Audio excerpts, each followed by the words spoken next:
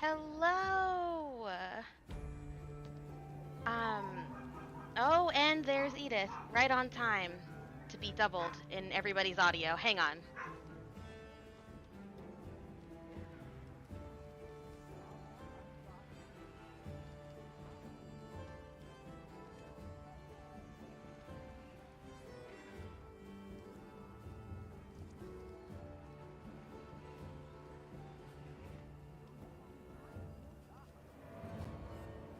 Okay.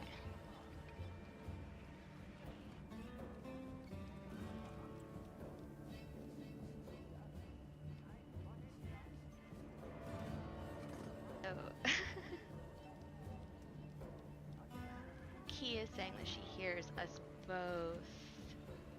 on your stream. Yeah, that's right. You should hear both of us on, um, unless you're saying you hear me double, in which case that means that he doesn't have me muted in the application.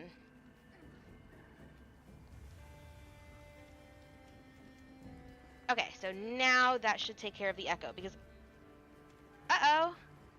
Wait, you should hear me in Discord.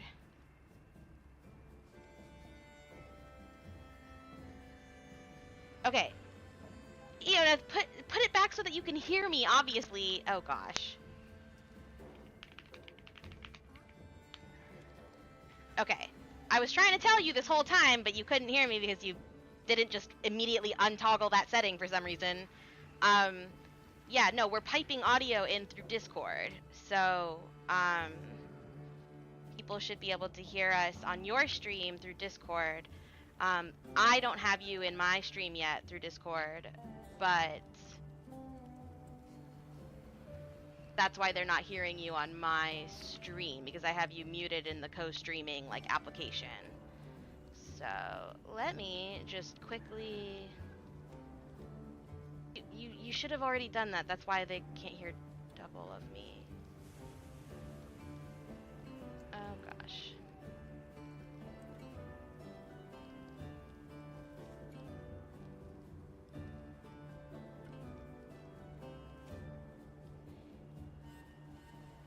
Okay, I don't know if that worked or not.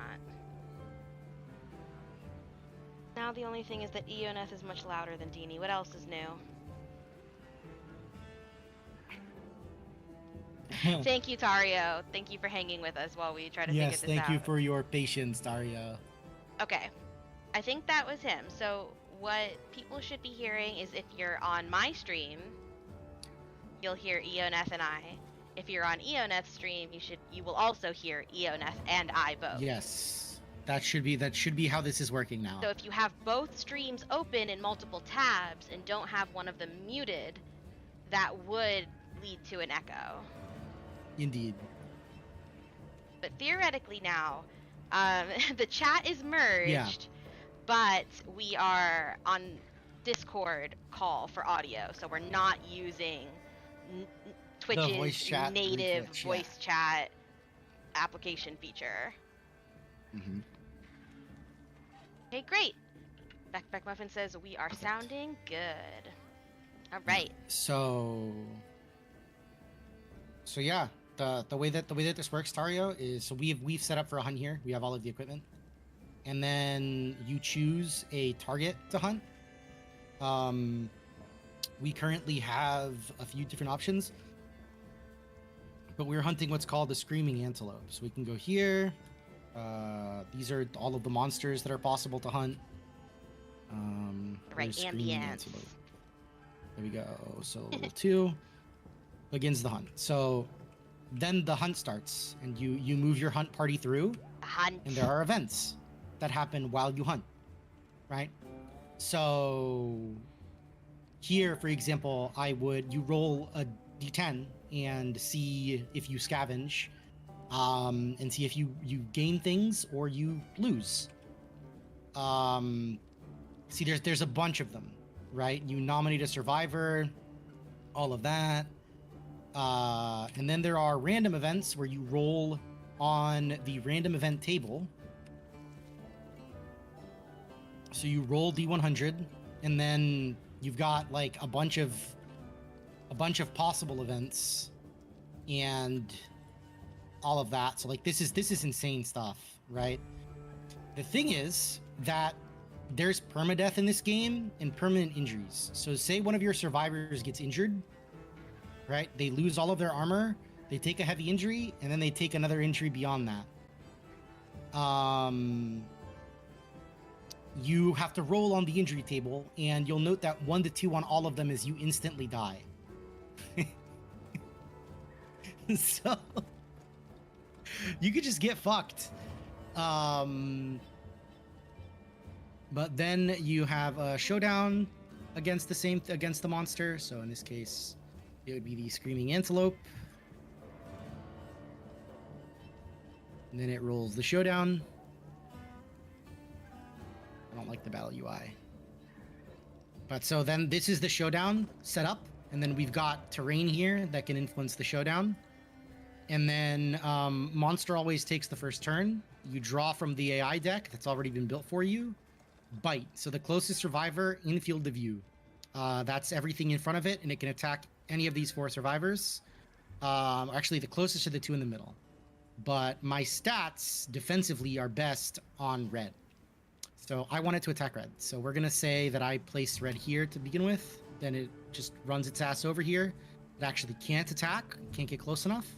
So instead, it's going to... Oops, not that. What was it supposed to do instead? No target graze. So it actually is here, and it eats one of the acanthus plants. Nothing happens because it was already at full HP. It would normally heal. And then the others now it's the survivor's turn. So we would... I don't know why it's having trouble with this. So we move them all up. This indicates their field of view or their field of motion. None of them can get in range. Oh, actually, no, that's not true. Wild card can. Or could have if he was in the middle. I'm trying to get my PDFs visible and they're not showing up again. Why does this keep happening? So yeah, you draw AI cards. The flow of combat is basically like you draw AI cards. So, okay, so now it's gonna hit us. So the way that these AI cards work is you pick a target according to the rules in blind spot. Blind spot's directly behind the monster. I know it. Nothing is in its blind spot.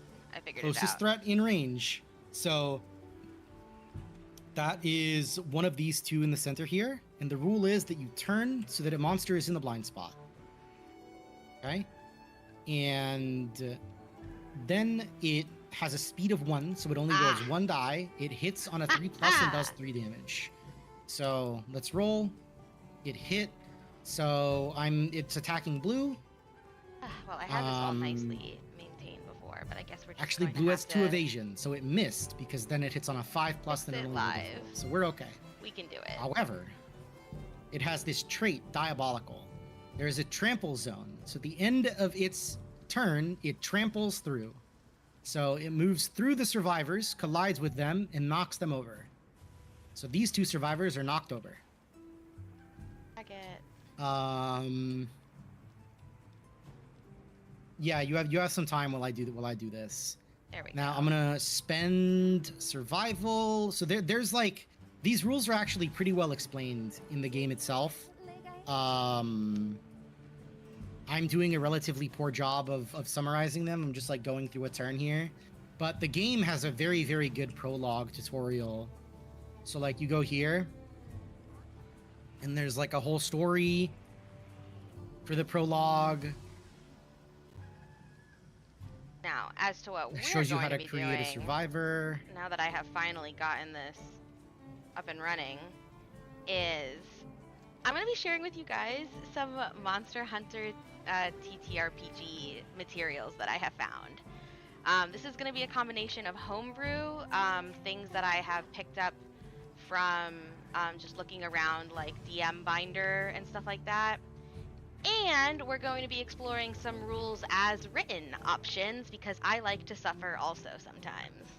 You know, as a little treat. Of course. Oh, hey, Big Bad Dirty Dog. It goes well. It goes well. Hey, welcome on in. Big Bad Dirty Dog is here! Everybody, if you guys are not following Big Bad Dirty Dog, you are missing out. One of the chillest, coolest streams. Actually, let's just run down the list because there's a lot of streamers in here we gotta hit pretty quick. Big Bad There Dirty are, Dog, it's true. a great place for if you just need a friend. You just need a friend to just hang out with, right? Key to Life, great place to go if you are into Kingdom Hearts, Sonic, if you love platforming and like challenging games. Key to Life is your girly pop. She is going to crush it on even the hardest games like Cuphead and stuff like that. Tario, our guy Tario in the chat, streams art and does some incredible sketches. Did an amazing sketch of Edith that I am obsessed with. So, oh, sorry, Tario. I hope I didn't see that until just now. But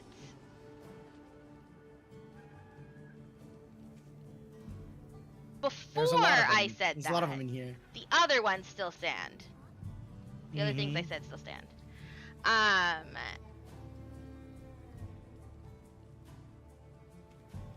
Aw. It's okay, Tario. One of my other favorite streamers, Theory Space, used to do this thing where she would do like a whole like song, little jingle every time like anybody she knew joined the chat, and sometimes I would stop like saying hi just because I didn't want her to like stop what she was doing and sing it. But I get being shy sometimes, so I'll try to keep a more sensitive eye out on the chat for that one. But yeah, normally we were in break when Key got here, but normally when Key gets in here, I subject everyone to the Key theme song the unofficial Key theme song that I personally have made up and has no official affiliations with Key or Key to Life properties. Indeed. Oh yeah. Unofficially so, I believe. Yeah. Yeah, it's unofficial. It's not official. It's unofficial. But I mean, if you guys really want to hear it. Key to Life? Who's that? You'll have to hop onto She's the... key, yeah, she's key to life. And she opens her heart when we see she feels life. Dreams may not start on time. When she's gaming, she shines. To hang with her and her friends, follow Key when the stream ends. And then when you're back here, let me know and I can finish doing the turn. Oh. Sorry.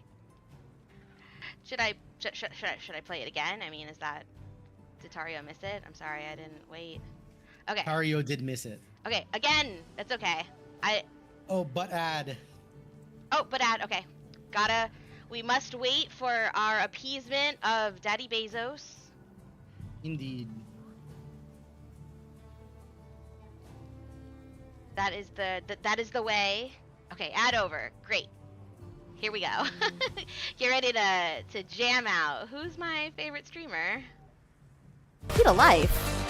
Who's that?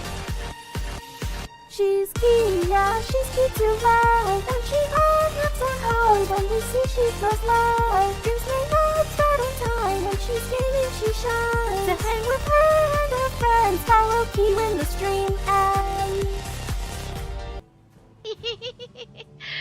Thank you, Tario. I always appreciate an excuse to play the Key theme song.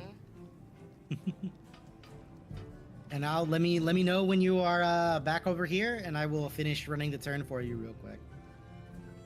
Yeah, KDM is fucking wild. It's super cool though. It is a super cool theme song. Thanks. Yay! Key, I'm so glad they like it. Okay. The other thing that I have pulled up is just some character sheets that I was getting started here. So here we can see Monster Raw, and this stands for Rules as Written. Welcome and back, Tario. This is going to be what I am working on. It is a dragon marked human ranger. and I can explain a little bit about that. The reason that I chose to go with a human is because I think it's very important in the world of monster hunters that there is a distinction between what is a monster and what is not a monster. Right, and Very even true. though the hunter is a little monstrous, they're a little extra chewy, I would say, like maybe not 100% human. Um, they are definitely not in like the monstrous camp. So Yeah. I was very important to me that we stick with human. And So- then I went with Dragon Mark because Dragon Mark is a variant that allows for some innate spell It is just how some casting, stuff goes, yeah. and it allows for some So better. I'm going to let Deanie finish more explaining the thing that she's specific talking about, and then stat I will do the buffs. turn. Go for it. Oh, just so y'all know, there's a delay between Iona's channel and Teeny's. Teeny's stuff is on the delayed side. So if anyone is watching both streams, you may hear things being repeated between the two audios. No need to fix anything, it's just as some stuff goes. Yeah, thank you, Key. Thank you for that tech update. Key is so good at tech. But yeah, so the Dragon Mark is coming from a material that is not in the player's handbook, but it is coming from a rules as written official source book. I believe that source book is Eberron, Rising from the Last War, which I know was a setting in like 3.5 or something like that, or 4. And they've kind of reprised it for 5e. They took a lot of the like crunch out of it, and it's way more just like atmospheric story beat stuff, how to run a campaign set in Eberron. But I thought that actually fits kind of perfectly for Monster Hunter. Because we get a lot of lore, no spoilers, but we get a lot of lore in Wilds that kind of leads us to think that there might have been some ancient kind of genetic manipulation going on, some playing God, as you will. And I kind of interpret that as being like maybe the mark of the dragon in this case.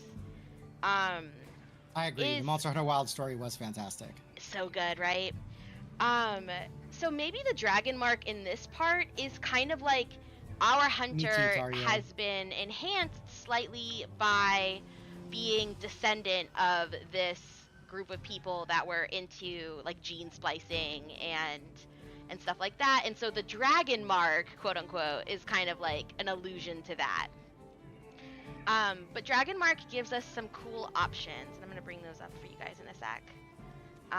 So you can go ahead, Ionas. All right. So once the monster takes its action, then it is the player turns, and you can take player actions in any order. But once a character starts their action, they must finish it. So you can't come back and redo or split actions up. So let's say I'm going to start with Red. Red's our strongest DPS here. Or damage per round, I should say. And Red has an ability called Pounce on this armor set. So that's spend your movement and your action to move 3 spaces in a straight line. And if you move 3 spaces, you activate a melee weapon with extra strength. I also have the White Lion Gauntlet, which gives me an extra accuracy when I pounce. And I would have the armor set, but I don't. We have it split up for now for tactical reasons. So we're going to move 3 spaces and activate our weapon. The Lion Katars are paired. So because they're paired, we can add together the speed of both of these cards, both Lion Beast Katars, which means this actually has a speed of 4. So I roll 4 die. Normally, I would hit on a 7+. However, we get +1 from accuracy here, so I hit on a 6+. And we're in the monster's blind spot, which gives us another +1 to hit. So we hit on a 5+. So we have 2 hits, so the 8 and the 5. Then you draw from the monster's hit locations. So I hit it in its delicate inverted knee. Oh no, And there are not the rules. delicate inverted knee. Yeah, not the delicate inverted knee. So in this case, if I was attacking with either a club or a shield, I'd gain +2 luck, which is extra crit chance basically. And if you crit on the monster, which is the lantern on the dice, it suffers the effect on the card. This is a super dense area. It is worse than stubbing your toe on the corner of the bed. It's very true. So what I'm going to do now is I roll to see if I deal damage to it. I have 4 strength naturally, 3 strength from the Lion Beast Guitar. I also pounced, which gives me +1 strength. So I have 8 strength from the Lion Beast Guitar and my base strength together. This monster has a toughness of 10. I have to equal or beat that toughness. So I hit it as long as I roll a 2 or higher for these 2 attacks. I can attack these areas in any order I would like. In this case, it doesn't matter, but sometimes it does. So then I go through here and I roll. And I wound on both of these. Wound. So when you wound, you remove cards from the monster's AI deck. That's the equivalent of its HP. When the monster's AI deck is completely empty, and you deal 1 more damage to it, it dies. When a monster dies, you gain resources from it. I love how you have to do 1 more, though. It's not good enough to just get it all the way down. You got to do all the way down and then 1 more. Yeah, no, it's I hit rewind time on accident, which is very bad because now this takes 7 years to load. Okay, 1 moment. Okay. Let's go. Well, this is a good time then to talk about the marks. We go. Oh, But you're go back? ahead. I am back, but you can go ahead. Okay. I'm just going to be drawing resource cards here while you speak. Okay. Sounds like a plan. So, the first mark that we have here is the mark of handling. There are more marks than this. These are just the ones that I pulled out as thinking that they would apply. This gives you a wisdom score increase by 2, and 1 other ability score of choice increased by 1. So there's that human flexibility again. This is going to come in handy because you get Wild Intuition, which is whenever you make a Wisdom, Animal Handling, or Nature check, you can roll a d4 and add the number rolled to the total ability check. So you're getting a d4 bonus to Animal Handling and Nature. Primal Connection, you can cast Animal Friendship spell and the Speak with Animals with this trait, requiring no material components. Once you cast either spell with this trait, you can't cast that spell again until you finish a long rest. Wisdom is your spellcasting ability for these spells.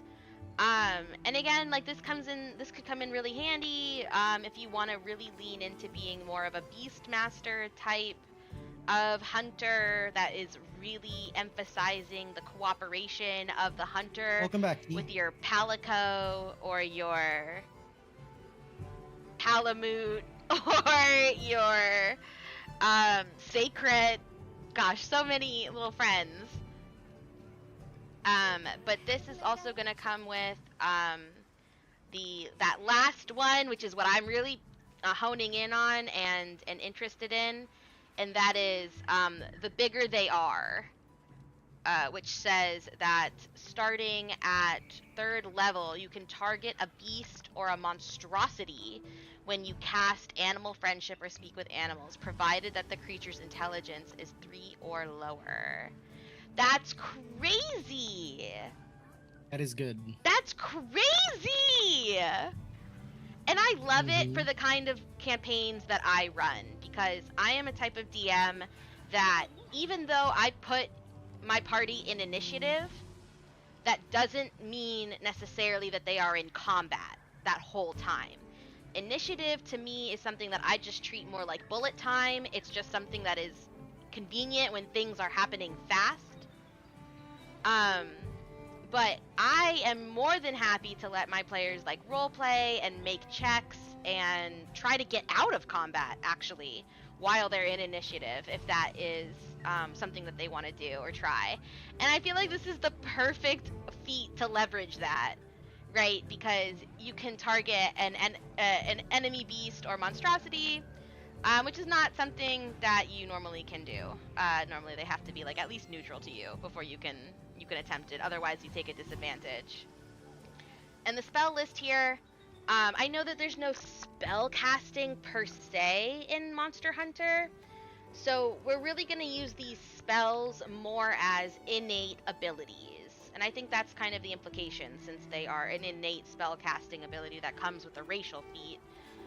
Kind of like how tieflings get some innate spell casting. And at first level, this is going to give you animal friendship, speak with animals. Second level, beast sense and calm emotions. Third, beacon of hope and conjure animals. Fourth, aura of life, dominate beast. And fifth, awaken, which is crazy, because the palicos are basically just awakened cats. That is true. So this is basically saying, like, at 5th level, you gain the ability to create more palicos. Mm-hmm. Incredible. So that certainly is an option for one build. But you can go ahead, Ioneth. What are you up to? All right, so once you kill a monster and you harvest its resources, you return to your settlement. When you do, you check your timeline to see if there's any events marked for that year. There's not. We'd be coming back into year 6 now. So there's not anything on the timeline for this. The baby meows are very powerful. But what we do get is a random settlement event. So we go to the settlement events, we draw one. Stranger in the dark. So now I roll a d10 and we see what happens. Maybe fucked. 3. The stranger is a playful woman of unparalleled beauty, clad in what appear to be living tongues. That's very appropriate for the tone of Kingdom Death Monster, by the way. So the men of the settlement are instantly captivated, while the women are filled with jealousy and suspicion, eventually chasing the stranger away. Male survivors cannot depart, as they are physically ill from love sickness. Departing female survivors gain 10 survival. And I don't have a guidepost, so nothing happens. So in this case, that would affect my future hunts, my next hunt. But there we go. That would be my settlement event. And then I can use the resources that I acquired to build or upgrade things. But furthermore, I acquired some experience. So we gain 2 hunt experience because it was level 2, and one weapon proficiency, but it might be 2. But in this case, red leveled up, so to speak. So we go over here to the age table. 2 filled squares is the improved reflexes table. So we'll roll 2d10s. 15. So I gain +1 permanent strength because I needed to be fucking stronger. 5 strength is a lot. Like a lot. And then I have 4 of my guys came back, so I have 4 endeavor tokens to use. Endeavor tokens basically just serve to limit the things that you can do. Certain actions in your settlement cost endeavor tokens. So like, for example, building and location usually costs an endeavor token. Researching usually costs an endeavor token. So in this case, I'm going to research. And researching costs 1 hide type resource, like pelt, for example, 1 organ type resource, 1 bone type resource, and an endeavor. So I'm going to use the monster organ, 1 of the spiral shank bones, and the question mark, which can be anything. And then we get to draw from our innovation deck. So I have an innovation that makes it so that I can draw 4 instead of 2. But so these are my available innovations, and I pick 1. So I could get records, I could get scrap smelting, cooking, or hovel. Oh, you gotta go cooking. Cooking is good. Cooking can but never lead you wrong. Scrap smelting is busted. So I'm gonna take scrap smelting. Coward. Cowardice. It's very important later. So getting it early is not bad. So back into the innovation deck we go. I don't think that there is any stronger things that we can get here. So there we go. And now we can check what I have.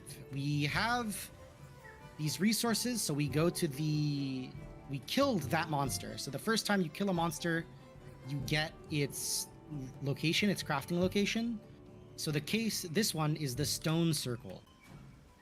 So I can now craft everything here using the listed materials to have that equipment. So let's say I wanted to craft the screaming horns. I can, because I have a spiral horn and I have some scrap. So we go to search. Let's say that I crafted that. Screaming horns. So now, whoever has this equipped can use an action to make it so that all of my survivors that are insane and aren't deaf, both of which are mechanics in this game, gain an extra movement token, or gain an extra movement speed until the end of the round. Non-deaf survivors gain insanity. Now, I mentioned that there's armor. So this is armor. You have to do damage to the armor before you can do damage to the squishy bits underneath.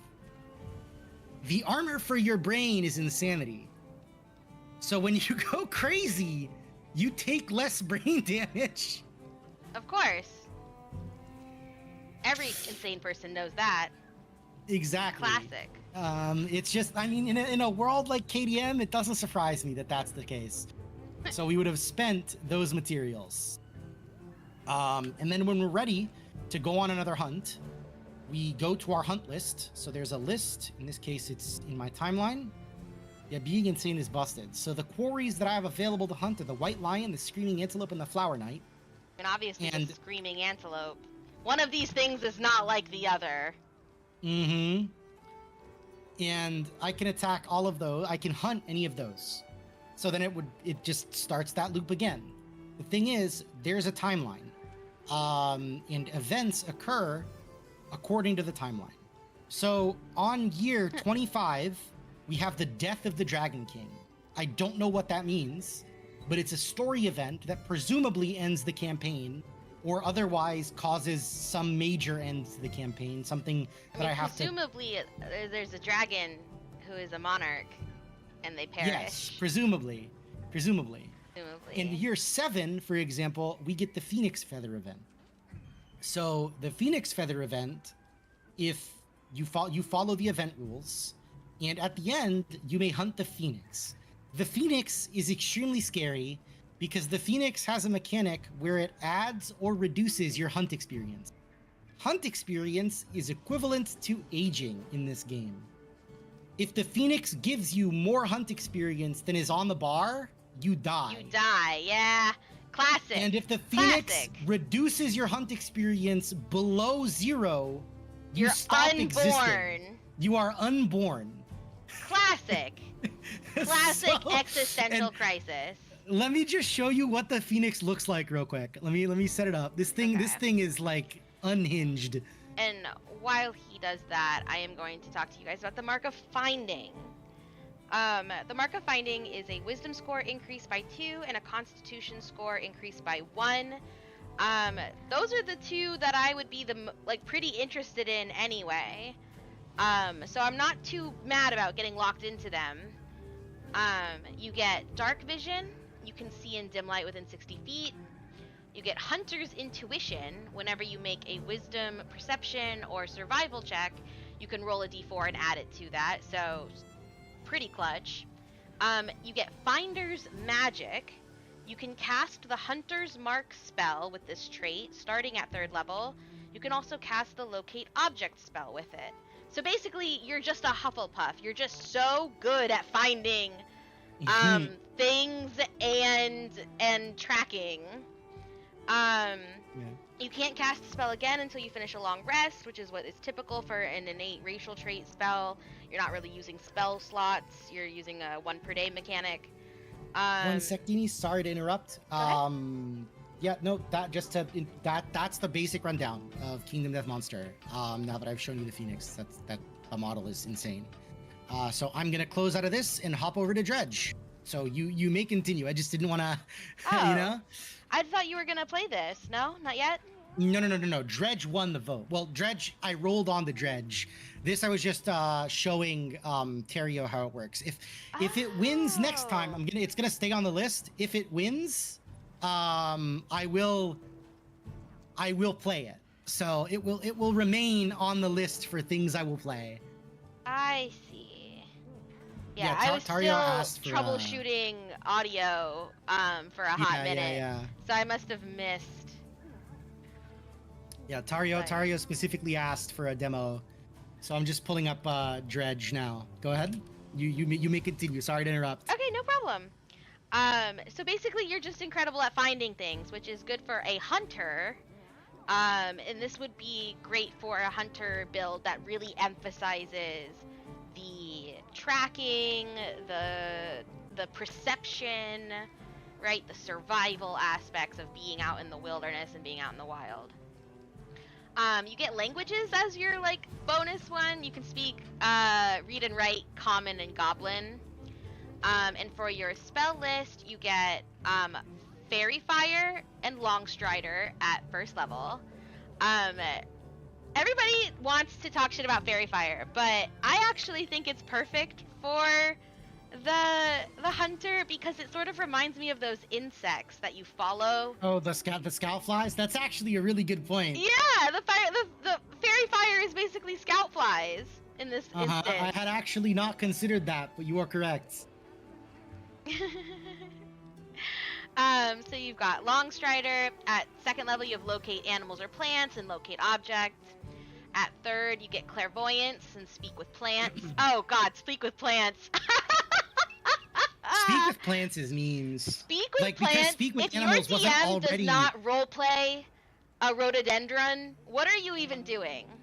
Right? Like, if your DM is not in the trenches with you, role-playing as some, like, willow tree, like, come on. You gotta give your players something. That's actually, like, a good point. Okay, I forgot what the fucking controls for this game are. Well, you're doing great so far. I've crashed into the dock twice. Okay, but you've not sunk, so that's good. Ah, there it is. Dock. Lower right-hand corner.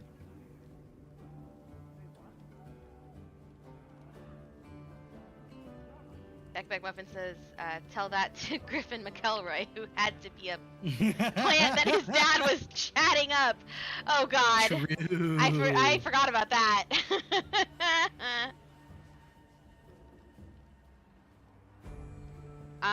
And so finally this last couple spells, we have 5th level Commune with Nature. Like, again, if you're out in the wilderness, if your campaign is going to be out in the wilderness a lot, these are all great feats to have. And then the last mark that I pulled up here is Mark of the Sentinel. And at first you might be thinking, Sentinel, that's not what we're going for. Wait till you see some of this, okay? Constitution score increases by 2, Wisdom increases by 1, which for those of you who remember any of our, like, looking at Sector 4, and when we were doing character builds for that, that is kind of what I was looking at there as well, was like a high wisdom,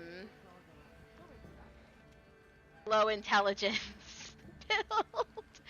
So I think if you look at my attributes here in Sector 4, like for my Huntress that I was working on, you can see that I have like Combat 2, Potential -1, Constitution 3, Dexterity -1, Wisdom 2, Intelligence -2, and Charisma 0. The Hunter, in my opinion, has to have some charisma. That is the only way they are able to pull such baddies. Okay? You've got Alma, you got Gemma, you've got Olivia. Excuse me? Yeah, no, there's the Hunter is cooking. That's very true. The Hunter is cooking. There's no shot. So let's get back over to our ranger rules as written, though, that we're working But on. the hunter is also kind of a dumbass. You have to be a little stupid to like the stupidity make the is what poor life makes you so choices that the hunter durable. does. So Mark of the Sentinel, Constitution score increases by 2, Wisdom increases by 1. Those are both things that we want anyway, so I'm okay with being locked in. Sentinel's Intuition. Whenever you make a Insight or Perception check, you can roll a d4 and add their number to the total ability. So we're circling back to Insight and Perception. Guardian's Shield. You can cast the Shield spell with this trait. Once you cast the spell with this trait, you can't cast the spell again until you finish a long rest. Wisdom is your spellcasting ability for these spells. So Guardian Shield, casting the Shield spell, first of all, the Shield spell is super fun. It's just a great spell. And second of all, getting it as a racial feat, I think makes a lot of sense for the hunter, at least in Wilds, because we see the hunter in Wilds do a lot of protection, right? They're constantly protecting Alma and Also, Gemma and the child. That's kind of their whole jam. The hunter in Wilds does seem smarter than hunters in older Monster Hunter games. I mean, if you go back far enough, the only correct way to drink a potion was to fucking flex afterwards. So you literally flexed on the monster. Incredible. So Guardian Shield, I love that for them. But then you get Vigilant Guardian. Once a creature that you can see within 5 feet of you is hit with an attack roll, you can use your reaction to swap places with the creature, and you are hit by the attack instead. Once you use this trait, you can't do so again until you finish a long rest. It's literally get down, Mr. President. Okay? It is actually just get down, Mr. President. You can literally do the thing where you run in and take the shot, take the hit for your party member. And I just picture that, as being totally perfect for the hunter in Wilds. To be able to disagree. Put their fall damage proof body between the aggressor and the squishy target, right? And in terms of spellcasting, we get first level is Compel Duel and Shield of Faith, both extremely excellent for hunting, right? I feel like the Compel Duel is perfect for the hunter who basically takes the place of the top predator in any environment, and so it's like this one-on-one, or even if another monster joins, right? You're still in it. And then at second level, you get Warding Bond and Zone of Truth. The Zone of Truth, I'm not gonna lie, that one kind of threw me. I was like, you mean the most okay. Zone of Truth is such memes, man. Yeah, I'm not really sure how that makes sense in this build, but whatever, it's there. Third is Counterspell and Protection from Energy. Counterspell is another amazingly fun spell, and to just be able to pick it up as a racial feat and not have to dedicate any of your learned spells to it. Chef's kiss. Right. Death Ward and Guardian of Faith at 4th level. And at 5th level, Bigsby's Hand, which Halogen Spell. LOL. I like to think in my mind that instead of Bigsby's Hand, you summon the little hot air balloon that your Palico can ride in, right? Yeah. That's how I would flavor text that. It would still mechanically be Bigsby's Hand, but on table, it would be your Palico flying around in the little thing. And then here I said, for class, I believe we should go fighter. Fighter makes the most sense for what I picture as being the ideal hunter, which is just, like I said, low intelligence, high whiz, high con, high strength.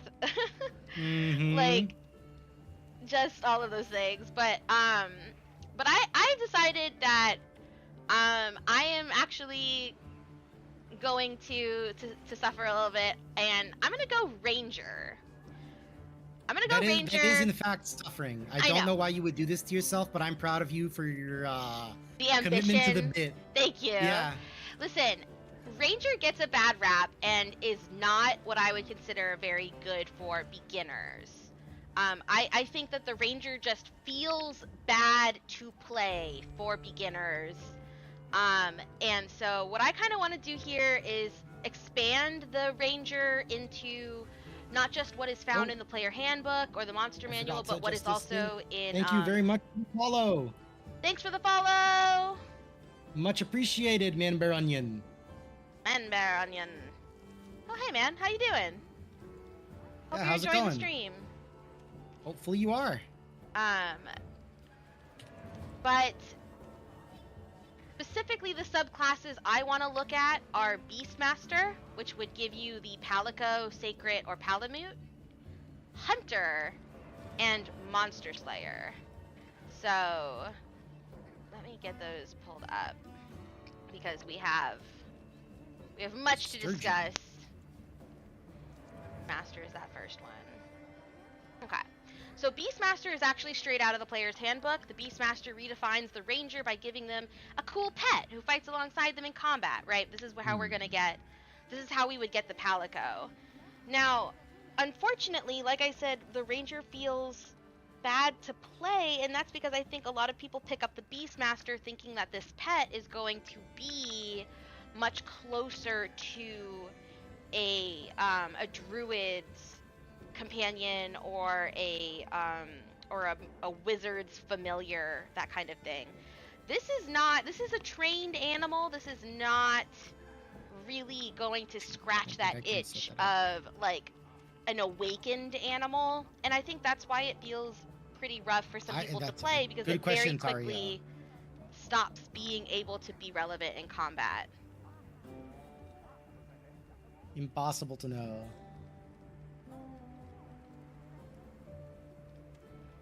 Here. So right now I'm hunting for normal fish instead of Beastmaster monstrosities from the deep. What I'm gonna do is make another kind of dotted list. What I want at the end of this is also to have a guide for anybody else that wants to glean this information from its multiple sources, because I'm going to be drawing from multiple source books, and it's just not feasible for most people to have spent the hundreds and hundreds of dollars on, you know, the Very $60 to $80 a pop expansion books. So this is definitely going to be a resource that I'm going to make available on my Discord, but it's a great way for people that want to play rules as written and want to stay quote-unquote balanced within the D&D realm, to still have some of the flexibility that these expansions allow, and the subtlety that they allow. These things only happen at night. One sec, sorry, I have to read an encyclopedia to figure out where the fuck this fish I need is. Good. Out of here. Nighttime. Okay, go ahead. Sorry about that. Hey, you're fine. Fine. And tab over. So. Yeah, we're doing the joint Monster Hunter themed streams going pretty great.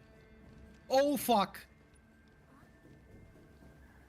So at 3rd level, you get Primal Companion, and that is what people would be talking about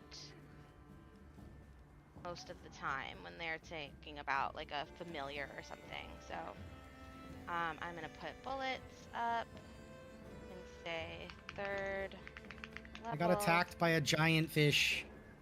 Send help! I'm a fisherman.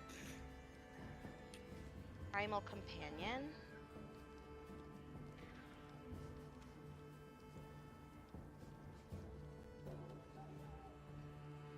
Underline.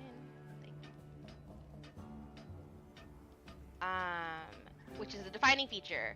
Your companion is equal parts pet and weapon, unlike summon pets which other classes might use. Your pet sticks around all the time. You don't need to summon it or whatever. However, like any other member of your party, it needs food and healing, etc. And we don't need that part in there. However, like any other member of your party needs food and healing, etc.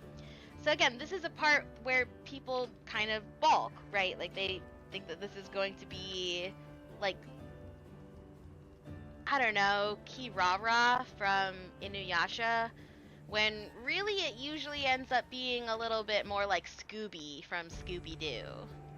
That's so true, actually. That is like insanely accurate. So this could be one way to go about doing the Palico. You know, potentially. Then at our next subclass feature is at 7th level. If I can do both Now, of these. something horrendous that I am about to suggest that... Please don't curse. Please don't curse me with cursed knowledge, Deanie. Okay, well, listen, you heard of our friend, you know her, you love her, the multi-classing debate, right? Oh, God.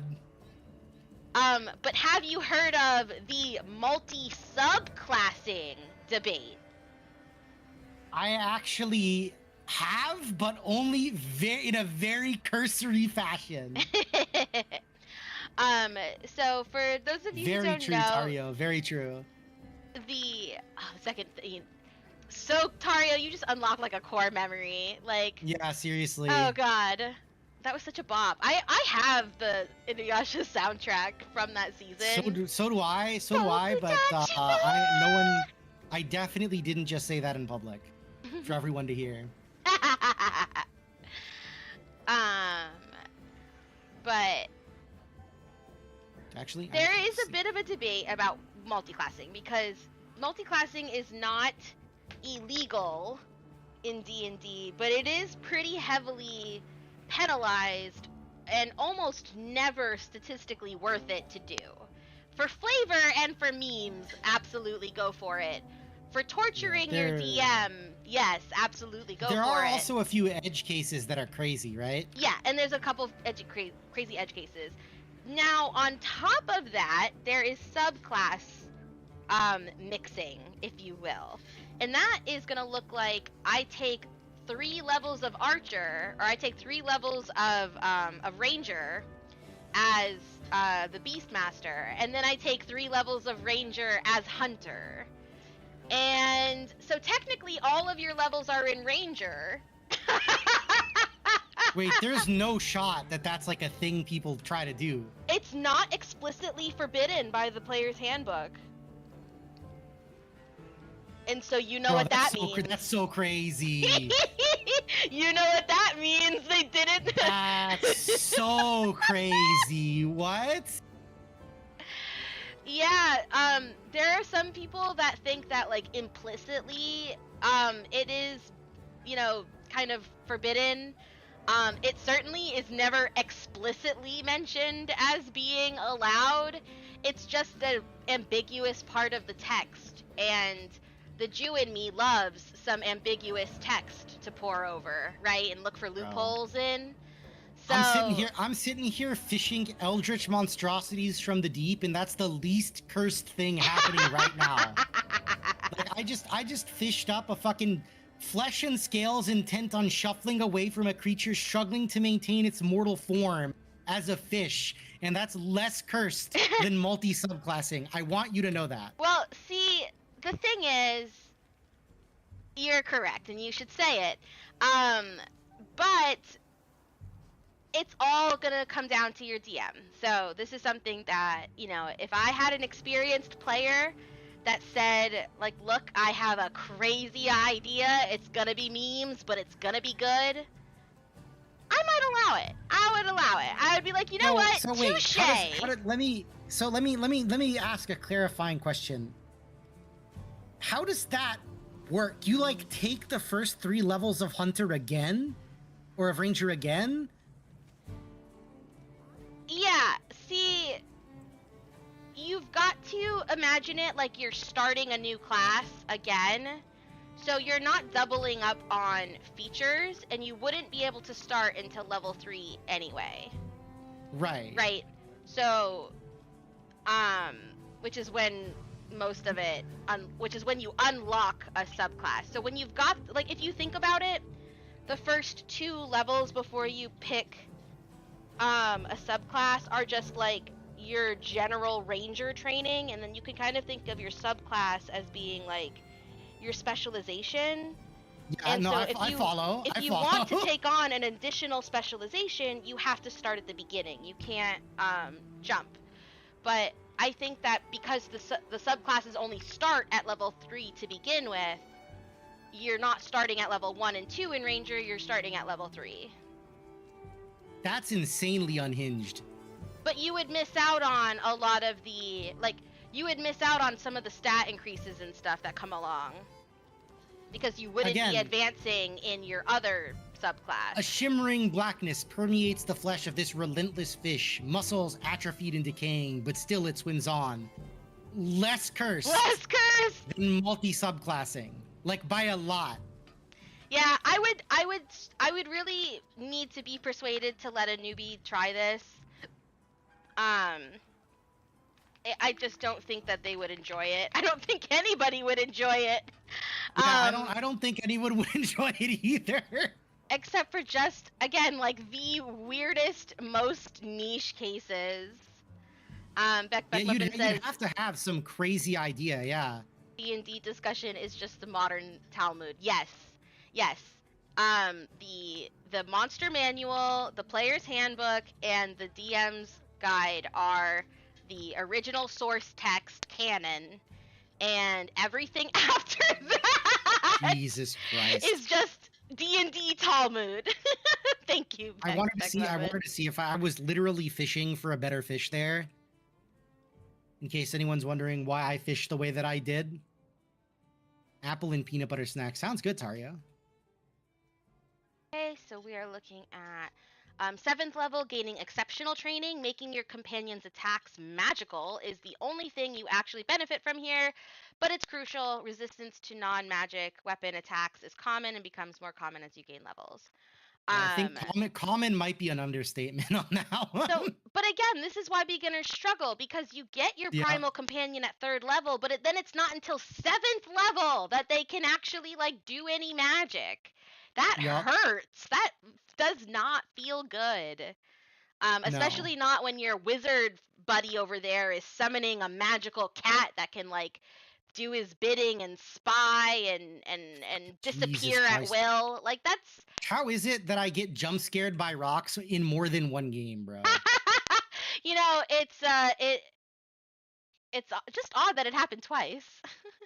Like, I don't get it. Like, I got jump scared by rocks playing fucking Outer Wilds. Outer Wilds, and now I'm getting jump scared by rocks playing Dredge, man. What did I do to rocks? You're just too sussy of them. There's a lot to be sussy about. They keep teleporting in front of me. True. And then at 11th level, you get Bestial Fury. Your beast gets 2 attacks, and it still only costs you a bonus action or half an attack action to command them. So how does half an attack action work? Basically, it's like it's a weird way of mentally like conceptualizing it. Because technically you only have 1 attack action, but then there's the bonus action. So they're saying that you could conceivably think about it as you're spending half your attack actually attacking, and the other half of your attack is going towards commanding your animal companion. Okay, gotcha. And now so your animal companion is going to get 2 attacks. So basically what you've become by 11th level is a fighter who gets second wind, right? Do you see how this is starting to stack? Right? And if your animal companion is doing magical damage now, like, that could be very punishing. But it's not really coming online until 11th level, which is not too late.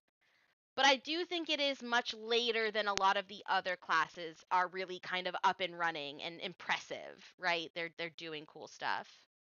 Welcome For back. sure. I mean, when do you get third level spells as like a fucking wizard? Oh, What is it, like level 7? I have to check the chart, but yeah, I think it is level 7, and we all know that the third level spells are like objectively the best. Right. It's like you get fireball and then everything around you dies. That's why it's important for your hunter to have shield.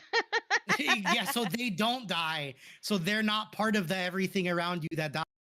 Yep. You don't actually accidentally TPK. Where is it? Wizard, warlock, the worldly patron, blah blah blah. Wizard. Here we go. Welcome back, Tario. Welcome back. Okay, so at 7th level, yes, at 7th level you have, okay, so it's actually at 6th level, even sooner. Nope, it's at 5th. It's at 5th level that you get 2 third level spell slots, and it's at Reset. 6th that you get 3. 7th is when you get 4th level spells. Maybe it's 4th level that I'm thinking of. But anyway, the good stuff starts kicking in. And I know that wizards are squishy, okay? So they're paying a price for all of this awesome magic. But Are it they- is are they awesome magic. though? Like, come on. Are they though? I mean, if they were an oops all wizards party, that would actually be hilarious. That's what I'm saying. Like, are they actually paying a price for it though? Wishies. So when it comes to the primal companion options, we are obviously going with a beast of the land.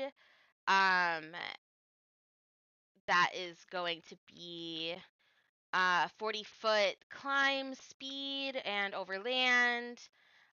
It's Jesus Christ, I fast. suck at fishing. Um, damage that will match or exceed a weapon. A charge that allows your companion to knock foes prone if they can get a running start. Unfortunately, since your beast only gets 1 attack until you get Bestial Fury at 11, it can't capitalize on knocking enemies prone in its own turn, which is so annoying.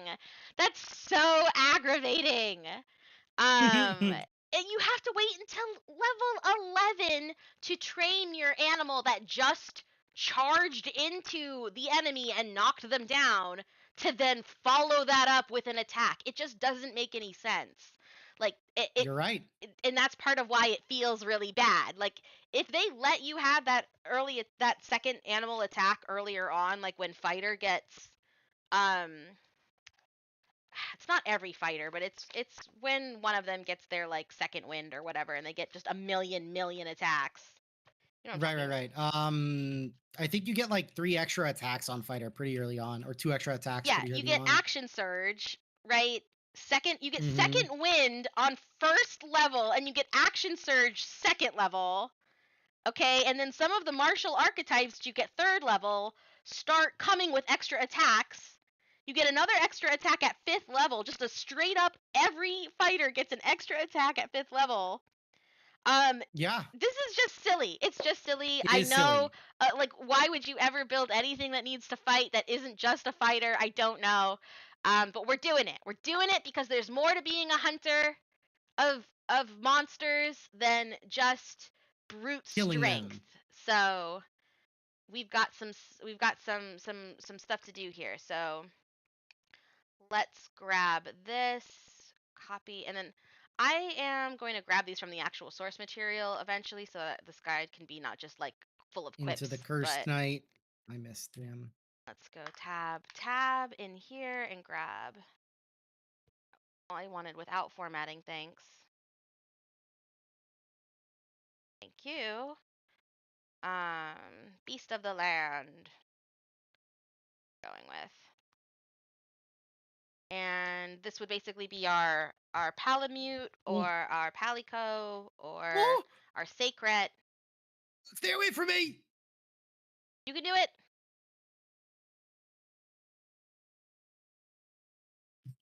Being chased by a giant monster. Stay away from me! Switch over Oh, the okay. audio here. I think I lived. What in the world is this game?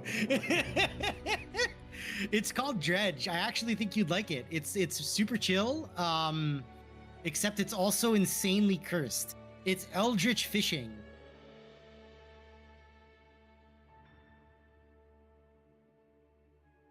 So like I caught a decaying blackmouth that sells for more because it's specially fucked. Oh gosh. Just normal fish things, I guess. Listen, Zeb would love it here, okay? Zeb! Yes, he would. He would want to hug every fish, though. I would worry about him. He would. All right. I would also worry about him. So I'm pretty sure that is like all the highlights we really need from Beastmaster. Yeah, he would fucking get in the water with the giant fucking murderous eel. Yes, he would. 100%. He would hug it. He wouldn't be happy until he hugged it.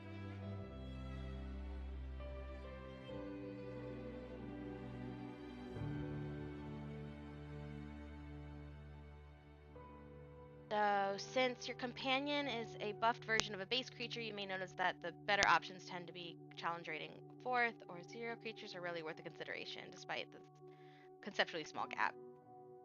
Yeah. And then share spells at 15. Zeb Hogan is the true fish lover. Everyone else is a pretender. Yeah, is a pretender. So let's go see what the player's handbook has to say about this. We've got Ranger, the page they dare to tread. Right, because yeah, so at first level in Ranger you get favored enemy and natural explorer, so your favored enemy would be monsters. If you wanted to be more specific, like your DM might make you choose a type of monster, but I think I will be generous and just say monster for the time being. What's that fucking noise? Oh dear.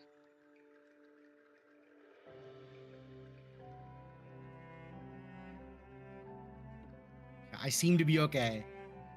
Gelatinous stonefish. There we go. Can I get another one of those? Can I get some more of those gelatinous stonefish?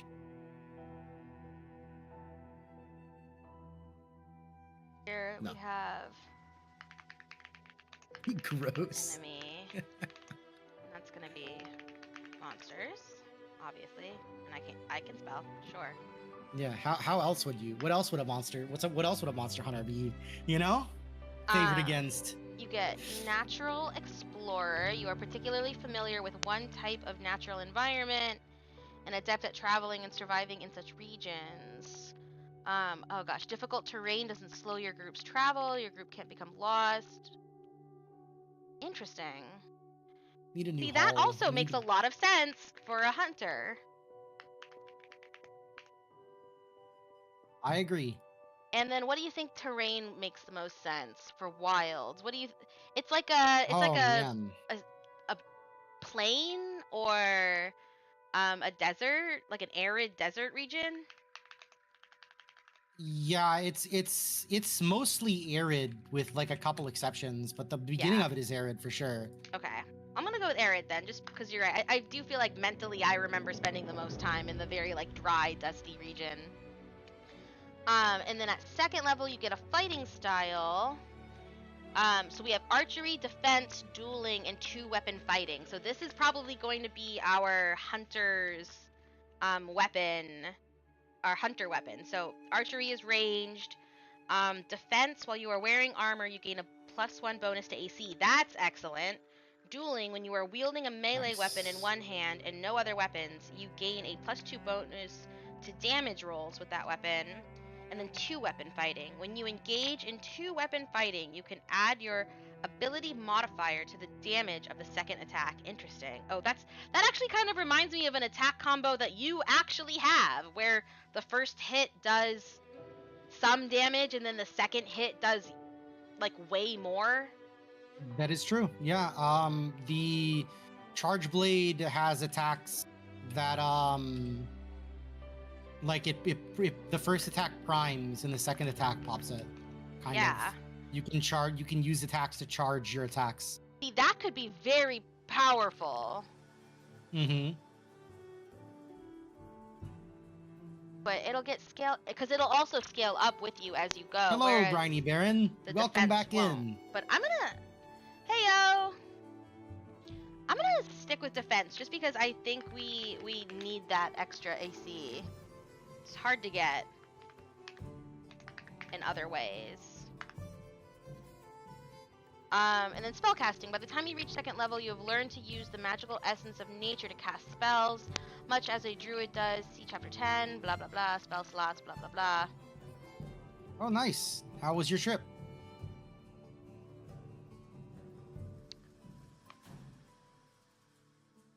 Oh, fuck. Oh, my stuff! No! I'll go ahead and write the formula here so that people can see this, because this is one of the most frequent questions I get from newbies. Is how to do this calculation. It attacked me and took my shit. No, how dare! Oh, and then I held the right mouse button for too long, so I blew out my fucking engine.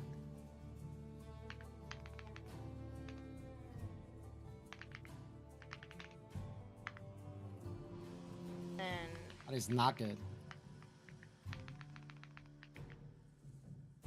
go for, we don't have that yet, but anyway. I think I'm gonna build out to level... Nice, glad to hear it.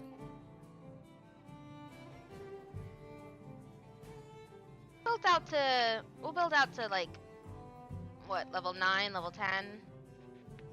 Yeah, that sounds about right. Yeah, so just so you know, Briny Baron, I'm doing a 11, just to get the... a 12-hour marathon now. And as part of the marathon is monster hunting themed, and there are plenty of monsters to hunt/fish in Dredge. So this is what I'm playing at the moment, while my co-host Deanie is building a Monster Hunter character in D&D 5e. Using rules as written, so we are not using homebrew yet. I have some exciting little treats to show off in that regard later. But we are using expanded editions, so the player handbook, but also I am taking the Dragon Mark feature for From Eberron. the human variant subrace from Eberron, yes.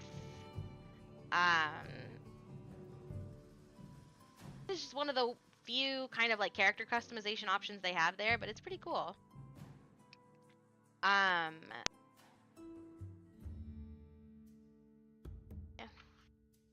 So yeah. Yeah, Eberron, I should have waited instead of doing that. I had a gold one that I should have propped. Yeah, so the Ranger's Companion at 3rd level, you gain a beast companion that accompanies you on your adventures and is trained to fight alongside you. Choose a beast that is no larger than medium and has a challenge rating of a 4th or lower, which is hawk, mastiff, panther, stuff like that.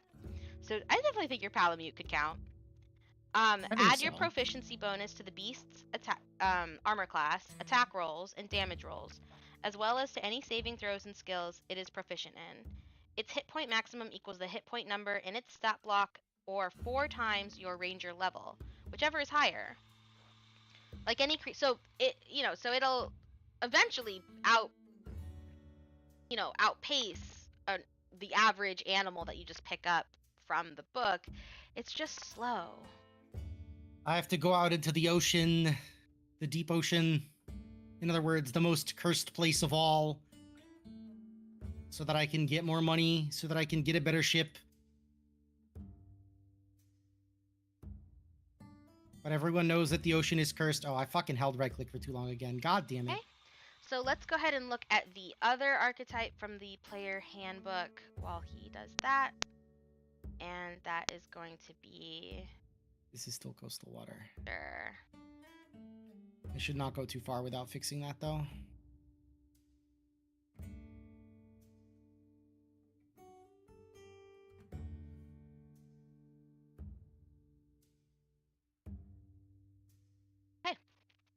So at first you might be thinking, Deanie, this Three-headed one cod. literally says Yeah? hunter. What happened? 3 heads writhe and struggle in unison. 3 Oh, mouths no. hang agape, Oh, then no. close shut together. 3 lives lived as one fate bound to many. This game is so fucking cursed in the best possible way, dude. Hey, that's 3 times as many stars. Yup. 3 times as many cod cakes. Hotcakes. um. So yeah, let's go ahead and take a look. Let's go down here to Hunter. I caught a And stingray. again, at first you might be thinking, Deanie, it says hunter right on the jar. You're building a hunter. This You should have a be weird definition of chill. should be That's the obvious. least chill fish I've ever seen. But no, unfortunately the hunter does not necessarily have like the most durability, I would say.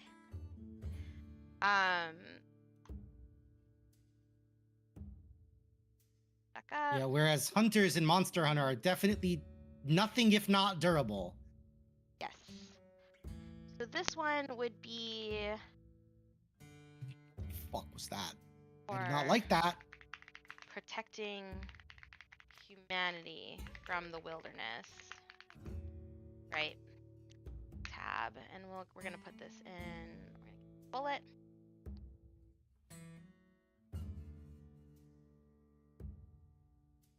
And Nice, okay. at Plenty of third money level, now. you get Hunter's Prey. Can't get that yet. I have to fix my shit.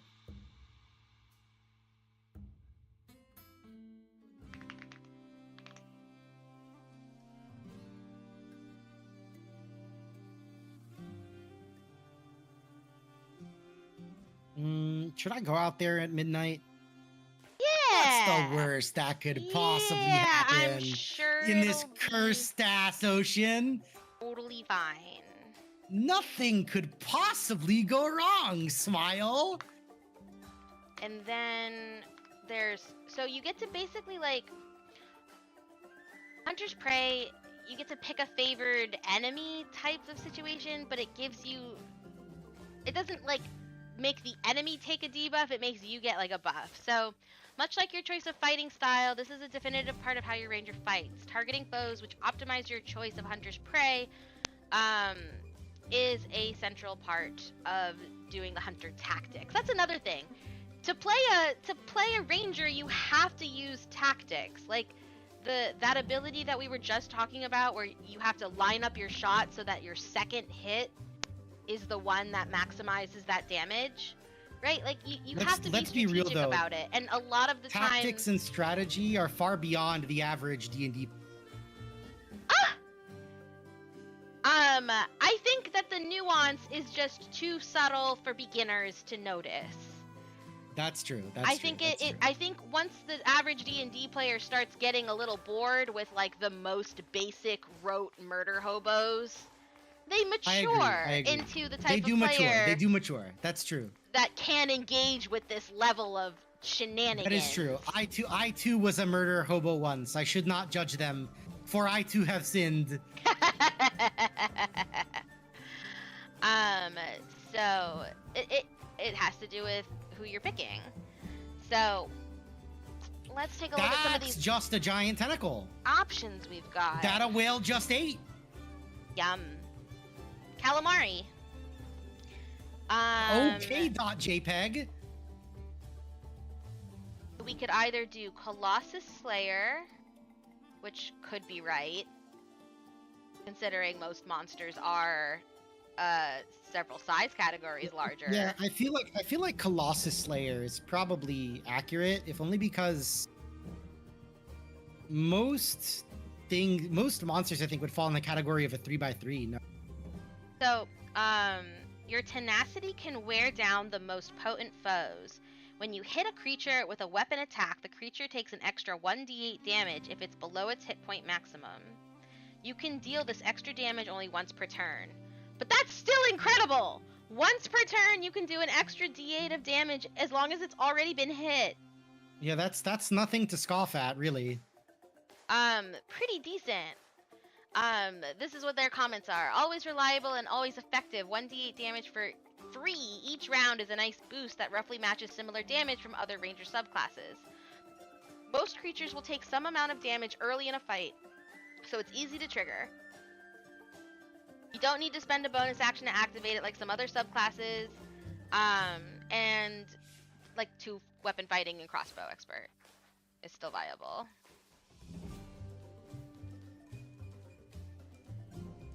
I'm just gonna make it easier and put this like that. I'm just fishing. I'm just a little fisherman, fishing my little fish. Then we have Giant Killer. When a large or larger creature within 5 feet of you hits or misses you with an attack, it just has to target you. I'm not sure why they phrased it like that. Yeah, that's interesting. You can use your reaction to attack that creature immediately after its attack, provided that you can see the creature. That's also a weird rider. That would definitely be appropriate for certain weapons. Like there's a few weapons in Monster Hunter that are very about like counterattacking, so I can definitely see that being that kind of thing, right? Yeah. Let's see what the meta commentary on it is. Oops, I keep clicking. What site are you using for meta commentary, or is there? So to grab these little comments, I am using RPGbot.net. Yeah, okay. I am familiar with RPG Bot. I like their little color coding system that they So do I. have It's so grabbed convenient. from Pathfinder. And I don't always agree with all of their takes, but I do like reading them because they are very influential on what the average player is going to I think come across. their takes are very heavily geared towards like mathematical optimal, I think. Yeah. Which like isn't always the best way to play Dungeons and Dragons. Actually, yeah, it can actually make Dungeons and Dragons kind of worse in my opinion, but that's just my opinion. So their commentary is a lot of enemies are larger. True, especially monsters. This requires that the subject attack you, but if your AC is decent, oh yeah, it's gonna be. You can handle being attacked a few times. Oh yeah, it's gonna be. It's crazy.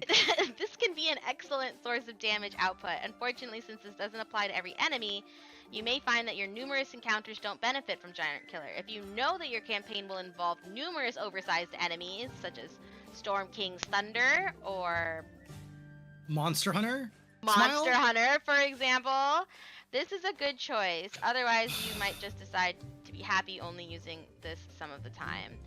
So color coding is in fact peak key. I agree. I'm gonna say, So the but I keep picking that on accident.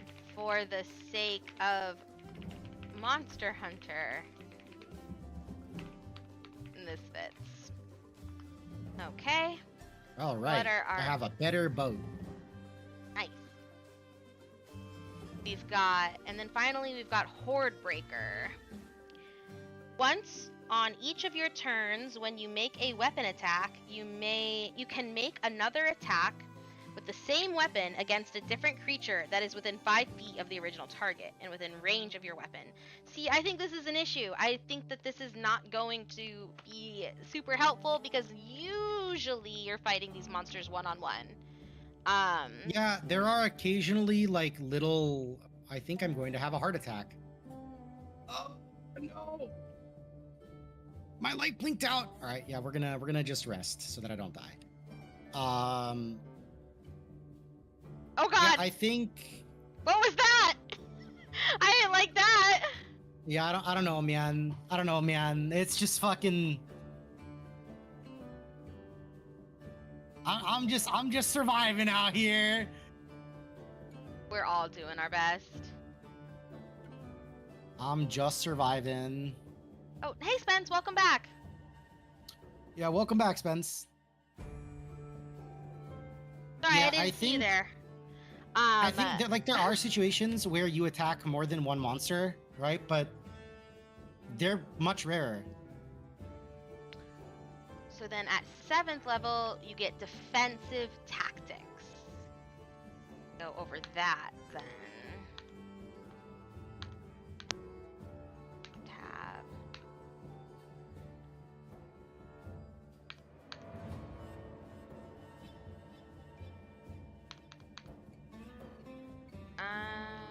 No? Yes. Okay, so what did I even say?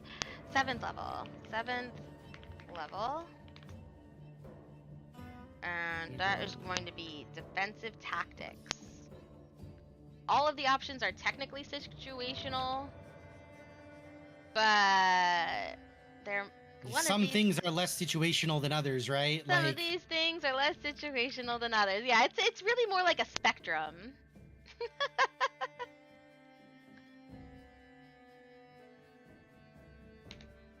Blackfin tuna. So 7th level, you gain one of the following features. So we've got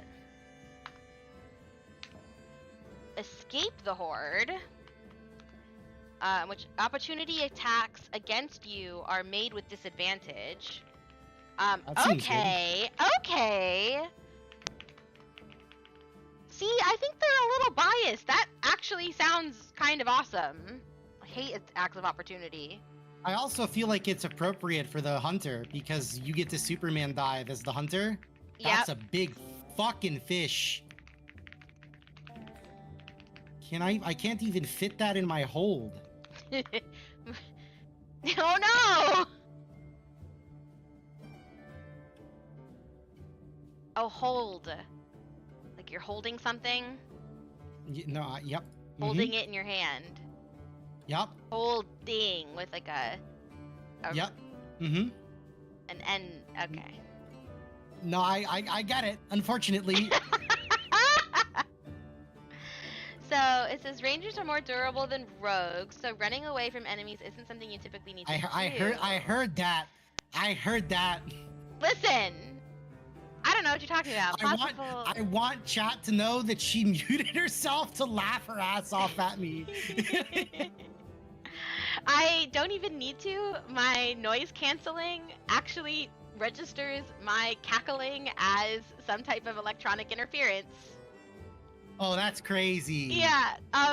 So there are some people who have not known me in real life who have never actually heard my crone cackle because that's tragic. Yeah, no, because stupid noise canceling technology thinks that it's some type of like interference sound.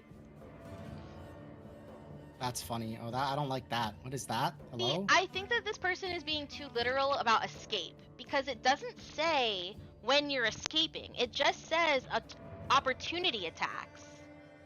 Right? And you can incur an attack of opportunity even when you're not retreating. You can incur an attack of opportunity if you're rushing in, for example, and you're gonna rush past like an enemy to try to get to your friend. So yeah, I definitely think that simply rules as written, if you don't take it literally that it says escape, if you say opportunity attacks against you are made with disadvantage, that is very powerful actually for our hunter. I agree. I agree. Nice. I agree for sure. Alright, then let's head back. Next up is multi-attack defense. Very interesting.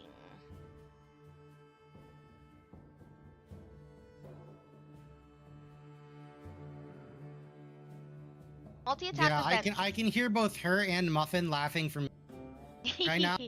But you guys don't get that, which is a tragedy because it's truly so good.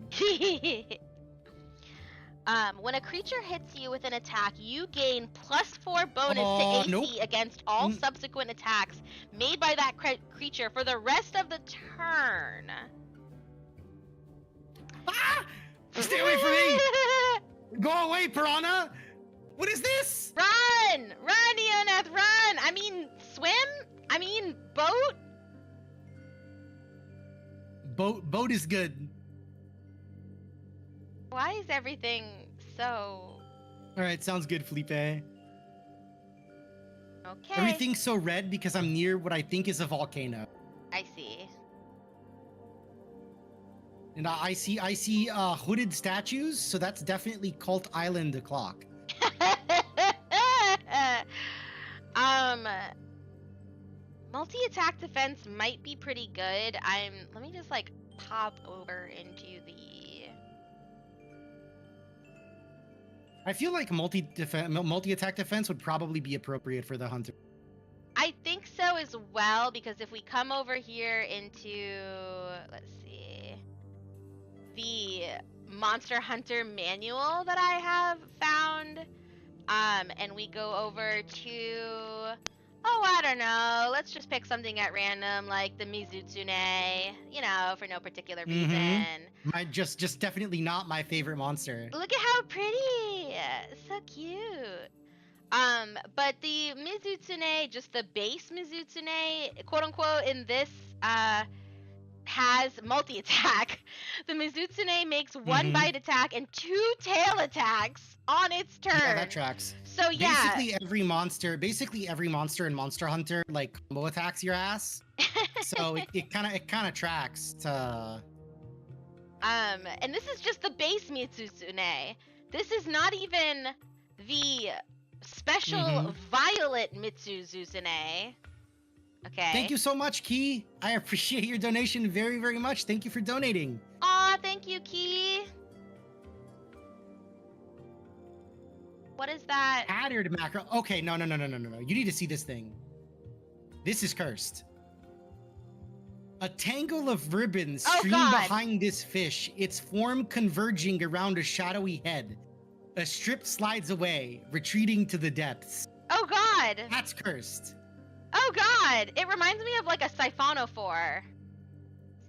That's fucking cursed. I mean, like the real ocean, but like yes, the real ocean is just the highly real cursed. ocean is also just absurdly cursed. Yeah. By virtue of being the ocean. Yeah. So the Violet Mizutsune has legendary actions. Yeah, the Violet Mizutsune is a variant monster. Okay, one sec. Let me update our total. Well, according to this, it can take 3 legendary actions. Only 1 legendary action option can be used at a time, and only at the end of another creature's turn. The Mizutsune regains spent legendary actions at the start of its turn. So it can just make another attack. It can literally just make another attack every time you attack it.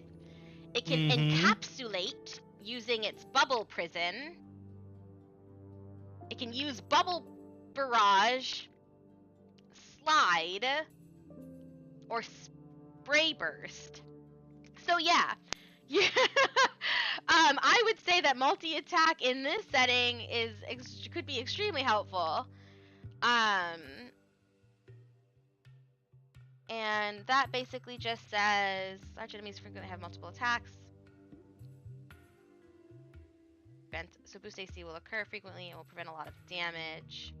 And so this is. I have bait now. Yes, you can in fact make me play with a weapon that I've never played before. I'm starting the drill on this oil rig.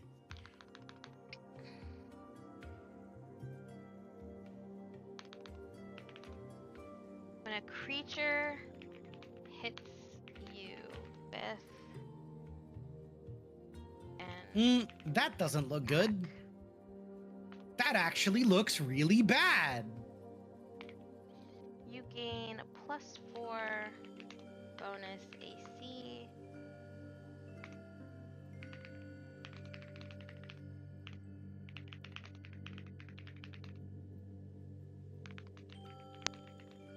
Interesting. This is like a better rod.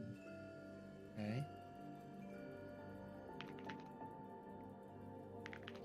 I think the other thing that feels bad about the Ranger is like the more we get into this, especially the ones that are in the player's handbook, it's all extremely dependent on your enemies and in your environment and who you're fighting. Yeah, that's true. So if you're doing a campaign that is in the wilderness, in the wild, if you are able to tell your players that they're going to be going up against monsters or, a certain type of enemy, then a ranger makes sense. Like, given the information that we know about the build we're going for, a ranger can make sense, and we can get a lot out of it. But I Agreed, can see agreed. how in your average like Gabo campaign, there's just not going to be that many opportunities to use some of this Mhm. cool stuff. But yeah, Terrio. I've tried now every weapon, but there are weapons that I am substantially less familiar with because they're weapons that I like tried a couple of times and didn't really gel with them as much when I first played them. So I mostly stick to a few weapons. So there are in fact weapons that I have what I'm calling never played. Despite it being like a weapon I've tried like once, you know? And then at 11th level,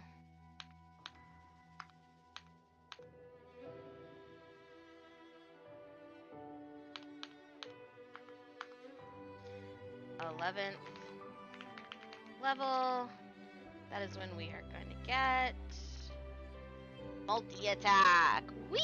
I can selfish now. Okay. See, Selfish like, here. That's it's good. just not. It's just depending on what you're meant to do. Like, how are you gonna gatekeep multi-attack until 11th level for your ranger when the fighter gets it like level Wait, no, that's 2? fucking crazy. It's 11th level? Yeah, it's 11th level. That's fucking wild, actually. For the 11th level is crazy. So Yeah, like at that point, why not just fucking play a fighter, bro? right. Well, the thing that you can't really get from fighter is some of these more situational stuff. So yes, that is true. multi-attack defense, escape the horde. Those are things that like only a ranger can do, for example. Getting bonuses against larger enemies that are larger than yourself. Like, this is all buried under, paragraphs and paragraphs of esoteric nonsense in the ranger listing. But that's what we're here for today, boys and girls, and everybody in Yes, it between. is. We are going to parse through the madness for you and deliver to you only the juiciest morsels here of ranger for this build. Very good. So 11th level gives you multi-attack. You can choose one of the following, which is volley. Oh, look, dolphins. They're not cursed yet. That's because they're dolphins and they're already cursed. They're already cursed, yeah. Dolphins Yeah, that's true. know the They are difference between dolphins. good and evil, and they choose evil. Dolphins do understand good and evil, and they choose evil. Like Shadow. Like Shadow. Yes, that's very true. It's true, Spence. Dolphins understand the difference between good and evil and choose evil. They wake up every morning and choose. Yep. Like, dolphins, I mean, and I don't say this lightly, dolphins are like, have been studied, they're intelligent enough to like have social order and decorum and like a sense of right and wrong like in their communities. Like, there are behaviors that are sanctioned, and then there are, you know what I mean, and it's fascinating and extremely interesting, and yeah, dolphins can actually choose to be criminals, much like Eoneth's cat Shadow. Yeah, Shadow just can choose his crimes, Spence. Like I don't know how else to. Oh, speaking of which, to put it, Shadow select criminal action. I'm gonna select She criminal also action chooses violence every day every day. of her life. So we are gonna go with whirlwind attack here, if we go with it. It'll be whirlwind attack. Oh, the cat tax. I see. I got cat tax. Okay. That's me. I'm gonna check there. So Luna is asleep in the cat tree right now, so that's what you're gonna get.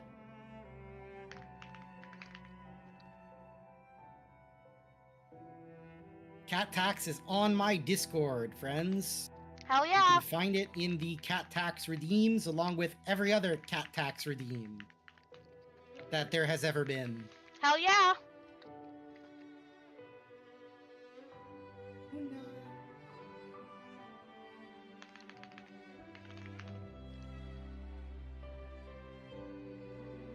There's the burnt croissant.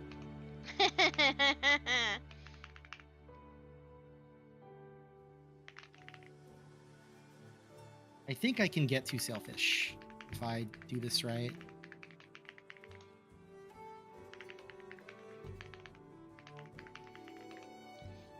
Alright, whirlwind attack. You can use your action to make a melee attack against any number of creatures within 5 feet of you with a separate attack roll for each. That's not really gonna matter. It's kind of a waste of an 11th level feat, but we'll take it because we don't really have a choice in Hunter. And there are mobs that attack you sometimes of like smaller creatures. So it's not like it will never be handy. Yeah, it's not like it will never be handy. Becca? Yeah, Shadow is in fact capable of speaking and understanding human English. Oh, gotta hydrate. She understands the concept of vengeance. She understands the concept of criminality. Yeah, she knows she understands human English. Yeah, she has in fact gaslit us twice. On purpose, fucking intentionally, and when we caught her, she like knew that she'd been caught and stopped doing the thing. Like, no, this cat, bro, is in fact just a criminal. I love her to fucking death. We're teaching her so that she can have fun riding around in a little baby stroller. And I definitely have been walking her like in the stroller and had people like rush to open doors for me or move out of my way as if I was actually carrying a human child. Yeah. And then she like screams and they look at you like you're crazy. They're like, why the fuck? Yep. Okay, so at 15th level, Superior Hunter's Defense, you get Evasion.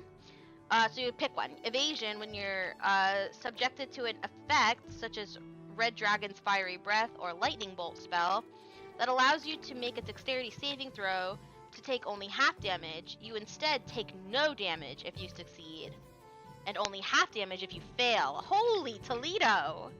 That's crazy. See what I mean? Yeah, like, that's crazy. Shadow is a fucking criminal, and it must be known that she is a criminal at all times. Yeah. So you don't get baited. You will get baited by Shadow. You will think for a brief moment that she isn't a criminal. Like, I want you guys to know that I was gone for 3 days, and then I came back, and Shadow threw up on my keyboard in just the right way to break it. Okay? And then, after I got back, she was still mad at me. So she broke the keyboard that I bought the day after I bought it. So I had to buy a third keyboard. This is what we're working with here, guys. Yep. Yep. She understands. She knows. When you make a dex saving throw on a success, you take no damage. On a fail, you take... Yeah, she must be working for the fucking key. She better be getting kickbacks. See, the problem is that she tries to fucking kill herself regularly by eating shit that she knows makes her sick. Because she doesn't pay her own vet bills. Because she doesn't pay her own vet bills. But that's where you come in, Spence, and everybody at home. If you want to make Shadow pay her own vet bills, you redeem that cat tax, right? Exactly. That's what that's there for. It is. It's to help Shadow pay her own vet bills. Yes. So that she can look at me and be like, I do pay my own vet bills, bitch. I'm allowed to eat what I want. Stand against the tide. When a hostile creature misses you with a melee attack, you can use your reaction to force that creature to repeat the same attack against another creature other than itself of your choice. What the hell does that mean? You just bait it into attacking. That's very Monster Hunter. That's so cool.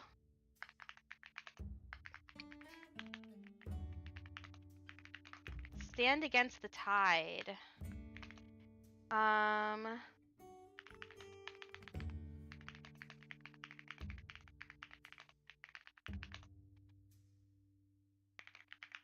I don't know if I can fit this in my hole. Okay, so this is just a blue mackerel. Okay, so I can fit one.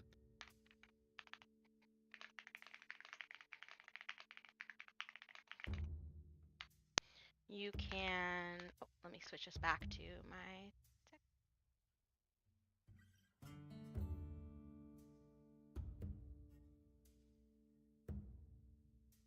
And use your Selfish reaction. are worth so much money. Now I can buy a better rod. That creature to repeat. Coastal shallow. This is coastal shallow mangrove volcanic. So you can get sold actually Against any target but itself. Okay. And then uncanny dodge. I think we would I think uncanny dodge is the one that I would lean to. Evasion requires so you to like evade a thing, and I just don't see that as being something our hunter does. But no, I agree. I don't think that that's something that our hunter at all. But the fact that it has uncanny in the word, like in the name, kind of makes me think that this one might be what we want. So this one is when an attacker that you can see hits you with an attack, so no sneak attack, it's not going to work against sneak attack, you can use your reaction to half the attack's damage against you. What? You can just... I see. You can just what? You can just choose. You can just dive through the attack, Lamal. Yeah, just roll through it. Roll through it. It's just correct. Well, this is objectively the correct choice.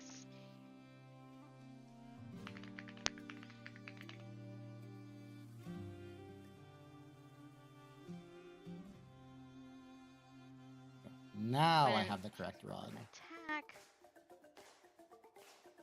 Coastal shallow mangrove volcanic. Or I have that at least anyway. Anybody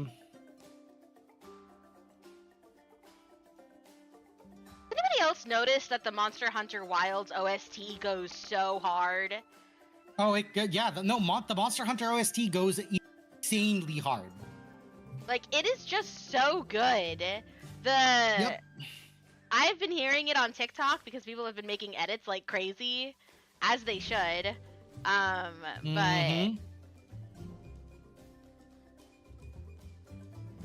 No, yeah, it goes insanely hard. So hard! It's so good. Actually, so the only thing is that this takes up your reaction. But like, if you're not using your reaction for anything else, does it really matter? Right, because you're using your bonus action to command your pet theoretically. So you're not wasting that. There are some things that you could use your reaction for. I think Ranger is one of those weird ones that gets a lot of like reaction bonus action type mechanics. Reaction to have the attacks. Damage. That's definitely cursed. A shell of bone pierced by spurs of something stronger. A horned miter shielding eyeless sockets. Oh dear. Oh my. Sounds about right. Yeah. I mean, it's just the ocean. That just sounds like normal ocean behavior to me. Okay, and so that's the last feature at 15th level. And then the last one I wanted to look at was Monster Slayer, and that is in Xanathar's guide. So if you are thinking about getting one expansion, like you're kind of like, I don't want to get a bunch, you know, I have the player's handbook, and you know, I could kind of go for one more. Xanathar's is a great option. It has so much customization and subclass and magical items. To me, Xanathar's guide feels like the player's handbook they wanted to release but couldn't. You like they just knew it would be too crunchy for people. Right. It would just be way too much for the first thing that you ever read about a game. No, yeah, So- Iceborne's fantastic though. Manbear Onion. Iceborne's fantastic. I love that game. Wilds is probably my favorite Monster Hunter so far. I could have Even given the fact that it's like a new release, it's so cool. It's so cool. It does so much so right. But Iceborne is great. I played a lot of Iceborne. I could have sworn I had Xanathar's Guide, but it's buried. That's on me for not taking it out sooner. Okay, is it? Oh gosh. And heaven forbid it be on top. Oh, this is a very course. precarious stack of books. But precarious book stacks are just classic librarian behavior. I know. Let's. Okay, we're gonna do some excavating. Let's see. Ask Baba Yaga. The cat who Alright, moved guys, a mountain. Didn't like that soul dictated which monsters I can slay. Lol. I have to go to the bathroom real quick. But don't worry, I will keep you all yes. entertained with my shenanigans as I attempt to unearth these tomes. That's all I do as a librarian is unearth tomes. I'm gonna hit BRB on my stream, but you all are still more than welcome to, of course, have fun with Deanie while I'm gone. What is this? Oh gosh. Ah! Yeah, I'll be right back. Ah! No, that's Icewind Dale. That wasn't the right one. That's the Feywild. Oh, and that's the... One day, we are going to go on a magical mystery tour of all of the game books that I have. Today's not that day, though. I can't find it, so I'm just going to have to look it up. It is possible to find all of this stuff online. Like, nerds are extremely nerdy, and they have, like, basically posted all of this content.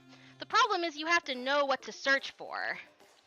So people get into this mindset with D&D, especially that like it's very narrow, there's no flexibility, there's no customization, and what they are missing out on is the expansions and the wider world that has been fleshed out. And unfortunately, it's Wizards of the Coast did that to themselves. They have no one to blame but themselves because they basically locked all of that content behind paywall. So what did they think would happen? Honestly. Okay. Yeah. So we want Monster Slayer.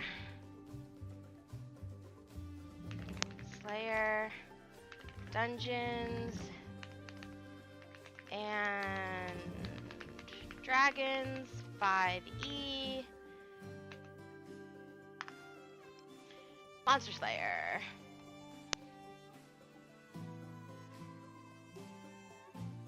Alright. You have dedicated yourself to hunting down creatures of the night and wielders of grim magic. A Monster Slayer seeks out vampires, dragons, evil fae, fiends, and other magical threats. Trained in supernatural techniques to overcome such monsters, Slayers are experts at unearthing and defeating mighty mystical foes. Notice how vampire was snuck in there. I wouldn't really consider a vampire as D&D conceives of it to be a monster in the way we're considering monsters in Wilds here. But that is pretty good to know, because they are technically monsters in the monster manual. Tario says, vampire was so random, but okay. Right? Yeah, It is technically. Okay. So, Monster Slayer Magic. Starting at 3rd level, you learn additional spells when you can reach certain levels in this class, as shown in the Monster Slayer spells table. Additional spells. So, we're going to go ahead and put that into our document here. So, Monster Slayer is for battling magical creatures, basically. Gonna go with that and paste without formatting. So starting at 3rd level, you learn an additional spell. We're gonna pull that table over from.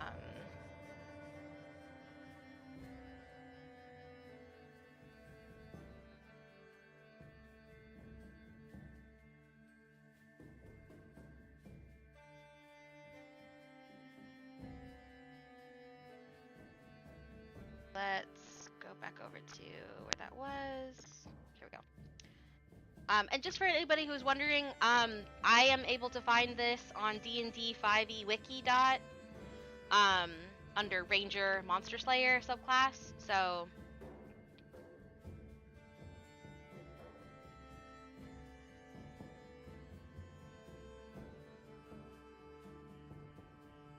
there.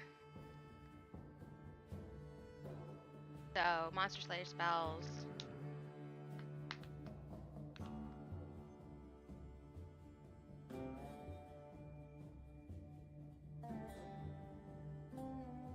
I should bring the whole table.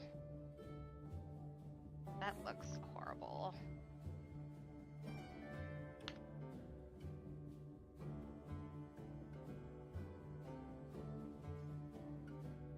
Alright, let's try this again, and hopefully it doesn't look so trash. Nope, it's did the same thing again twice. There we go.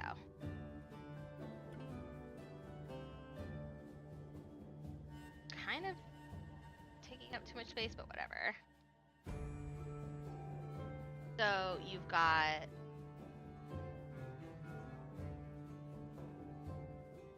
your ranger level, your spells. 3rd level, you get protection from good and evil. 5th level, you get zone of truth. Again with the zone of truth! Does zone of truth do damage secretly to something that I just don't know about? 9th, you get magic circle, and 13th, banishment. 17th, hold monster. Those are actually excellent. Not really the rest of them, though.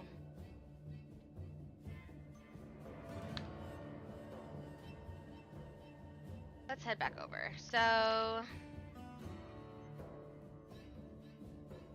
at 3rd level, you also get Hunter's Sense. Hunter's Sense.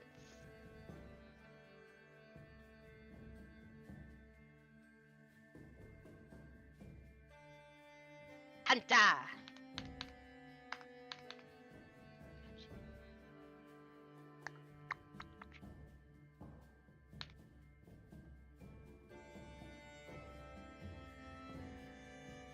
Here, start the bullet again.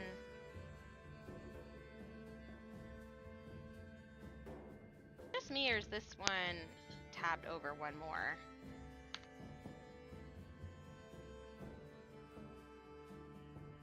Yeah, now they're even. Okay. Sorry, that was gonna bother me.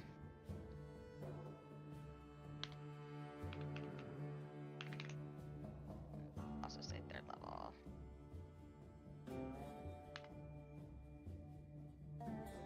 In case you guys can't tell, I'm a sucker for uniformity here.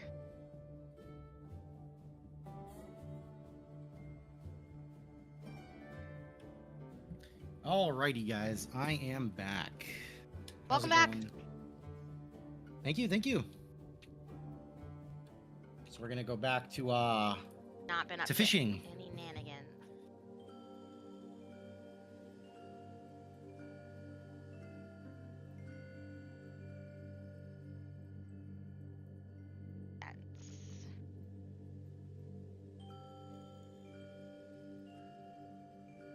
Elfish. Okay, so I need one of each. Gain the ability to peer at a creature and magically discern how best to hurt it. Oh gosh. As an That's action. fucking crazy. As an action, choose one creature you can see within 60 feet of you. You immediately learn whether the creature has any damage, immunities, resistances. Oh gosh.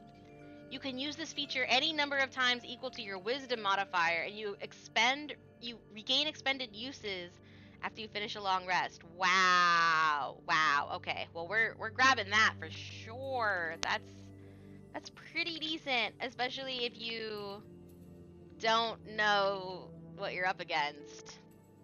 I have to fish cursed from cursed waters. No. Why is this Hi, not- Luna. You're an hour early, which means that in your case, you're just in time.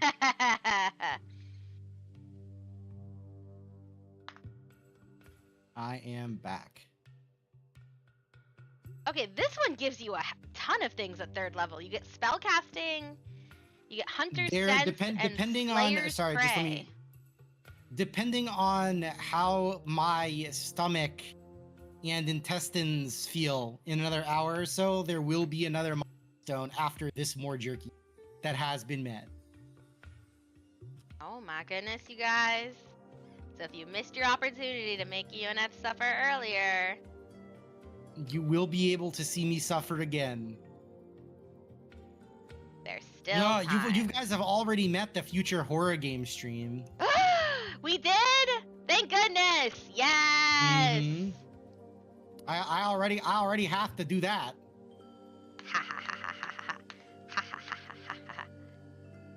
It's Carolina Reaper beef jerky, Key.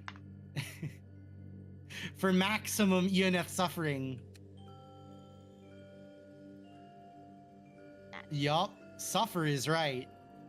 So, Slayer's Prey, starting at 3rd level, you can focus your ire on one foe, increasing the harm you inflict on it. As a bonus So, like- action, you designate one creature you can see within 60 feet of you as the target of this feature. The first time each turn that you hit that target with a weapon attack, it takes an extra 1d6 damage from the weapon. Lol.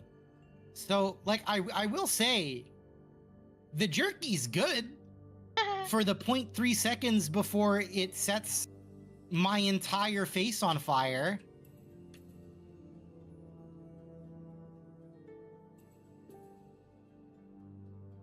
Paddlefish. Wow, this might be the greatest argument for multi-subclassing I've ever seen. You get so much shit at 3rd level for this subclass. Oh god, no. Not the phantom ship. Not the phantom ship. Oh, Leave. no. Oh Stay no, away from me, asshole. it's the spooky fog. Oh no, it's the spooky island. It's chasing me. Get your booty to safety. We've docked. Am I allowed to? So I did get told not to drink and drive, but am I allowed to drink and boat? Because there's some cider. I have some cider from a local cider company that's fucking godlike. Oh, there it is. There's Spence contributing to my suffering. Like a good friend and neighbor. Yeah, I just hear her immediately scrambling. Spence, she's like,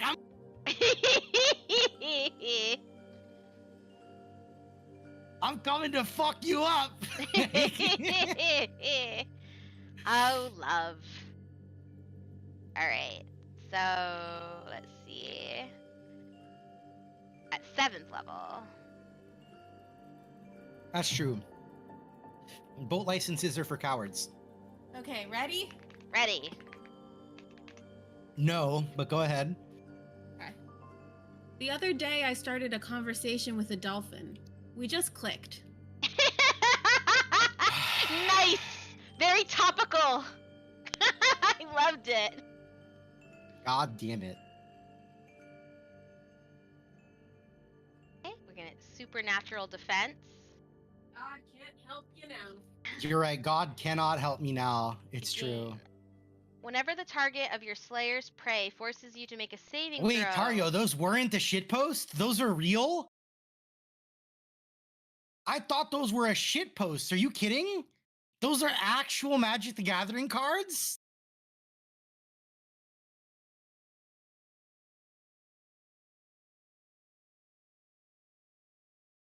That's fucking crazy.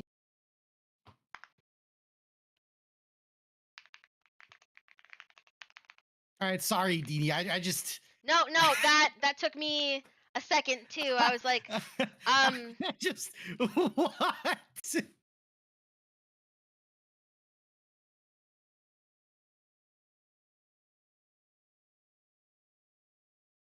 wow. Oh, time to put on another track.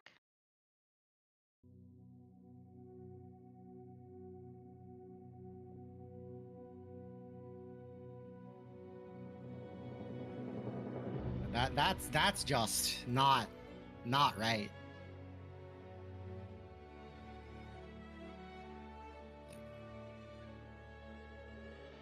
Yaki.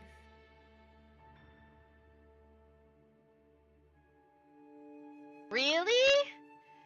You can build a whole bikini bottom deck, Key. Yeah, why not? The scariest premise of all. I'll have Why to not? fucking see that shit. I'll have to look at that.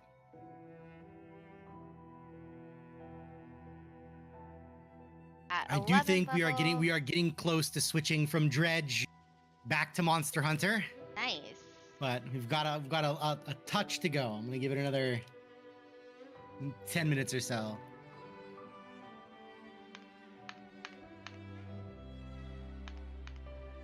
Go south. 11th level. And then there should just be one more Slayer's counter. Bikini bottom, Jesus. At 15th God damn level, it. you gain the ability to counterattack when your prey tries to sabotage you. I am surrounded on all sides by people who like puns and want me to.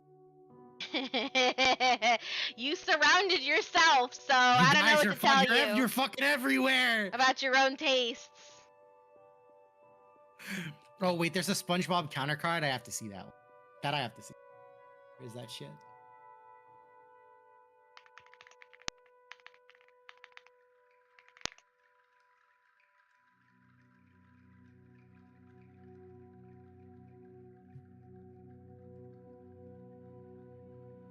Okay, finally, 15th level. Might be a little bit extra, but like I said, I want this document to be something that is useful for other people who maybe Oh didn't make my it to the god. stream. Okay, no, that might be the single greatest card in a card game ever designed. A children's card game? Preposterous. I'm not gonna lie. I kind of need that card. You gain the ability to counterattack when your prey tries to sabotage you. If the target of your Slayer's prey forces That's what I you to make a need. saving throw, you can use your reaction to make one weapon attack. Yeah. You make this attack immediately before making the saving throw. If the attack hits, you save automatically, in addition to the attack's normal effects.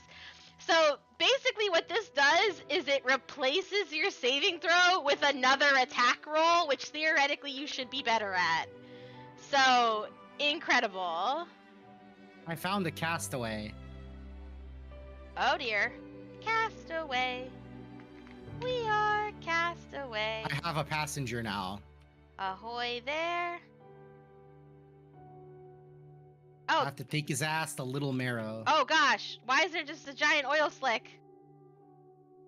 Yeah. So they dug into the ocean, and then there was a giant crack, and and like crazy fucking oil slick showed up, and now there are weird fish, or weird other fish that they also have their own eldritch version. Beautiful. Okay, no, I don't need this one. I'm looking for a specific one. Okay. Boys and girls, I think we are going to do this.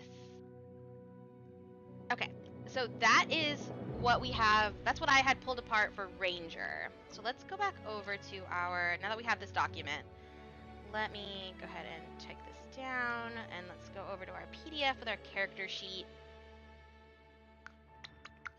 So we are looking at Monster Hunter Raw. That's rules as written. We are Dark doing a ooze human gathers on your vessel. No, sorry. I'm gonna Ranger. just not be here.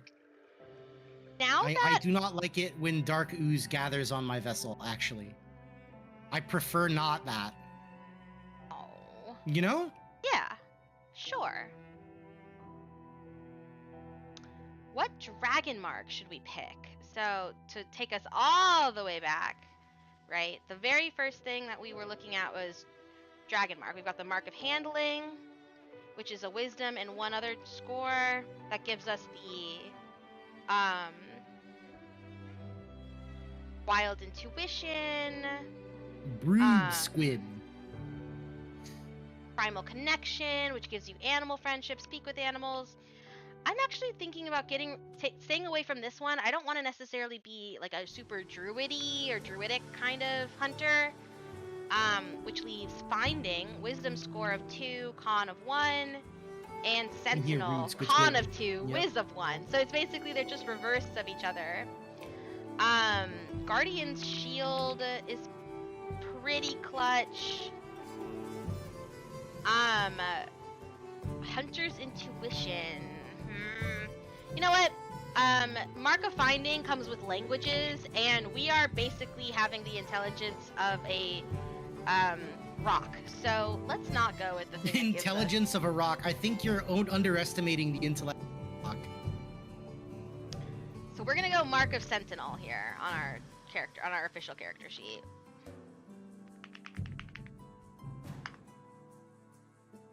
So, intelligence, what does that modify? That one. Okay. So let's Okay, get so the that division. is immediately going to give us a +2 con and +1 whiz.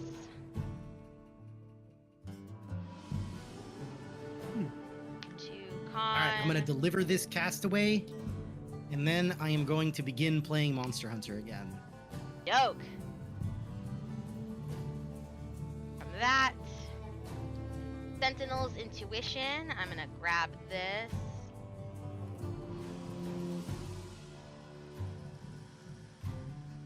And I'm gonna put that over in our feats and traits, right? So I say that this is Ranger traits. Alright, we've delivered Up our here, friend. say racial traits. Save and quit. And we are going to be off to more Monster Hunter, my friends. Grab Sentinel's intuition. Alright, Key, Woo! once I am in Monster Hunter, I will get you weapons that I have not played. And you are welcome to select from one of them if you would like. If you don't want me to suffer, you don't have to. Oh, you're cute.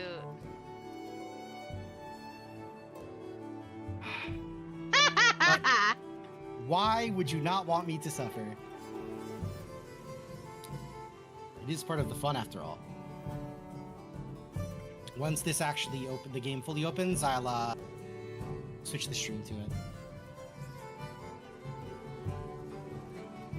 Okay, well, whatever. I can't figure out how to use the highlighter in this stupid app. Whatever.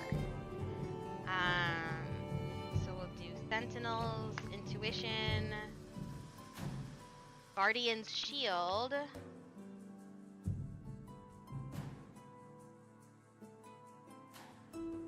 What?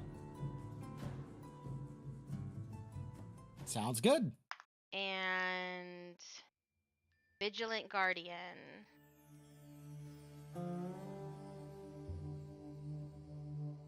Yeah, these all sound right. My game crashed. This is all feeling right. Oh no. Okay, Let's try well, that again. while Eoneth reloads, Yeah, feel free to. we're putting all of the pieces that we examined together to see if it makes a coherent picture of a hunter here. Mm-hmm. So let's see what we. Yeah, this is probably supposed to be within range. I have this. This is a real fucking Magic the Gathering. Like a real card.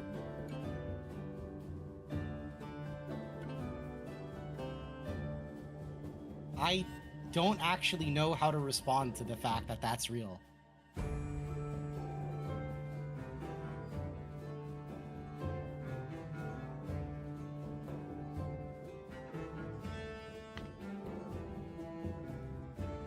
Our case.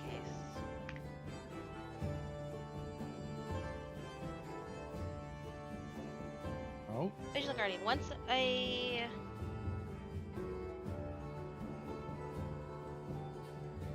a creature that you can see within 5 feet of you is hit with an attack roll, you can use your. here we go.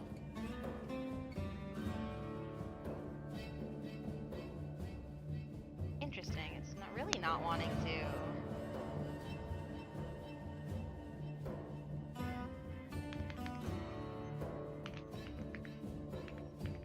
Someone did say suffer, Key. Someone did say suffer.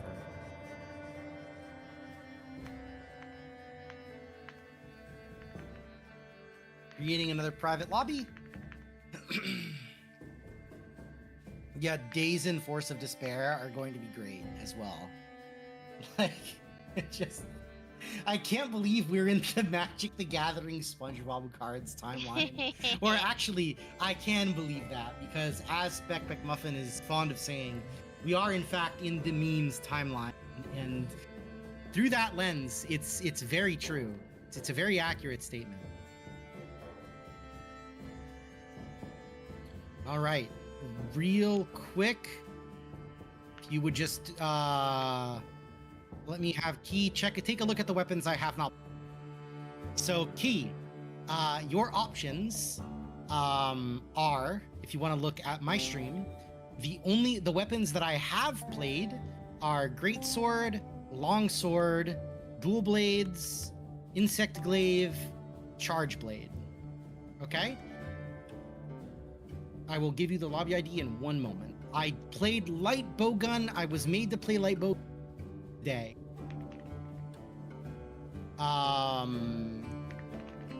Those I have played. So what I haven't played is Sword and Shield, Hammer, Hunting Horn, Gun Lance, Lance, Switch Axe, and Bow. I guess Heavy Bowgun as well. I only played like 3 hunts with Heavy Bowgun and Light Bowgun. But Light Bowgun I did play earlier today. I was made to play that early. So you can pick it if you would like, or you can pick another weapon. The remaining weapon that I have the least of experience with is either Switch Axe or Hunting Horn or Gun Lance.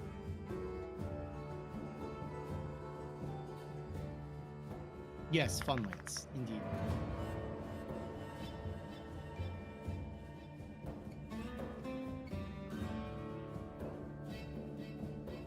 Yes, I have played with the Insect Glaive before. Not in this game, but I played it a lot in previous Monster Hunter titles. Light Bowgun was fun. I actually enjoyed it, even if I sucked at it.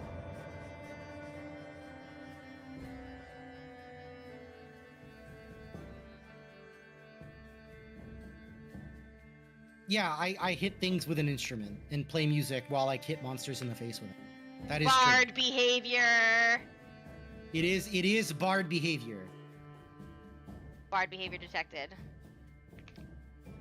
Okay, Hunting Horn it is. I have to craft Hunting Horns then.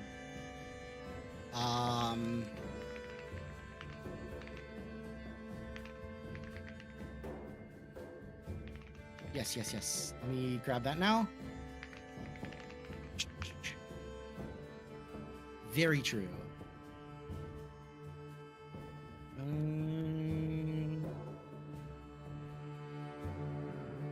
Member list, lobby ID. Let me write it in my chat. Yes, Spec is playing. Anyone who owns the game, join my lobby and play with me if they would like. I'm posting the lobby ID in my Discord now. And I am fairly experienced with Monster Hunter, so I have no problem helping people learn to play the game or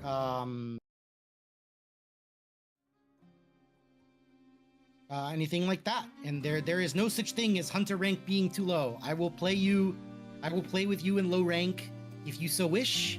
I have no qualms about hunting. Yeah, I have a friend who's playing the hammer this game, and but Gunlance I don't really think I know anyone who's played, but I am on PC, but there is cross-platform play, so we can play.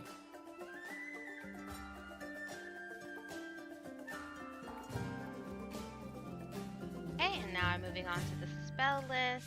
You can just join me on the Discord, and I can pull you into the chat. All right. Thank you very much, Key. And yes, now to stop interrupting Deanie, so she can regale us with the options. Oh, you're that not have been interrupting me. selected. I've just been filling out this form. Not too much going on. We did most of the just talking about it, but let's finish this off. So we get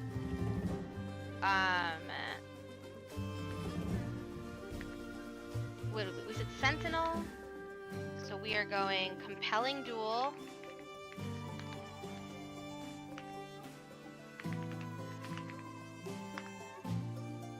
And Shield of Faith. Like a paladin hunter, sort of, I guess. Second level. Seems fairly we're appropriate for a hunter, I warding think, though. Bond, right? Tanky.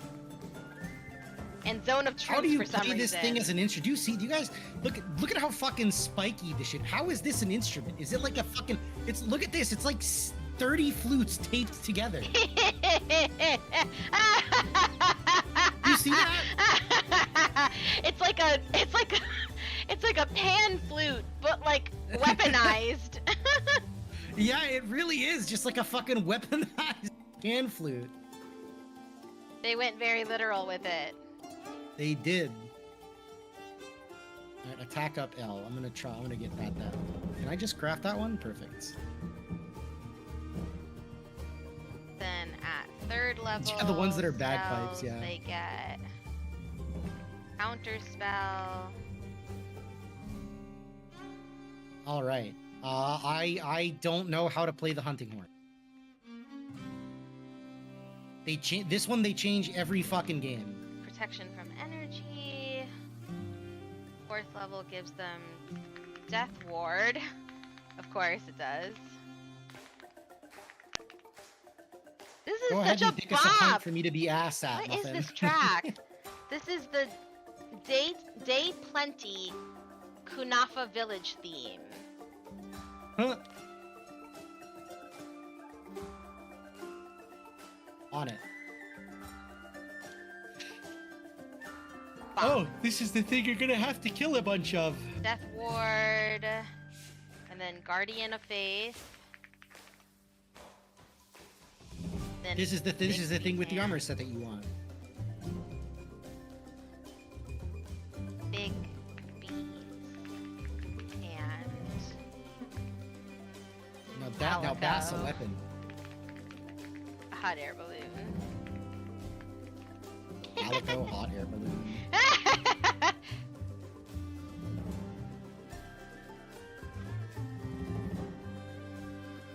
Your Guardian of That shit's Faith, so fucking. in Wilds at least, would just be like another hunter showing up. Yeah, you just summon Olivia. Oh, I wish I could summon Olivia.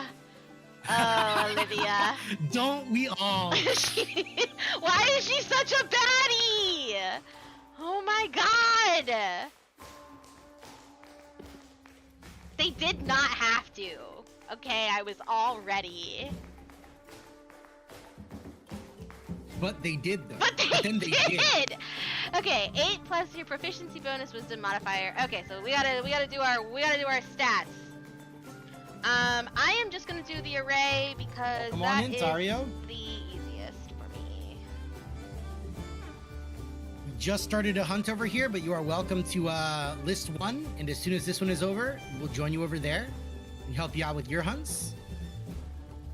And you can join the voice chat if you would like as well in the Discord. Wait, where the fuck am I going? This way. Okay. Yeah, that's this armor set here. The armor set for the Ebony Odogaron. It's very good for damage. But I think I hit the point where I want a slightly different armor set because I think I can optimize it a little bit better.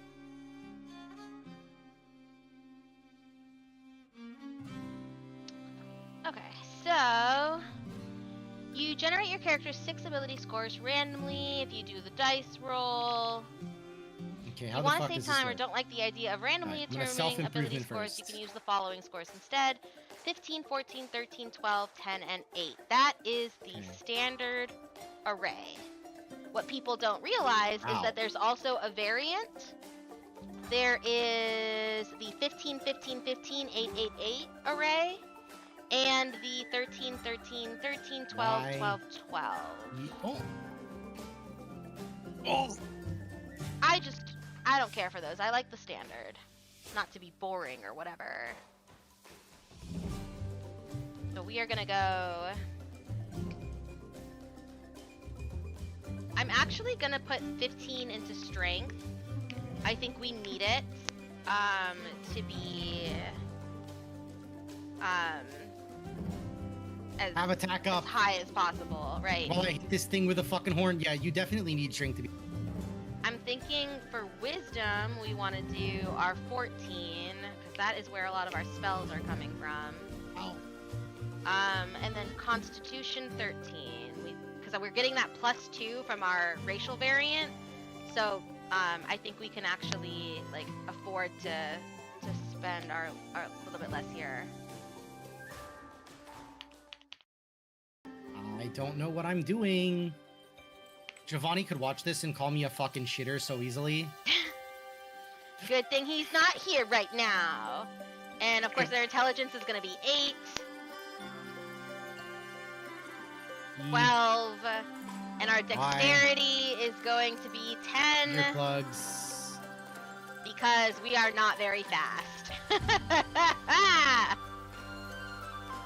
Alright, so Why? strength.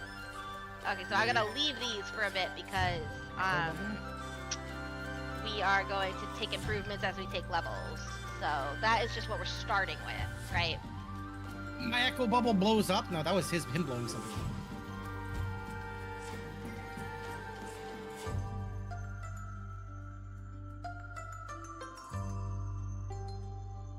Let's go over to... Why would she? She never stops yelling for dinner once it's an hour before dinner time. That would be Luna. Why? Just classic Luna things.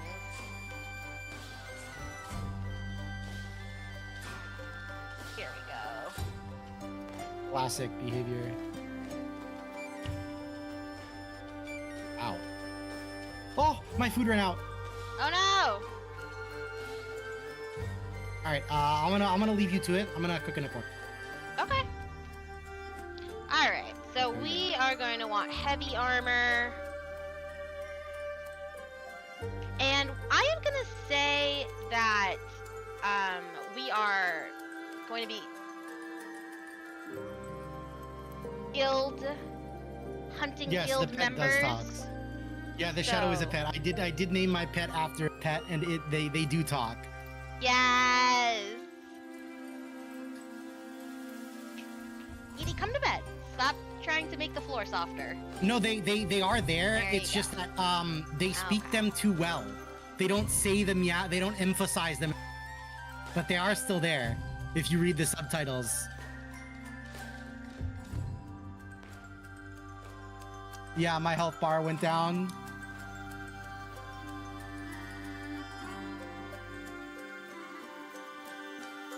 One sec, guys. I have to sharpen my horn. So we get a +1 to our armor class from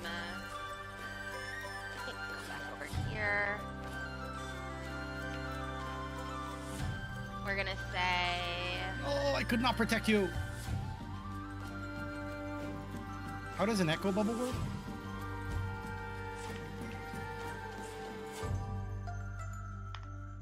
Oh, during the echo bubble, I can just make notes happen? So echo wave blast is... Ow. Is it being fucking angry at me? No, stop, go away. Very good. Ow.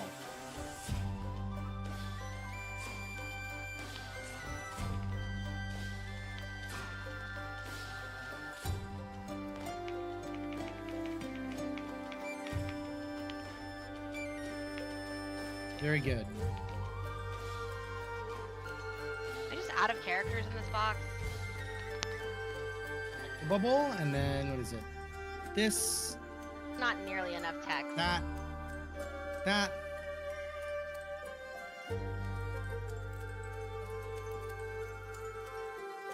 Okay, so that is how that works. Nice. Okay. Okay. This feels way more playable than it fucking used to be. Not gonna...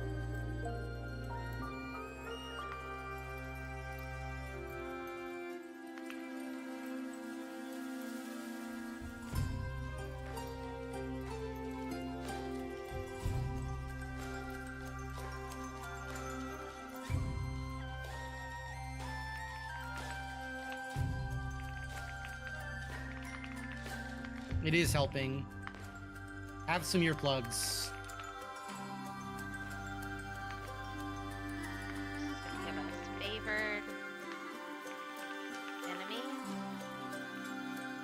monsters.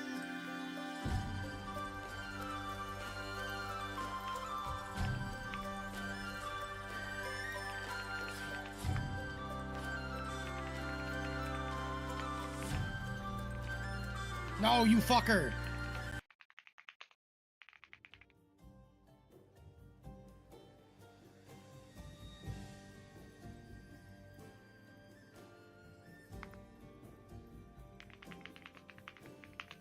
Yeah, the fire design is cool. No, Luna. Actually, Tario is not currently in our hunt. Because we started a hunt before Tario joined. But once we are done with this hunt, we will be joining Tario on some hunts.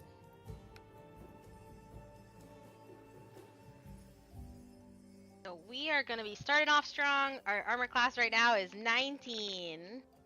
Jesus. Because we are strong enough. We have with a strength score of 15. We are strong enough to wear the heaviest armor.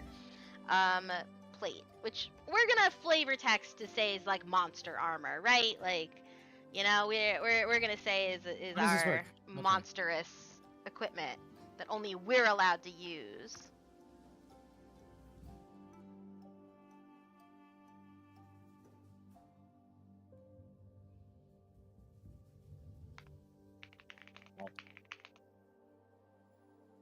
Okay, how does this work? Let's go. Come fight me. Okay, I want to hit with that, but I don't. It keeps not attacking me.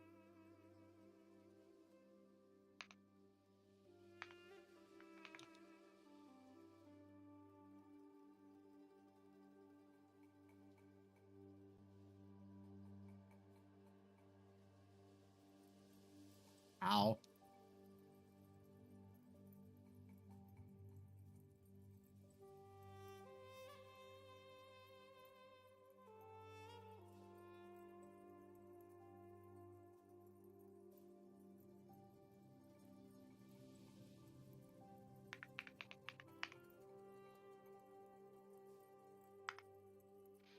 Of course, you're gonna have a weapon.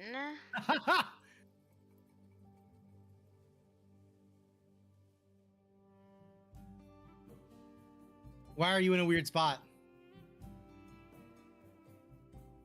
What's the type of weapon you use, Eoneth?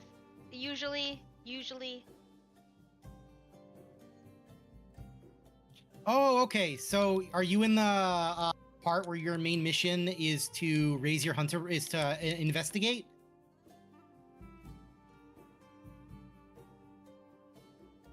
It'll be like investigate the regions or whatever.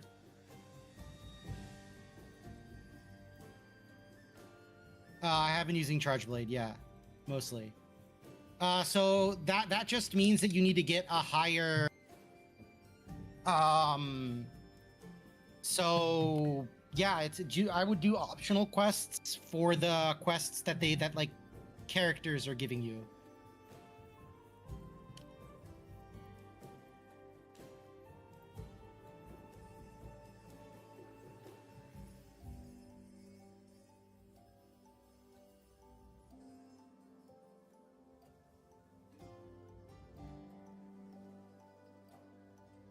So like if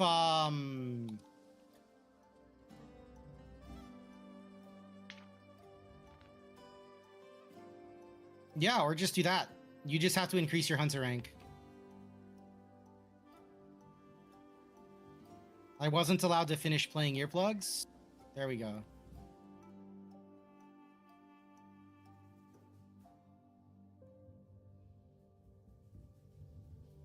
Yes, it is.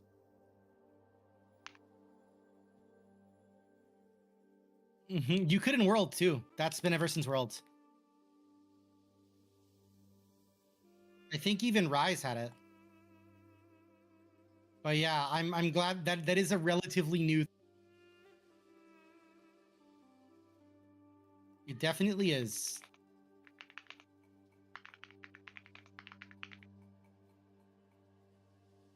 All right, we get to pick spells.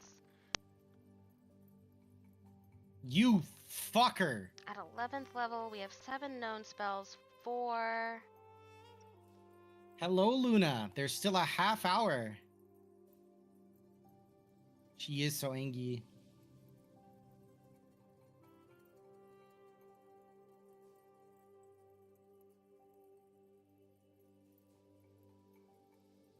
Mm-hmm.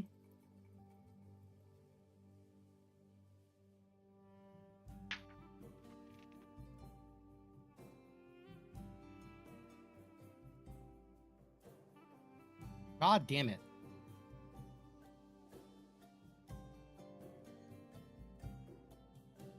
Did it actually just try to chase that other one down? Oh no, it's right here.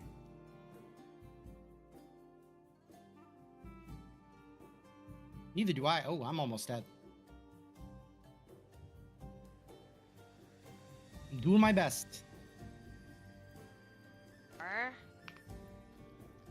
I'm sure. 3. What? Did you see that animation? I did not. I missed it. Yeah, my PDF. Quickly, do it again. I can't make it do it again. Yeah, so just raise hunter rank for now. So you can hunt anything that you want. A really good way to do that though is the missions that are given to you by side characters. They provide a fair amount of rank compared to their difficulty, because you basically get to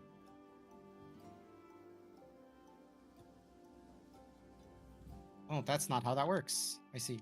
You basically get to double dip in HR. You get 1 for the hunt that you did, and then more for completing the mission. It's like, I know there's missions that your cat gives you, for example.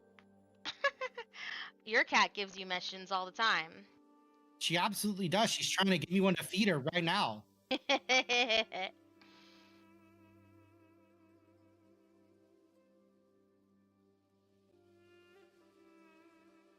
Where is the range spell list? Bard spells, cleric spells, ranger spells. Okay. Oh my. So we get 7. Ow.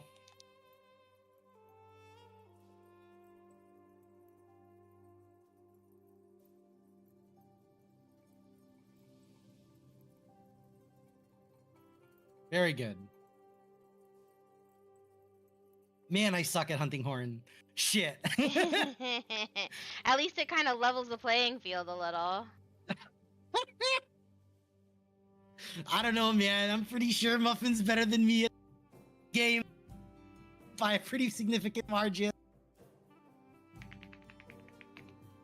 I'm pretty sure you could. That is also true. All right, Tario, let me know when you've listed a quest and we'll join you on yours.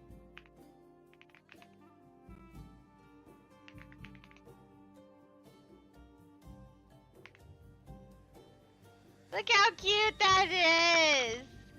Whee! Celebrating with all your aminals! You Yay! do get to celebrate with all your aminals.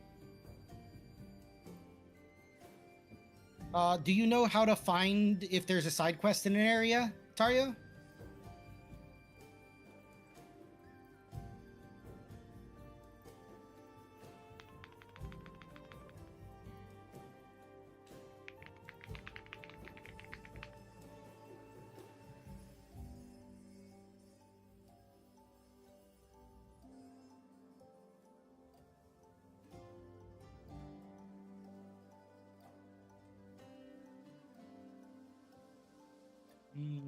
Nice, I completed some limited bounties. More armor spheres. I need that.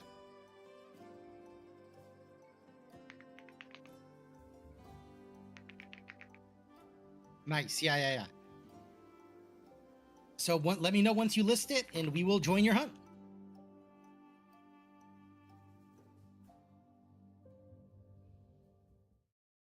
Booth Duna plate. Yeah, I'll fucking take it.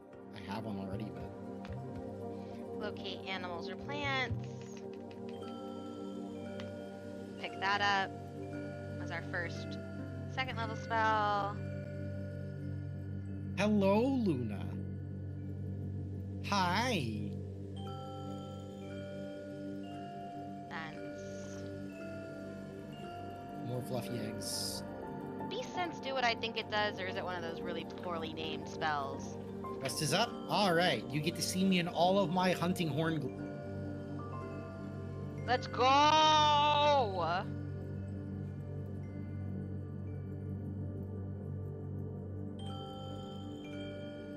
You joining too, Muffin?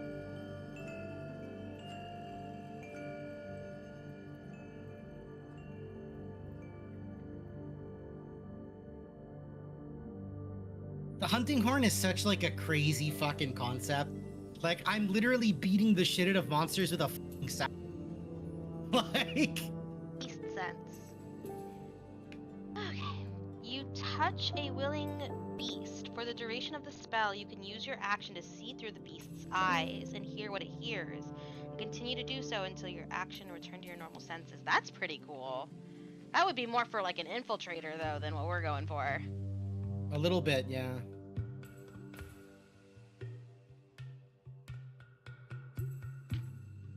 Let's go there instead. Could be good though. Geo is good with the hunting horn. I think he's a hunting horn mate. He's been playing hunting horn since the first Monster Hunter game because he was banned. And he lugged around the tuba. And I told him about... I got him into Monster Hunter telling him that he could beat the fuck out of monsters with a giant instrument. And he was like... Huh. Spike growth. Concentration. Yeah, the hunting horn is one of the more difficult weapons to get into, I think. Oh, this is kind of like a trap. When the creature moves into or within the area, it takes 2d4 piercing damage for every 5 feet it travels. Transformation of the ground is camouflaged to look natural. Okay, so we'll take that. Spike growth. Does in fact sound like a trap to me.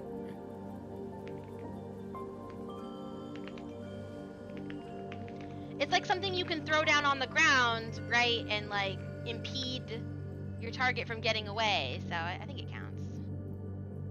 Good mount. All right, we have to go get it in Gemma's trap. Yeah. which is here, I think. Where is it? Get Oh, three. Jesus, the gun lance is so cool to see, dude. Now I get to pick 2 third-level spells: Conjure Animals, Conjure Barrage, Daylight, Lightning Sorry, I blew up its Arrow, fucking legs. Protection from Energy, Speak with Over Plants. here, Mr. Spider. Oh, Speak with Plants is OP. There we go. I mean, it depends on your DM. It really does depend on your DM. So let me backtrack that before I get in trouble.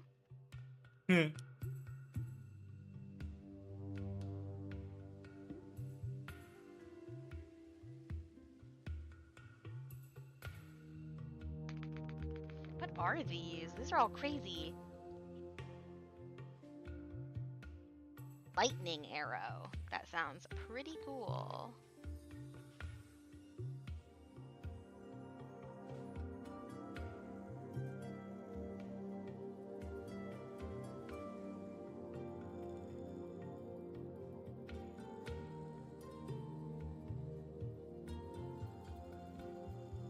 But that's fun lance for you. You have to make a ranged weapon attack. No, thank you.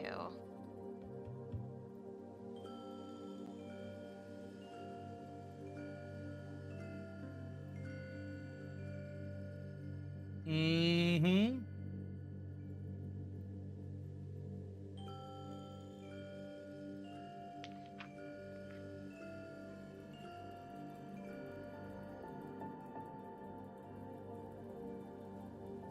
You get back here, you fucking spider.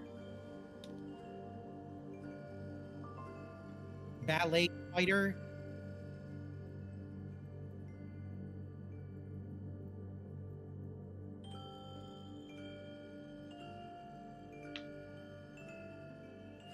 Mm-hmm. All right, doing much better this time. It does have a very pretty armor set. This is how little, Yeah, how it is unfamiliar super I am sick with the looking. freaking ranger class, because nobody One with does flames it. and glued together flutes, that's the kind, yep. The spell list is sad. Nice knockdown. Minnow P P P R S. Okay, so we're looking for plant growth.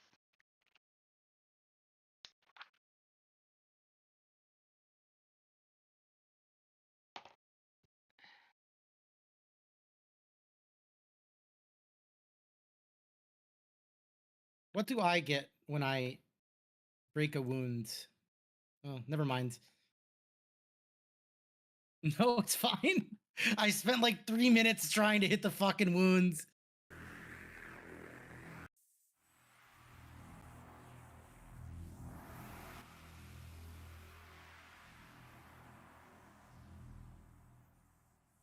Eat him!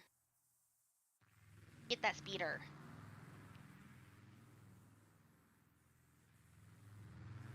I'm so slow. Slow and dumb. Slow and dumb. But can't be squished. Spell Okay, I channel think I got it. I just vitality. did nothing with it. I see what happens. Granting either immediate or long-term benefits.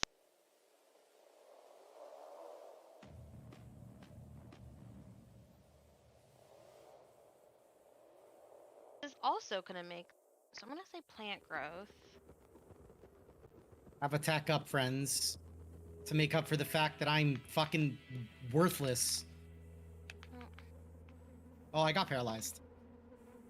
Anything but a broken butt. Yup. I'm entertaining. I see.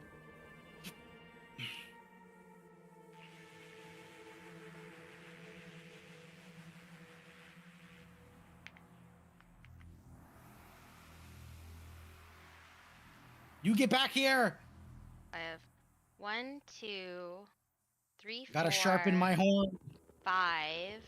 Technically, I get one more third-level spell, but I don't even want any of these. Wind wall. Wind wall. It does a little bit. I should take wind wall, but it reminds me too much of Yasuo. I don't want it. If you don't take wind wall, it will make everybody around you.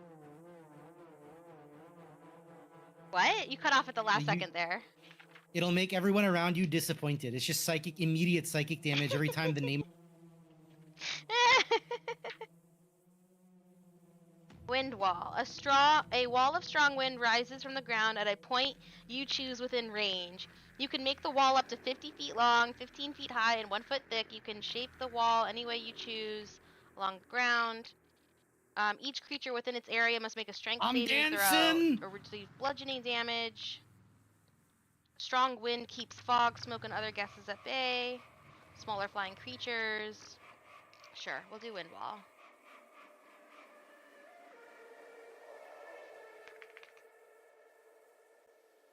Okay, but now we get, so now that's at 6. Let's go back in. I actually think that the first level spells are gonna be the best.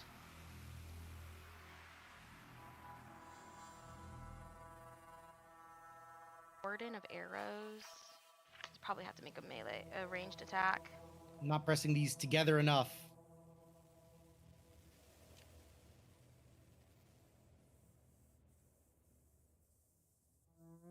I'm actually gonna go Cure Boom! Wounds. I kind of think is a good. Good hunt, guys. Good Or hunt. Ensnaring Strike. Those are both pretty good. What weapons are you using, Muffin? No, but like which what weapon types? Like what monster?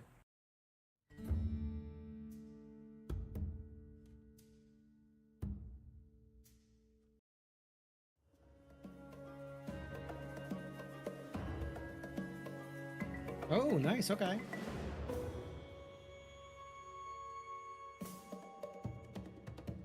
Mm-hmm.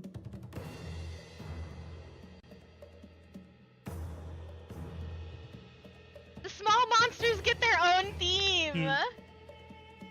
That's so funny. I didn't realize it was a separate song just for all small monsters. Yeah, everything gets a separate theme in this game. They really put love into the music. I'm so excited for the fucking Mizutsune's music, man. I love that battle theme.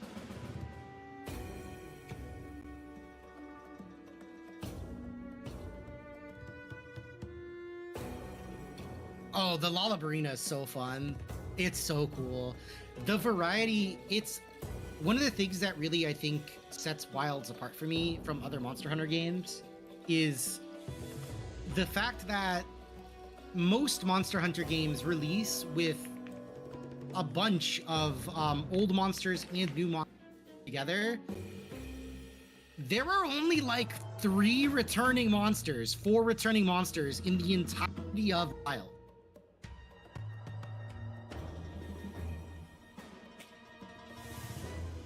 Yeah, like oh no, so Blagonga's 1, Odogaron 2, Rathian Rathalos, that's 4. Kongalala is 5. Kutku is 6. 7, 8. There are 9, I think. 9 or 10 actually, but there are like 30 total monsters. So it's, and you don't see, yeah, exactly. The story playthrough is like 90%.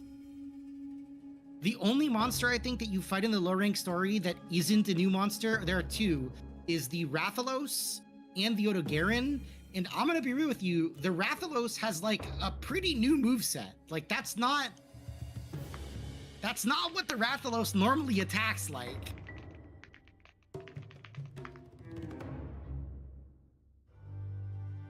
Hello, Mr. Santiago.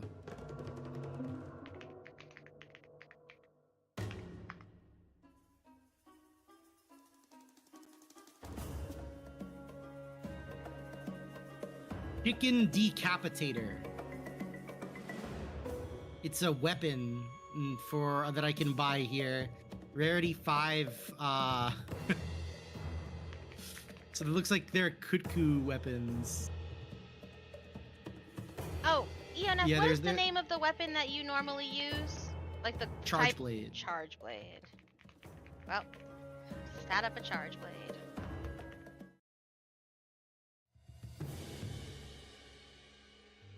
Look at this man's.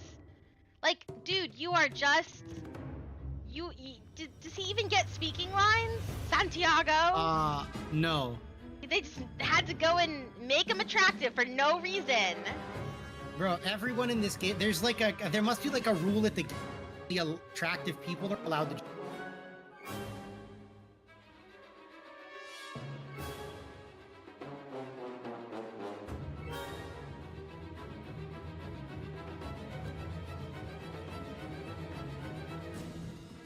You want to do another hunt together, Tario? While you go to set it up, if so, I should go feed my cats. So I will be back 5 minutes. While I go do that, I will put my kitty feeding screen up. So if you could help me feed the cats by spamming my cat emotes, I would appreciate it. Spam the cat emotes in the chat. Now is the time. Here we go.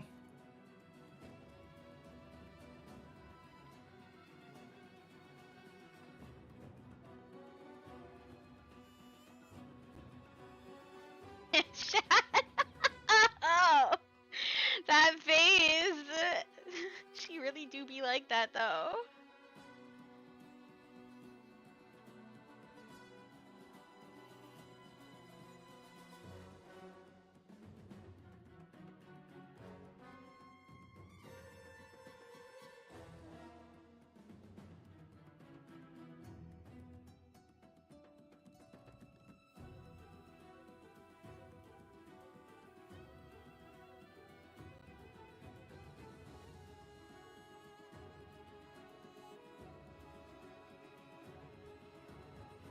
Gosh, I forgot how much the ranger gets. Primeval awareness, extra attack, hide in plain sight, land stride, fighting, defense fighting style, natural explorer, favorite enemy. Like I think people just forget they have all this stuff. Cause it's so weird.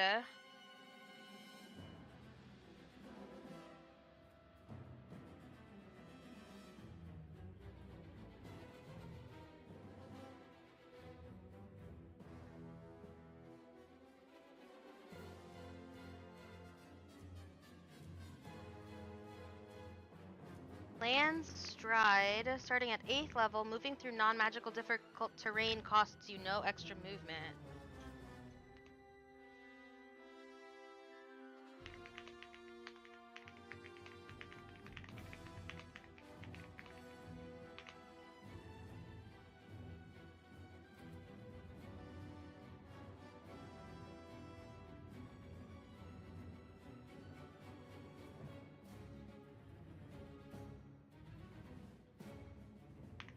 Like, it's just so specific.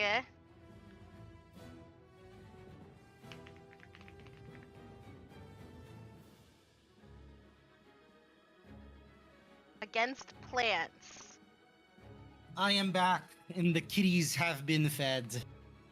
We may return to hunting, Welcome back. but only after I have prevented us from being hunted in the middle of the night by these cats. Yes. Thank goodness. So go ahead and list the quests whenever, Tario. Just let me know. Yeah, I think the ranger. Part of the reason that the ranger gets a is that the ranger's effectiveness, I feel, is partially dictated to a much higher degree than other classes on your DM. Yes, completely. Like completely your agree.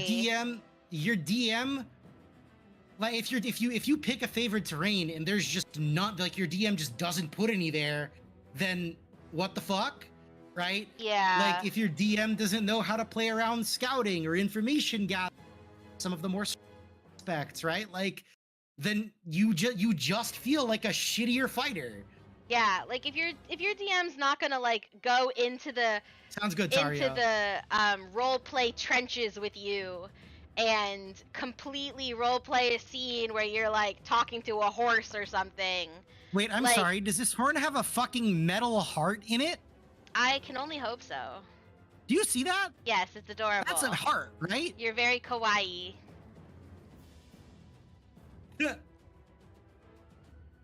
But yeah, it's just I feel like that's truer for Ranger than it is for other classes, even the ones that are more traditionally quote roleplay centered, like Bard, for example. Yeah, I just think that the ranger really suffers an identity crisis. I agree. I think that the ranger tries to be two different things, and because of that, it succeeds at neither particularly well.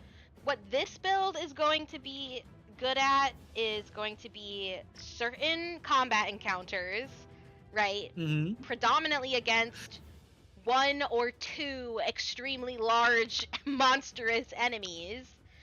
Fair enough. And survival in the wilderness, right? So this hunter is going to have natural explorer, they're gonna have land stride, they're gonna have hide in plain sight and primeval awareness. Like all of this stuff is gonna make them extremely effective in the wilderness, and that's another problem. If you're doing a campaign that's an urban setting, Hey, like you're in look at that. Waterdeep or Thank something. you for your $5 donation, Felipe. We broke 200 thanks to that one. Woo! Is very spicy. See, And I think it is in fact time, ladies and gentlemen. We will be putting up a new stretch goal for my suffering. Yes. I will eat yet more jerky at $250. We've already hit the goal for the horror game stream, courtesy of Toileteer, friend of the stream. And Toileteer has selected already selected. But I'll sweeten the pot on 250. Okay. At 250, not only will I play the horror tier recommended, I will play Outlast again for at least one stream. Ooh. So you'll get 2 horror streams if you hit 250 to watch me be a little bitch. It's just fun because you're so unshakable most of the time. Bro, listen, I would just like it to point out for a moment that I made this cute little Eoneth incentive tracker where there's these like moons, right? And they fill slowly left to right. Okay? Like, do you see that? It starts with the empty one, and then you can just slowly start to fill them up. But by the time I even like woke up today, it was already like too late to use them. So I'll just take off. I've just been manually updating a tracker. We'll keep that one for the next time. Yeah. Yeah, Outlast is fucking thank scary. You, Key. I just knew feel, you would notice. I just feel personally attacked by Outlast because what happened when I played Outlast the first time is I had another play a horror game incentive, and Felipe met it. Thank you. And decided, yeah, you should play Outlast without telling me that Outlast is regularly voted scariest horror game of all time.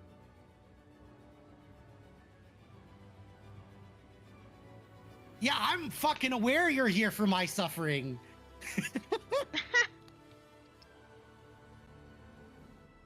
That's also what little brothers are for. Yep. Squire, suffering. Squuffering. Yeah, they are squires, but they do in fact smugly sit there to watch you suffer. The quest is up. All right, off we go. But yeah, I do agree. I feel like rangers really suffer an identity, and it to the detriment of the class.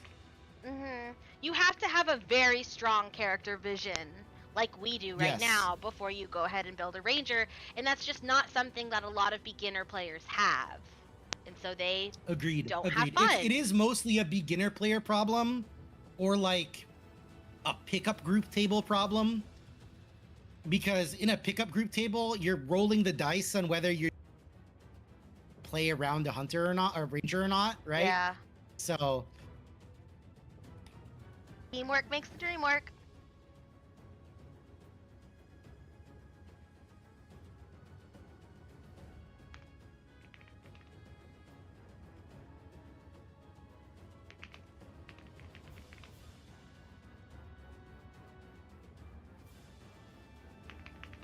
Come here, Mr. Rompopolo. Let me hit you with my instrument.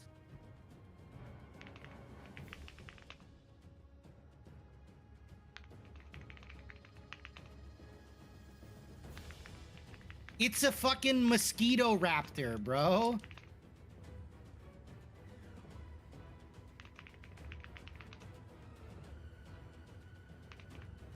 Yes.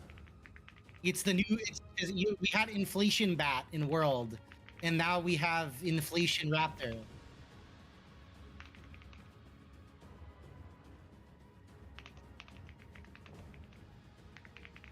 That's true.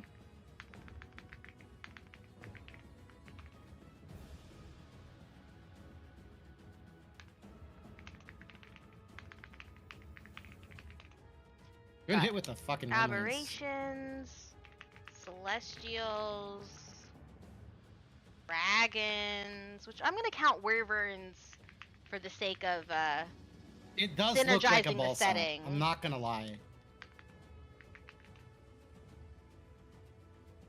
Fae, fiends, and undead. Wait, I have to collect oil.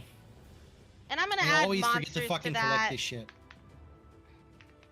But I make it capital M monsters, because that's what we're after. Giant monsters.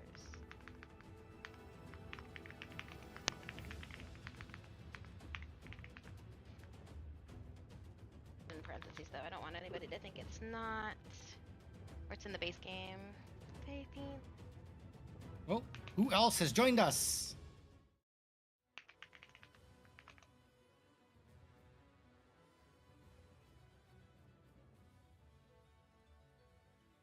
Alright, let's check out these ability score Yes. improvements.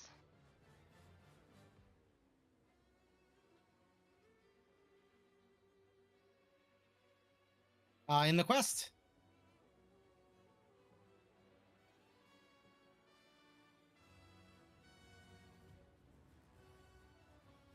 When you reach Oh, you 4th sent an level, SOS. and Gotcha. again at 8th, 12th, and You do 16th. not have to do that to get us to invite us in, Two. just so you know. Okay, so at 4th level, that we would have gotten one.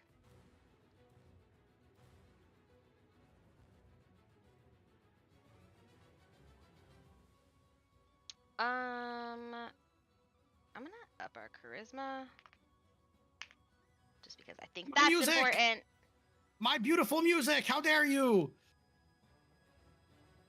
Up our strength, because that is also important. Oh, here you go. The two younger siblings are teaming up. Holy Casserole and Felipe are teaming up to punish me for my sins as an older sibling. Thanks for the donation! Thank you for the $10 donation. Thank you. We appreciate your patronage!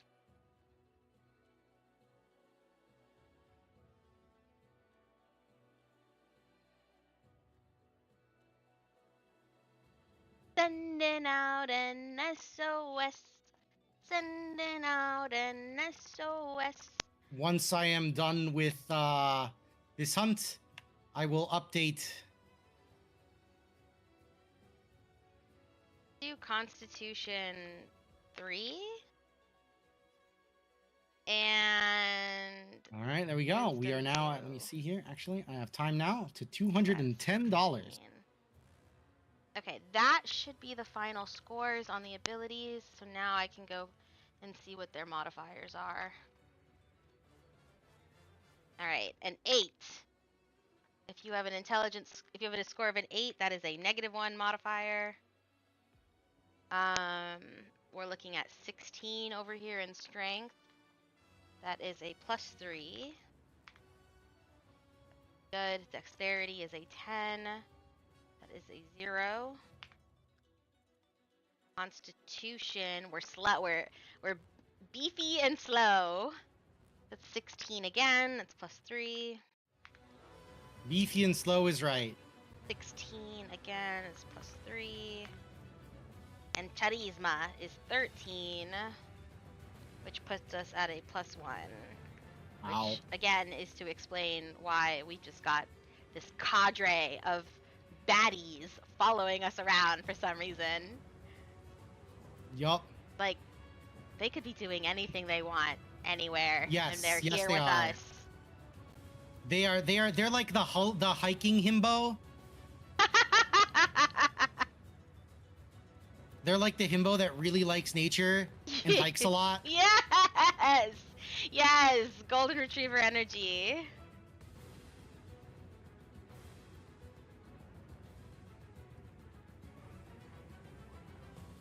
Oh, good kill. Over here, then, to our Well done, well done. spellcast save DC. So Good that is hunt. going to be 8 plus our proficiency bonus, just 4. So that brings us to 12, plus our wisdom modifier, which is 3. Did you get the gem? I saw somebody get the gem. So we're looking at 12, 13, Don't forget to collect the 14. oil on the sides because it's traded materials. Pretty respectable for a non-casting class. It is pretty respectable. Can't disagree with you there. I mean, it's On the sides, they're the Spell two attack golden bonus. question marks. So there's one there. Mm-hmm. And one over this way. And they're trade-in materials, so... You have to pull out your little cup. Your little thermos to put it in.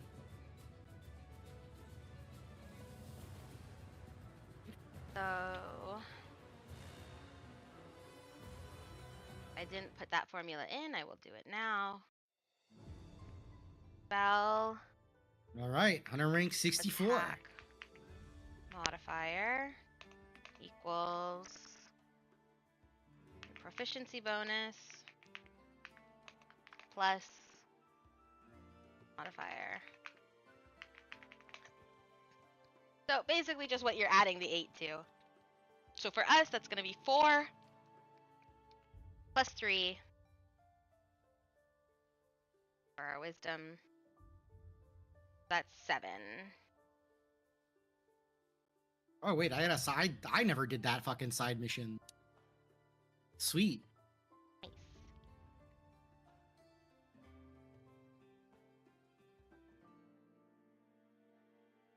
Build.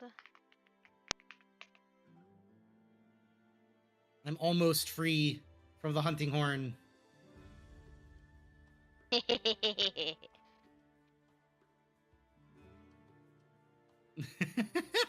It is fun. I do like it. Not as I'm not good enough at it to be like, yeah, I want to play this all the time, but I could definitely see myself putting in more time.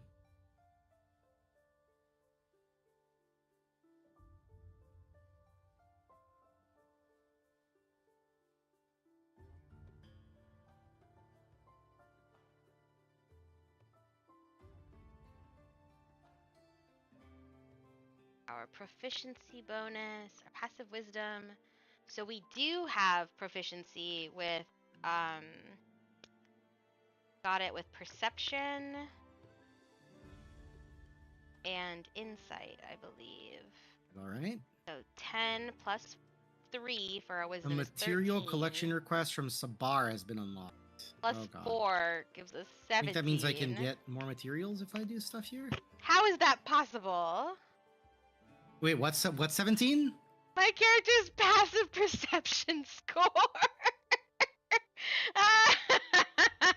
Yeah? Nothing gets by this kid.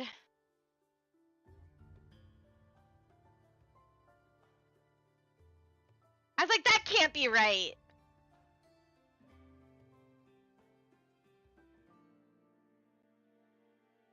Listen, in Sector 4, I played a monk with the lowest possible amount of intelligence, where like every time I had an idea, I forced myself to roll in, right?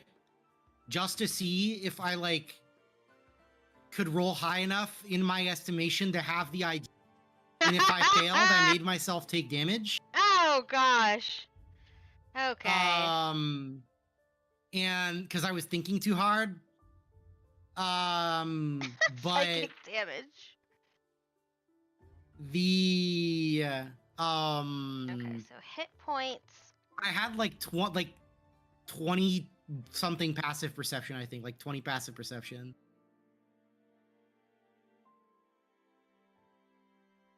So hit points are All right, you got another 10 one for us, Tario? plus Or are you con done with mod the hunts? plus. And do feel free to ask questions if you've got any questions. Like I said, I am I have too much experience with Monster Hunter. Collectively across the series, I probably have like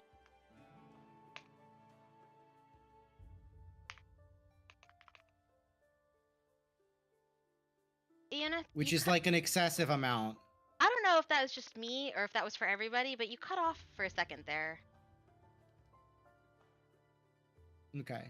What was the last thing you guys heard? It might have just been me on my end. My computer is doing the Yeah, computer Tario equivalent heard of it, yeah. screaming Getting at there, all just of the going through things I have cutscenes? open. All right, sounds good. Hello, sir. All right, perfect. Okay, so 10. That's Yeah, man. Look, 60. I play a lot of video games. Like honestly, too many video. It's what I do for fun, and I consider it what I do for work, because as an author, I think that for me the best way to sort of recharge my energy is to interact with stories, and there are a lot of good stories in video games, honestly. Also, I play League of Legends because I hate myself.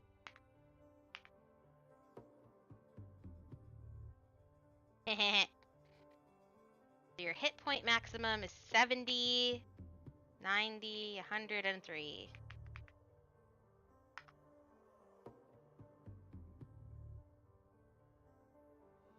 And your hit dice 1d10 per ranger level.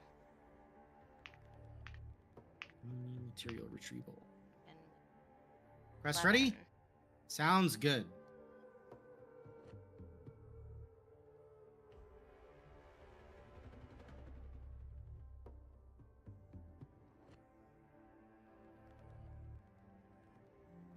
On my way. Oh, I forgot about the backgrounds. Those can really have they usually don't. Backgrounds, personality traits, ideals, stuff like that. But sometimes they do. Every once in a blue. It's important. So let me jump over there. This is my final hunting horn hunt. You can do it.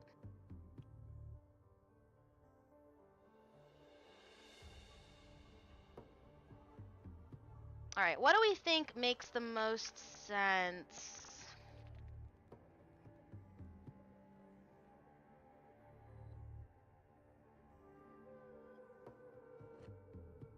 Mounted it.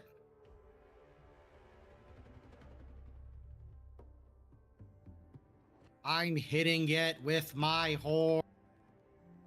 I think, what about Outlander? You grew up in the wilds, far from civilization and the comforts of town and technology.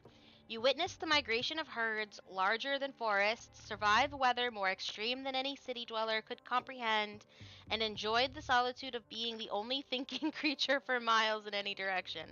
Okay, well, thinking is a strong word, but the wilds are in your blood, whether you are a nomad, an explorer, a recluse, a hunter, Oh gatherer, or God. even a marauder. Even in No, places where I'm you sleepy. don't know the specific features of the terrain, Someone you know smack the ways me. of the wild. Oh wait, no, I have the Smack. thing that won't live. Okay, thank God. I'll come smack you. I see. Skill proficiencies, athletics, and survival. I'll take. Sounds good. A musical instrument.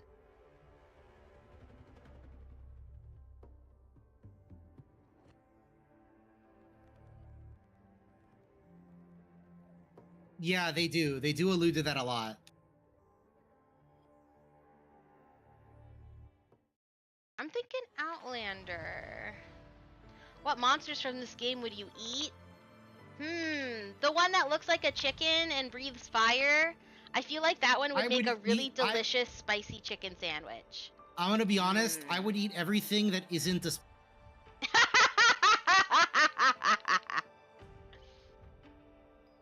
And I might make some exception. I might make an exception for the Lalabarina flower. Like in a salad. Yeah, a Lalabarina flower salad. Oh, and maybe not like the genetically engineered ones. Not because I have a problem with GMO, but like, I feel like those might be a problem. They might be genetically engineered to kill you if you eat them. Criminal. Oh gosh, which background should I take? And these are just the ones. Absolutely, I agree, tacos. I agree. Outlander makes the most sense still. Painter. Folk hero. Folk hero could work. What? Animal handling and survival. Bro, I feel like the Devil Joe would be the single gamiest thing to eat. Oh my god, no. Vehicle proficiency.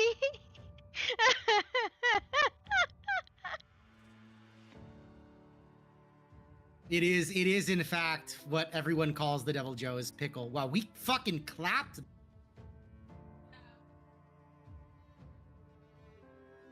You know what? I think I'm gonna go guild artisan. I know that doesn't really make a lot of sense until you kind of think about it, right? Like, because there is no like adventurers guild background. Sage, Outlander. Guild artisan does feel like it would be more like Because that comes Gemma's with the vibe though. Oh right, very true. Yeah, we're a bit more feral. Yeah, a lot of the yeah, good hunt, guys, good hunt. A lot of the monsters in this game names. So, for example, there's a spiky all over. It looks like a thorny pine cone. And it's called the Seregios, but everyone calls him Steve. He's Steve. The Devil Joe is a pickle. If you want to look up what a Devil Joe looks like, its face is reminiscent of a pickle. I think Olivia would be soldier. I think so. I don't want to choose between. Then you have We're gonna go Outlander. the Shigaru Magala, which everyone just calls Shaggy Oh gosh, I don't care for that. or Shiggy or Shiggy.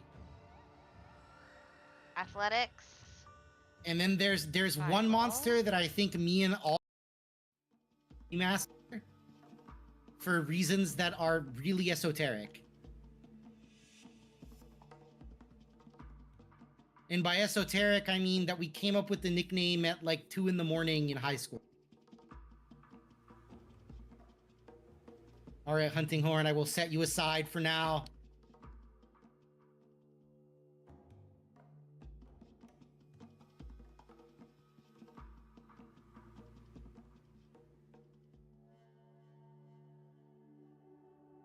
Thank you very much, Key. I enjoyed trying that weapon out. Absolutely, absolutely. Wait a second. Does Sentinel give us? Whenever you make a Wisdom Insight check, you can roll a d4 and add the number. So we're gonna be doubled up on Insight and I actually Perception. have to craft some armor. Yeah, it's hard not to appreciate a hunting horn, right? Like, they're so valuable.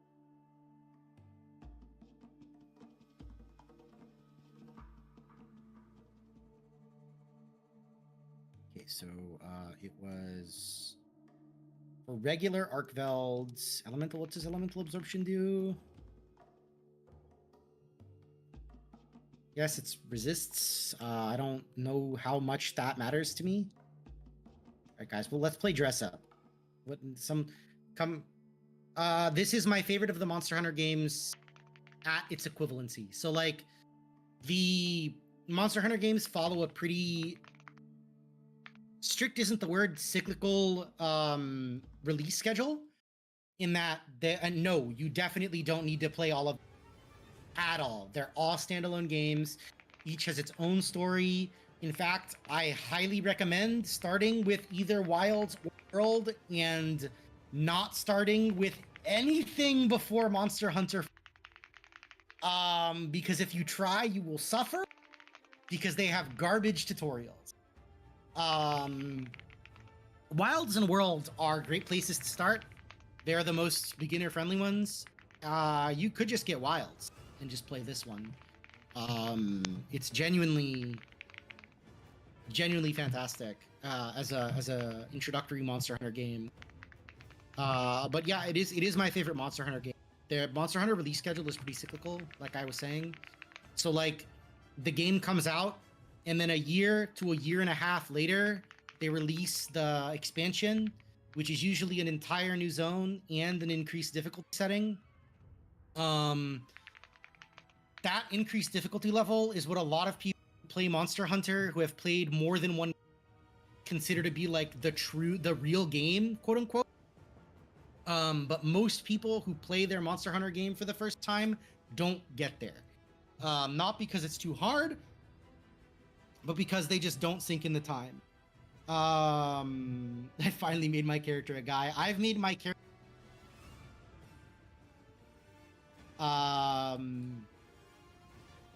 but the thing with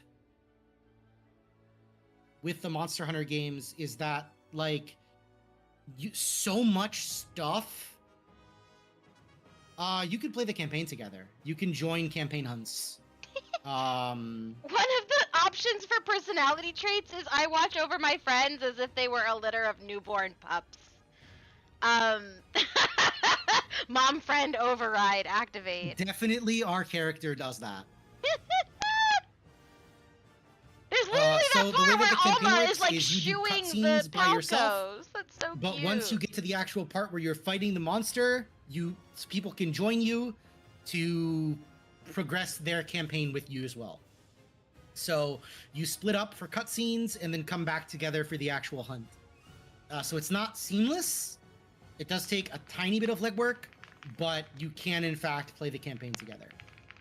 But yeah, so if I compare Monster Hunter Wilds at this point of its release with every other Monster Hunter that I've played before, which is all of them after Monster Hunter 3, Monster Hunter 3 included, this one is by far the best at this point. A lot of people are complaining about the story, but I think that that's because they're the story's great. It's interesting. It's in my opinion, it's nice to finally get a real story in a Monster Hunter game. There's a bunch of crazy lore drops that only make sense as lore drops if you've played Monster Hunter for 15 years, and I have. So like, or yeah, pretty much. And then I've met a lot of people who they have like a fervent hatred for the story. Like they're like, the story sucks. I wish I could skip everything, blah blah blah. And it's like, bro, you have incorrect opinions. I'm going to disregard all of your video game opinions from now on because they're probably wrong. Like, I think it's fine if you are ambivalent on the story, right? But a lot of people are like, oh, Monster Hunter shouldn't have a story. Crazy. You're insane.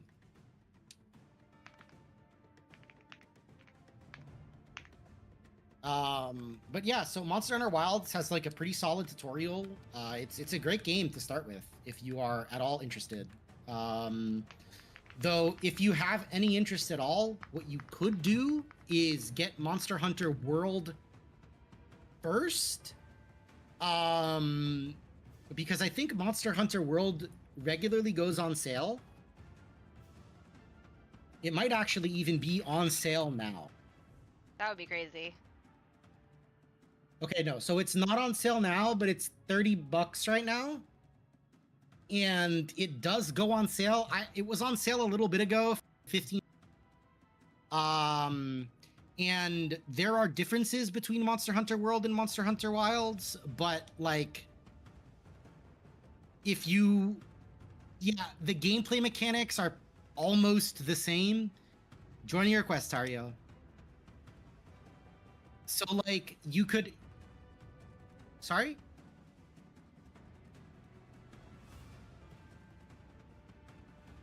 Shockproof. Mm-hmm. And but yeah, you could play Monster Hunter World and then go from see if you enjoy it for cheaper. Oh, Tario, this area has a gate. Pull one of the let's see if we can pull one of the monsters across the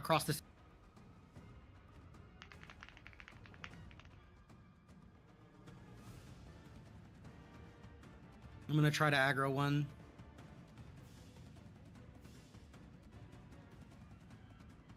Oh, I fucking ran out of stamina. All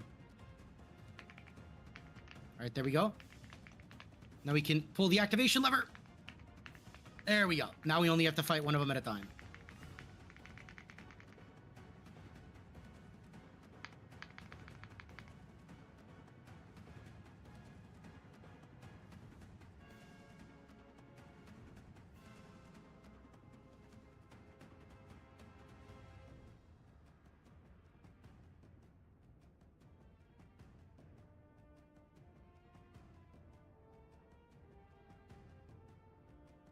Ah, our hunting. We have a hunting horn again. Beautiful, Muffin.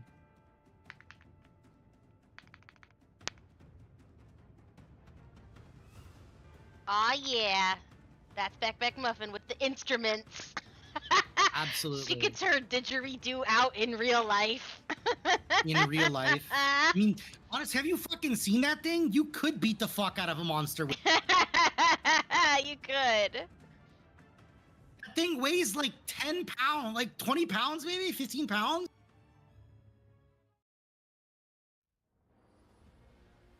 Yeah, then you could definitely get wilds. And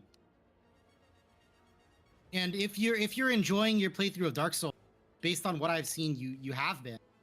I think you'd probably enjoy Monster Hunter.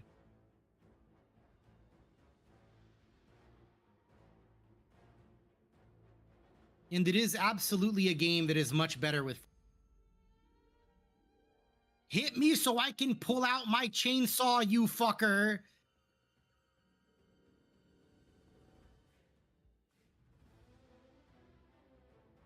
I think as long as...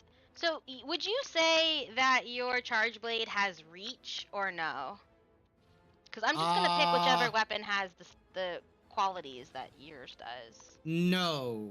Okay, so we're looking at heavy two-handed, no reach. No. In sword mode. In axe mode, yes. Axe mode.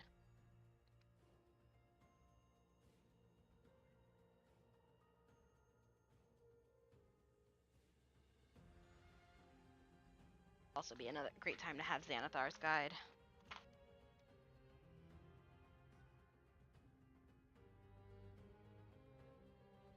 There we go. Now I can chainsaw So, you I'm to gonna death, you do fucker. Great axe, 1d12, nice. And 2d10. I understand. It's a little bit easier to not get angry at monsters because you get punished way less for failure.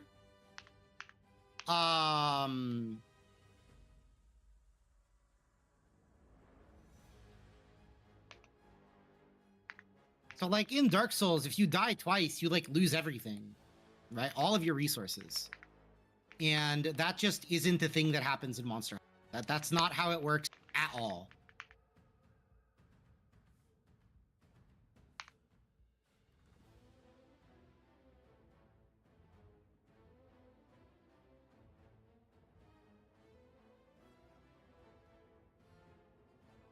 slashing on both of them.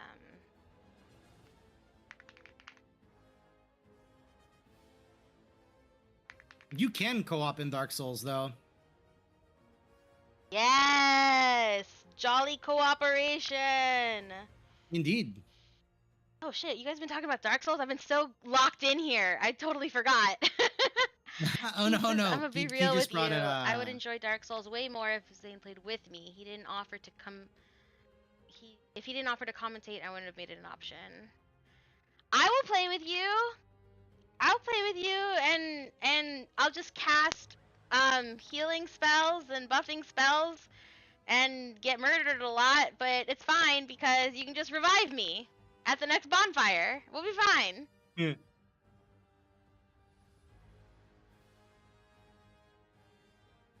Sure, it will make the enemies twice as hard, It actually doesn't. It actually doesn't.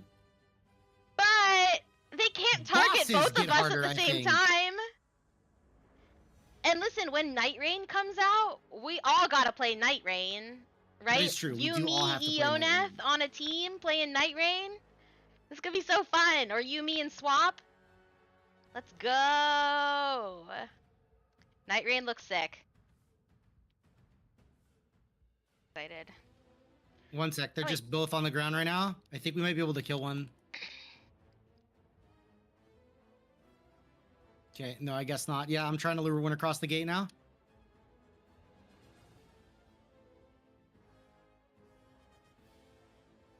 Yay! Yeah, Night Rain is going to be very different. Night Rain's gonna be so fun. You've got a team of 3, and you've got 3 days, and every single pull. day is like you have a certain amount of time to run around the environment, gathering up as much strength as you possibly can, before you have to go fight like I have no clue. the boss. Well, we of have to the kill them both area. anyway. You do that like 3 times, and then you fight the Night Lord.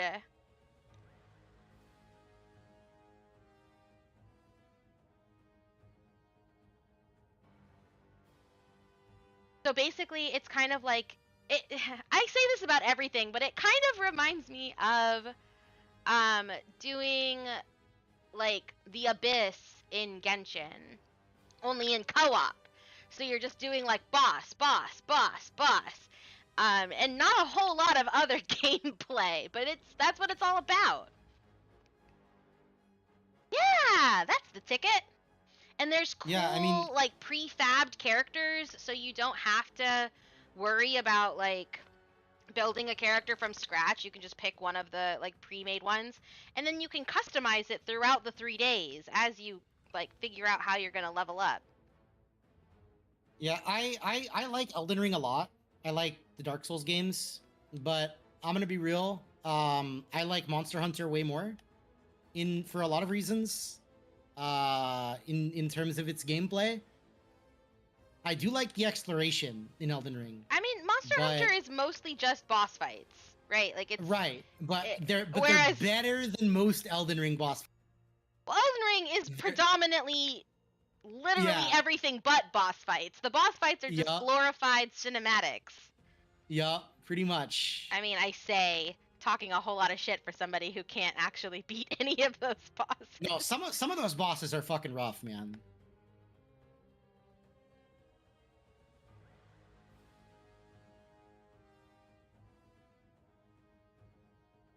But honestly, like, every single Dark Souls boss is easier than Okay.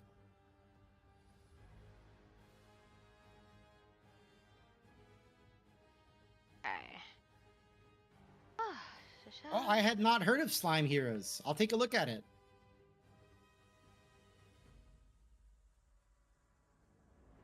I hadn't heard of that one either. We've got one. One down. Good kill.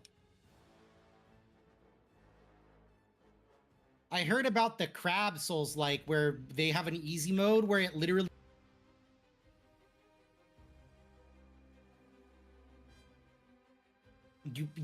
They have an easy mode option, and the easy mode option literally provides you with a gun. Like, it gives you a pistol.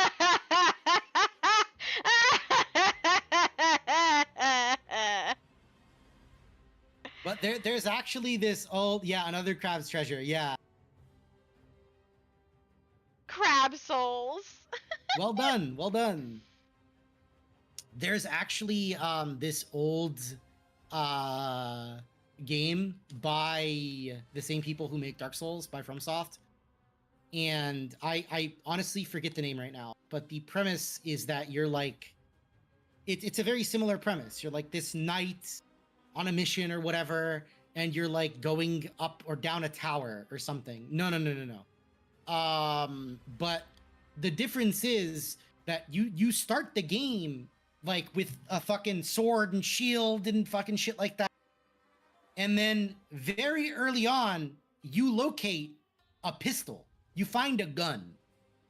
And the thing you might think, oh, well, obviously the game is therefore balanced around you have a not. It's not balanced around the fact that you have the gun, and that's the joke. It's balanced the way that a normal game is balanced, except you have access to a firearm. And then you find other guns. Like you end up at one point you find a rocket launcher, and it kills the final boss in 2 hits. Like that's the joke. You know? I do not think it is Baroque either.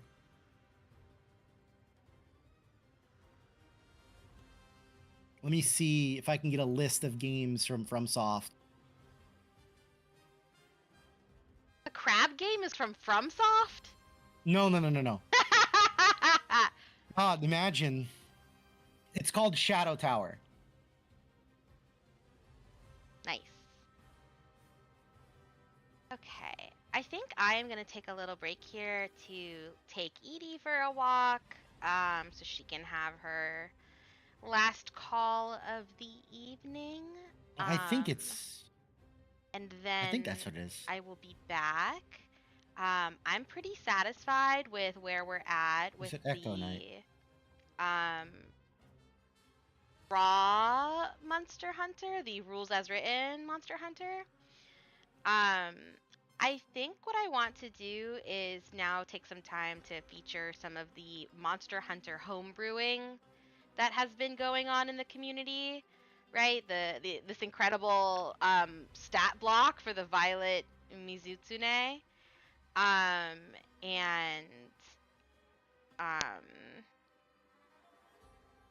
I'm excited for the stat block for the Mizutsune stat block. Yeah, me too. I'm looking forward to seeing what they have done there. I've not really looked that closely at it, so I don't know for sure. And then this is another Hunter's Almanac, so we will be looking at these when I come back. But until then, I'm going to leave you in Eonet's capable hands. Thank you. And I suppose I'll just leave on the, what is this they're playing right now? The new Udra theme. Oh god. New Udra. That's the cursed ass one. Yeah. Well, have fun. Mm-hmm. I will.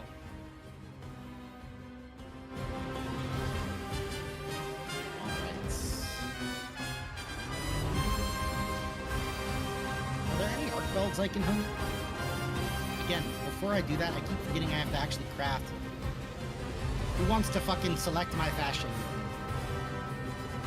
Should I wait until Dini's back before I select my fit?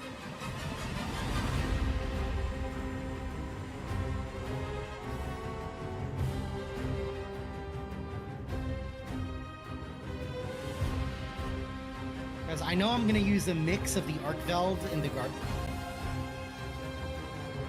So it's going to be the stuff that gives weakness exploit, and then that's that one, and then that one.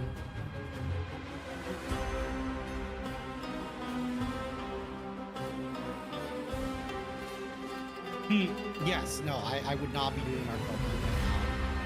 I don't think. Okay, so that's max weakness exploit, right? 2, and then you give weakness exploit, and you give weakness exploit. Yeah, that caps it out. And that. So I've got options.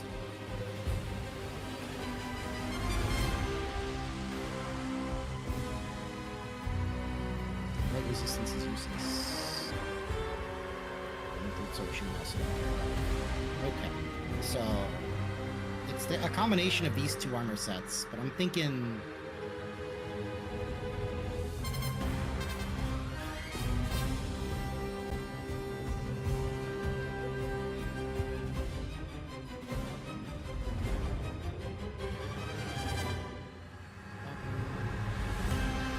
Do that.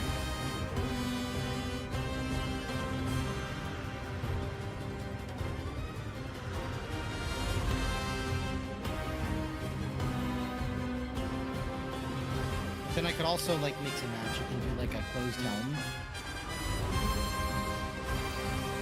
Or I can go with that and I can recolor it to make it fucking Space Marine themed.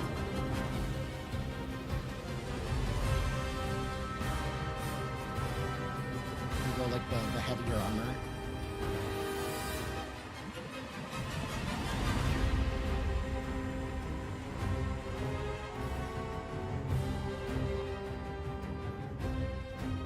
Go with a heavier armor set.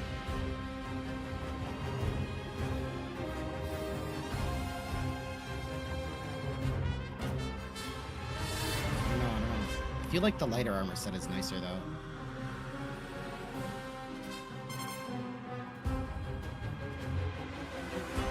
These are the two parts of the Arcveld set. Okay. It's the two weakness expert parts.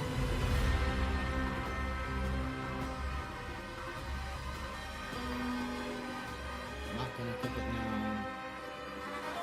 That one. Okay, so no, I actually need specifically to fight Guardian, I think. Is that not how this works? Oh no, so I need to fight Arcveld and then other stuff also. So I need Guardian Pelt 3. New Udra Flame Gem. Oh look, another bot to ban. There's so many of them today.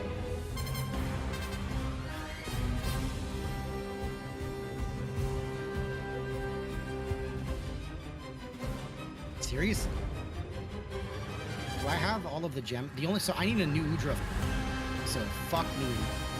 Never gonna get that thing as long as I play the game. I could wear a bird for a hat. Or a beamer thing? I don't know what that's. There's the classic Dragon King eye patch.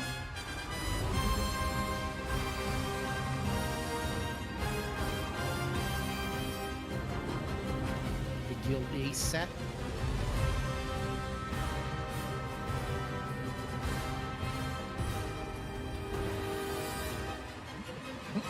Thankfully, I don't need that Arcveld gem. So I already crafted these. So the helmet. So I need Guardian Pelt, one more Guardian. And this I have. I just need the Hunter symbols. So mostly I need the Hunter symbols. I don't know where the fuck I get those.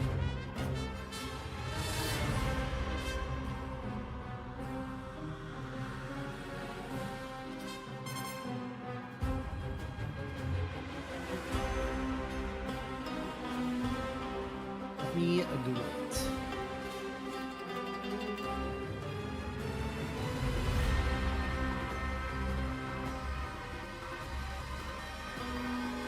Hunting tier 7 and 8 tempered monsters. Okay.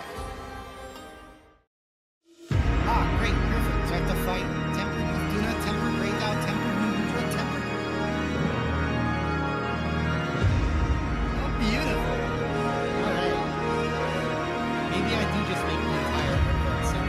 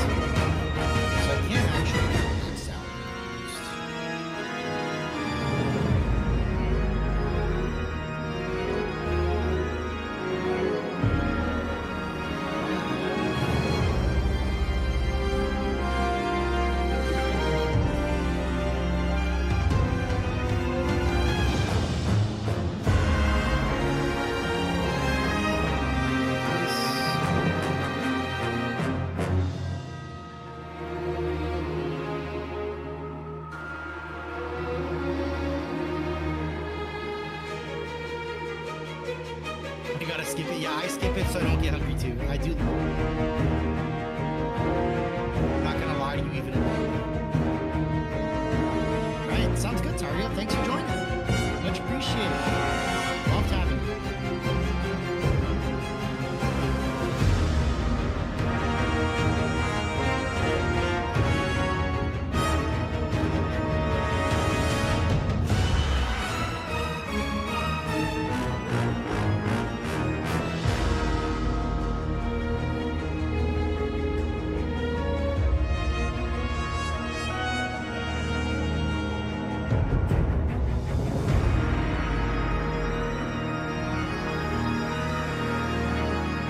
I might end up creating as well for all of us to join. So you can just drop in the spot. I'll be right there.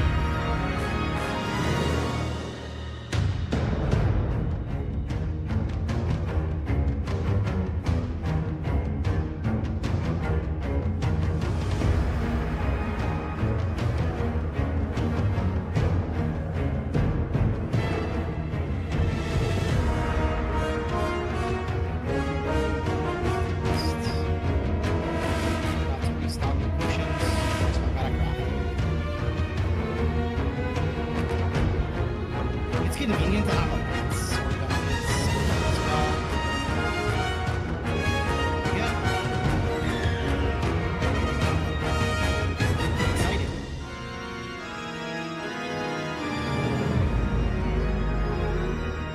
Yeah, it is.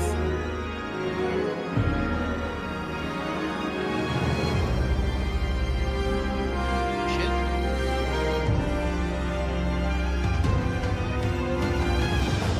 I have to charge my sword.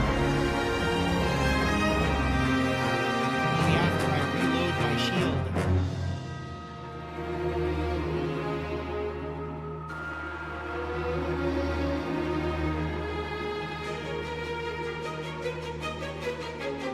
It doesn't like music.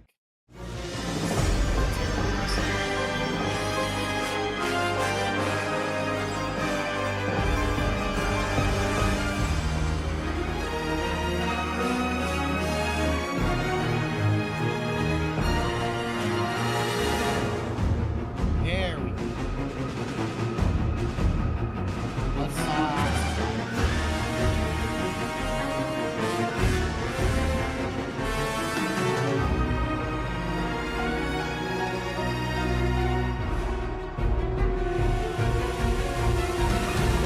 Tario with the gun lance. Yep, absolutely. Yeah, definitely, man. There, no problem.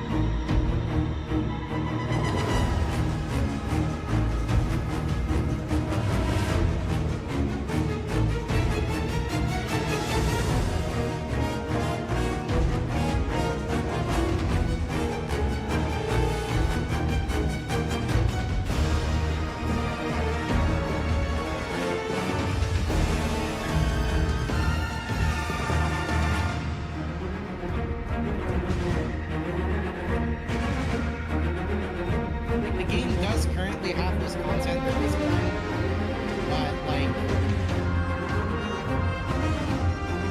it always was going to.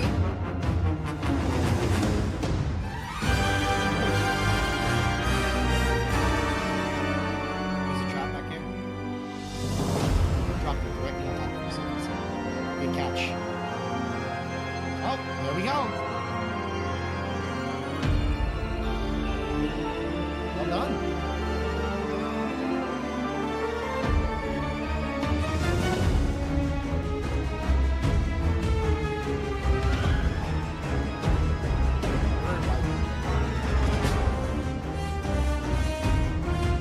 Good hunt, good hunt.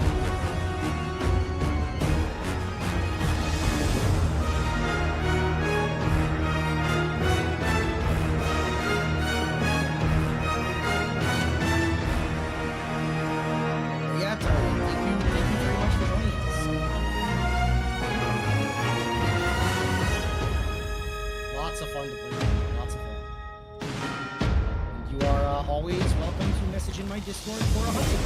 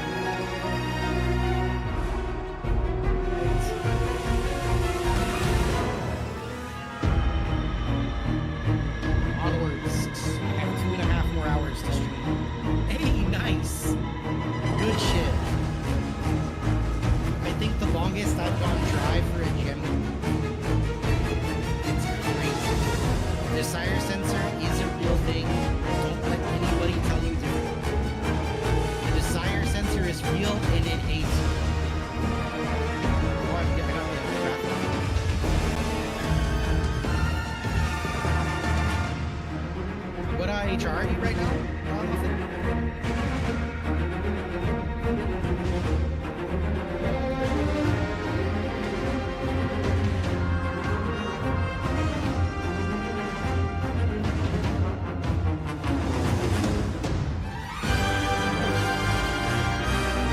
It might be cat. I don't know what it counts.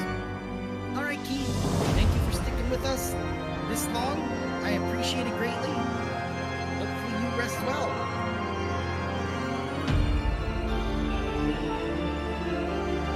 Once Timmy gets back to the house.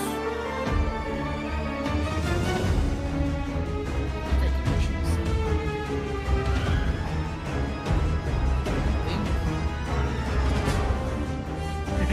I know what it's like. Back at house.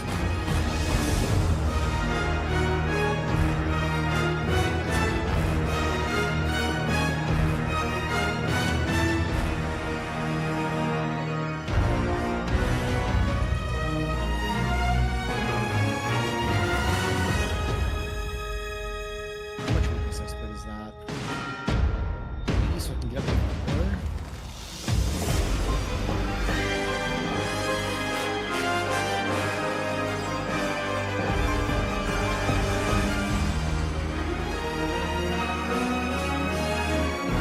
Is that a weapon skill?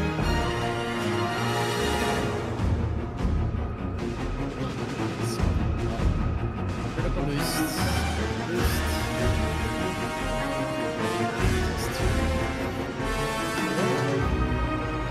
Critical boost, I think. Not great. Yeah, do take care. Yeah, my marathon's been going great. I'm still having to be forced to eat jerky for a long time.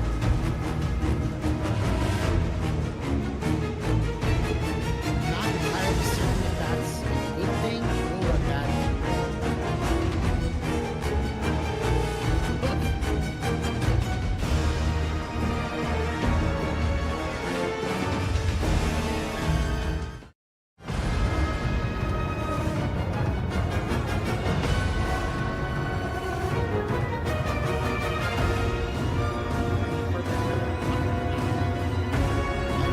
Jerky is good.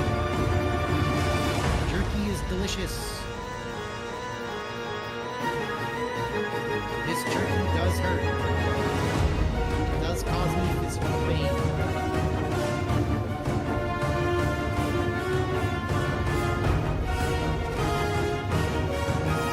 No, it just hurts.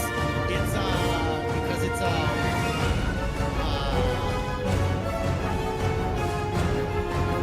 what's it called? Because it's Carolina Reaper.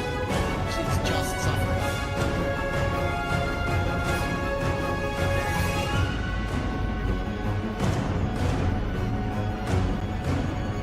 Take shockproof to prevent people from suffering from accidents.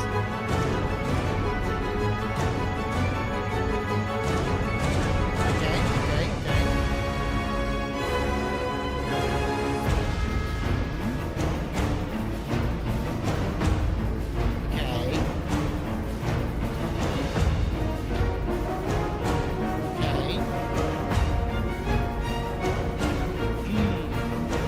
Either the Jew or the Guardian.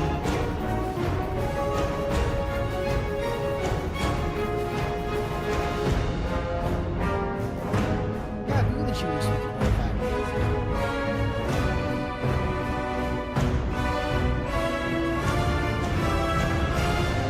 It's good.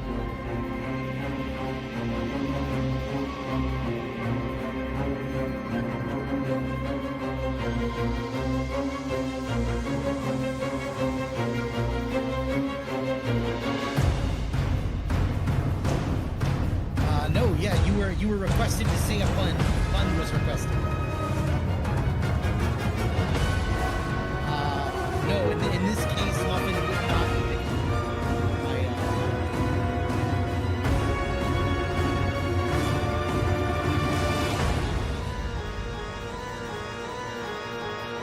I see. They're just hitting twice.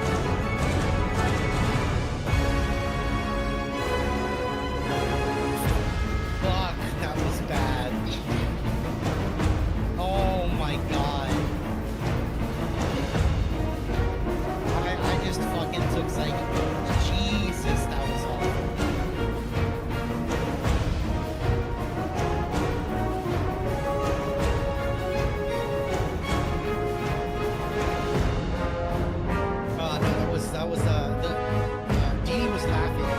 Yeah.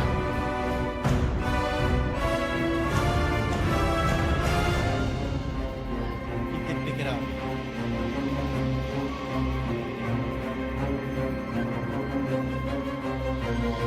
Yes, I just have to keep it. Yeah, it's like I have to adjust my conditions. Yeah. Do you have a monstrosity? Alright.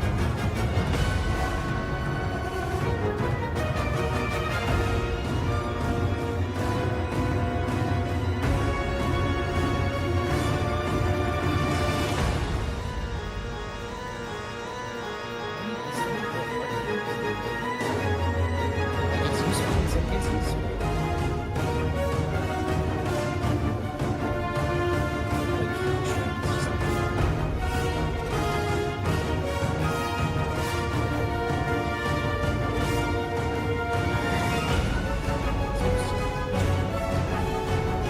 Alright. Oh wait, actually, okay,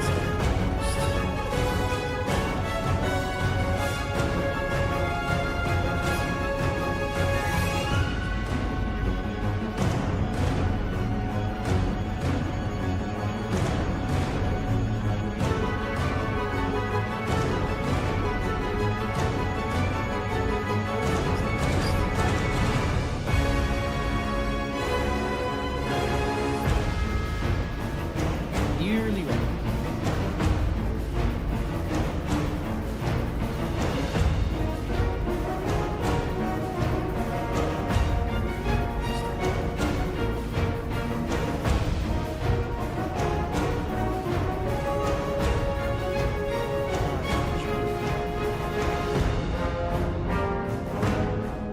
Astonishing adaptability.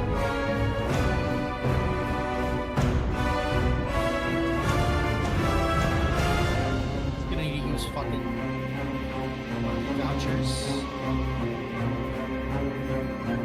I'm gonna need armor set search. The skills I want. I don't even know if it's possible because they changed the way decorations work. You have armor decorations and weapon decorations separate.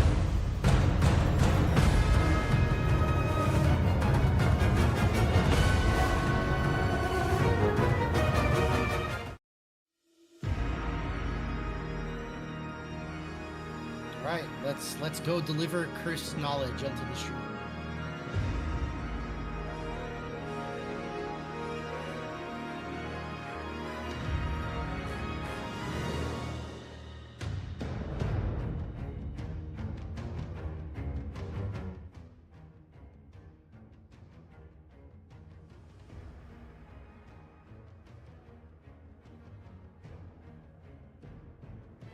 All right, I'm back at my desk.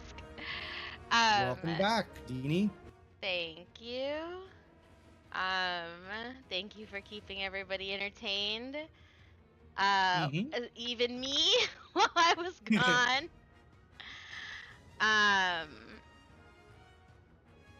Yeah, an elusive Deanie laugh made it through the noise cancellation somehow on Ioneth's mic, so a rare treat.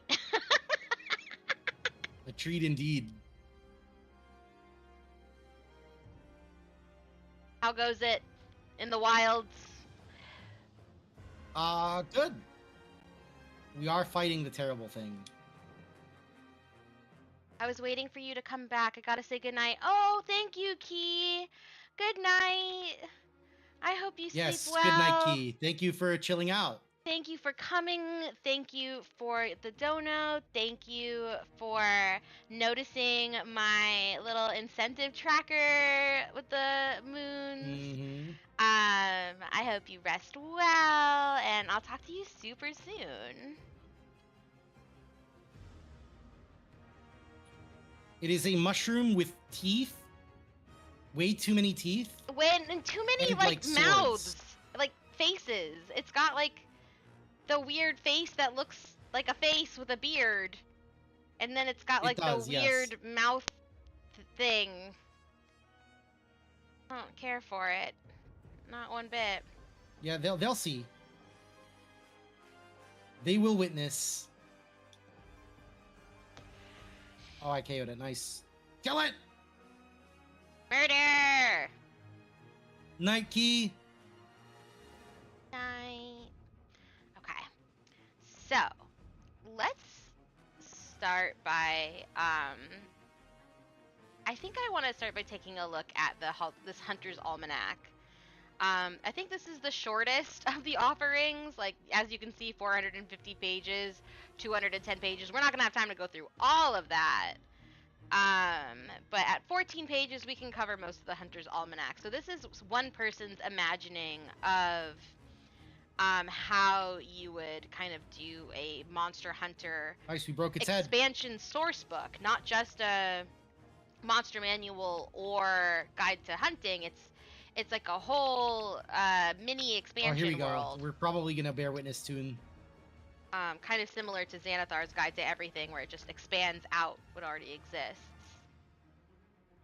You've got paintballs, scout fly lanterns, slingers, smoke bombs, sonic bombs, paralyzing Ow. traps, pitfall trap, trank bomb, flash bomb, a max potion, an ancient potion, and life powder. And I'm assuming these are all items that have appeared in one Monster Hunter or another ENF. Indeed, indeed. And so what somebody has done That's here is very clever, and they've statted them all up for 5e. So these are hunter's tools. A hunter has at their disposal a number of specialized tools from the guild, bought or provided. These tools range from survival, such as a portable spit for cooking meat during a long hunt, to tracking methods, such as paintballs or scout flies. I'm interested to see how they do the scout fly, so I want to read that one. So am I. Scout flies are domesticated. Oh, here we go. Oh God. Oh, get it! Oh no! Oh, I hate that part. Oh gosh. That's just, it's cursed. It's cursed. Scout flies are a domesticated type of insect used to track monsters. While equipped with a scout fly lantern, any hunter can track a specific creature or object using scent or a trail left behind. This provides advantage on survival checks to track objects or creatures. Interesting. So, by their estimation, having advantage roughly if you've already got a pretty high survival, is basically the equivalent of, I guess, handling these scout flies and making sure that your prey doesn't elude you. Makes sense to me. I wish there was a little bit about how to activate it, right? Because Yeah. I agree. I wish there was something to the tune of, like, you must get within 15 feet of the target in order to apply this scent trail or something like that. Or to even like have them like get stuff from them, right? Like find their tracks. Yeah, like it's a little know? ambiguous how it necessarily, like, how you apply it to the target, right? So throwing the bomb, because it's not like a bomb, right? The other ones have attacks, but this one just I says think well equipped. the implication there, my interpretation of what that implies, is just that whenever, like, they just are always active. Oh, there it goes. So you just always gain that as long as there's like a scent to follow. Yeah, Basically. I suppose that makes sense. Let's see. Oh fuck! I'm interested in some of these, also the non-lethal ones, right? So we've got the paralyzing trap. Paralyzing traps are one of 2 monster traps issued by the guild, and the faster to set up. Setting up a paralyzing trap is a full round action. So, no bonus actions, no reactions, no nothing. This is the whole round of action. And any creature that steps on it is electrocuted, forcing it to make a DC 30 con save. Ooh, that is pretty good. Yeah, or have its that speed makes reduced sense. to 0 for 3 rounds. Each time a paralyzing trap is used on the same monster, the DC is reduced by 3. A paralyzing trap takes up to 15 by 15 space around where it was set up, and the creator is immune. Oh, that's important. Yeah. Notice It how does it doesn't actually say feel. that It does actually feel a little bit wrong to have the reduced by 30. The way that it or reduced by 3, the way that it works in Monster Hunter is each time you successfully trap a monster with the same trap, the duration of the trap reduces. I see. So this time they're saying that it just has a chance that it won't work. I agree. That's a very different outcome. So that might be something that Like- I would tweak, because getting it just to be not as long, right? Like I would say it's just for 2 rounds the next time, and then 1 round. Yeah, something like that would probably be more appropriate, I think. If not even if that's too strong, have it reduced by only do it twice. Yeah. Let's see. Juwu cerebrospinal fluid. Nice, I needed that. But what I can say for these rules is that they are very flashy and very Yes. big. So if you want your D&D table to have a big impact from introducing these, this will get you that. Like these might be fun for just a one shot because you can just do whatever you want, right? Like there's no consequences. So you Mhm. might as well try it. Yep. Let's take a look. We've got life powder. When thrown, the life powder disperses a healing mist in a 10-foot radius. This mist lasts for 3 rounds, and any creature that enters or begins its turn in the mist heals for 2d6. Very neat. It's a healing cloud, and I Yeah, kind of that love is- it because you can. That is kind of how it works in the game as well, yeah. Because the amount of healing that you can get from it is determined by how long you can hold still, essentially. Mm-hmm. So to get max benefit, you've got to be in a position where you can kind of strategically not move around, if you want to kind of get the most out of this expendable. I would assume there'd be some kind of rule saying that you don't have infinite numbers of these if you don't have infinite numbers of them when you're doing a hunt in the game. Right? You have to bring a certain number with you. So for the traps, you can bring one of each kind of trap, but you can craft more of them on the hunt from things in the environment. Right. So but that would take your action, I would assume. It's functionally that you can't really attack while doing that. You can move. So maybe you retain your move.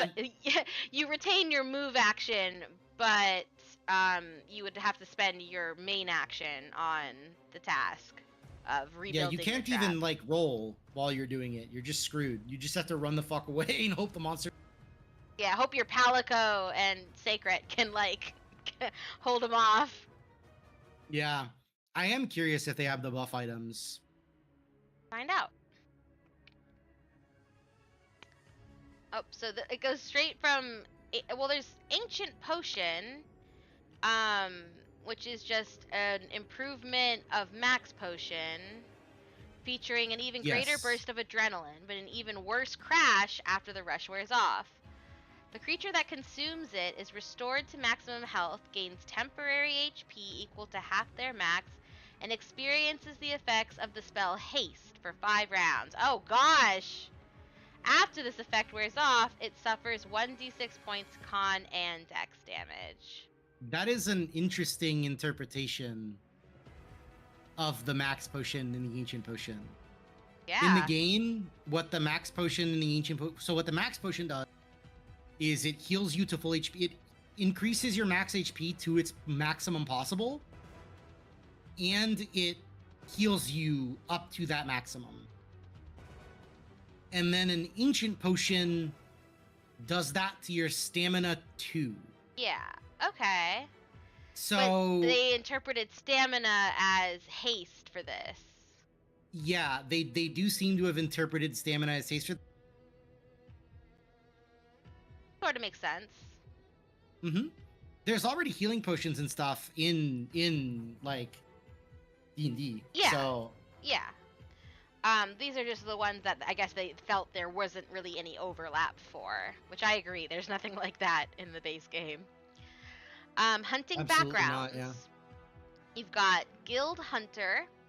Guild Hunters are formally trained and equipped by the sorry, guild one itself. moment. I have to go to the bathroom real quick. I will leave you with Deanie once more while Muffin sets up a hunt for. All right. We're alone. Anyway, back to the Guild Hunters. And as such, receive more combat training than other hunters would. They serve as enforcers, putting themselves between dangerous monsters and civilian lives. They have proficiency in athletics and acrobatics. Guild Hunters start with an extra 100 GP to purchase equipment with. There it is. There it is. That's what I was waiting for.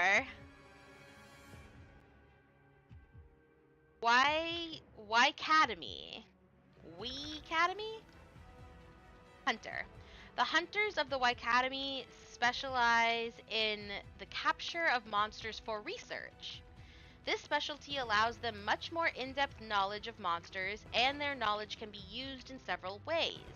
They have proficiency in nature and arcana, and with a paralysis trap and 8 trank bombs. Interesting.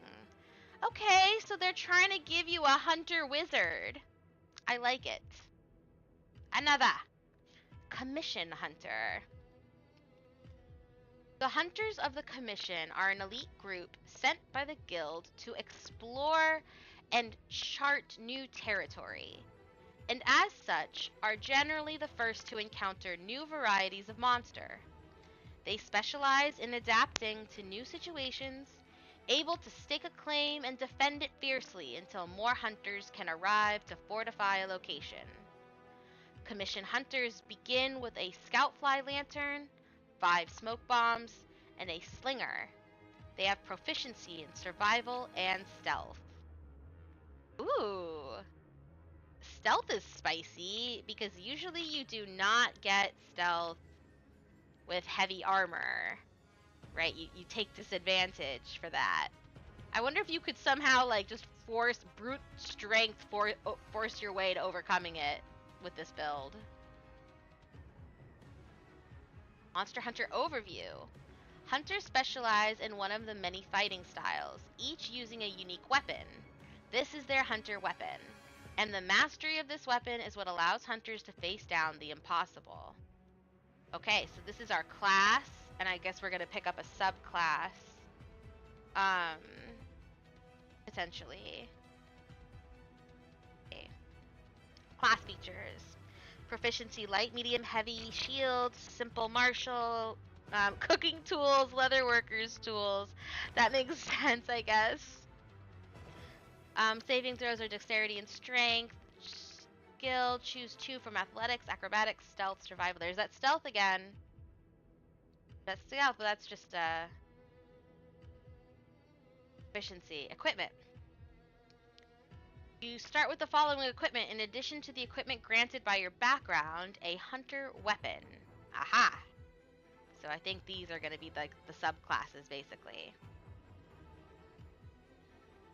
Fighting style. At first level, you adopt a particular fighting style as your specialty. Choose one of the following options. At 8th level, you can pick an additional style. Ooh, very fancy. That's pretty early, I feel like, to get a second weapon.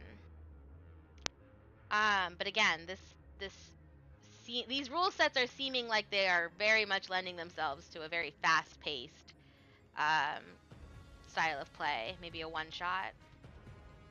Oh, this is the song I have been looking for. This is the Arkveld theme. That's right. Oh, this is so good, you guys. Like,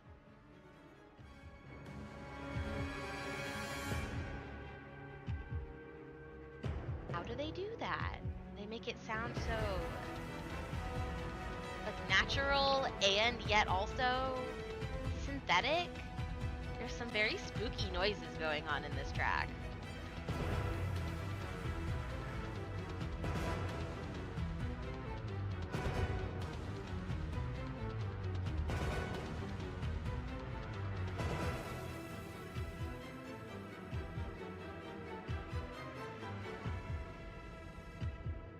Okay. Anyway, focusing back in.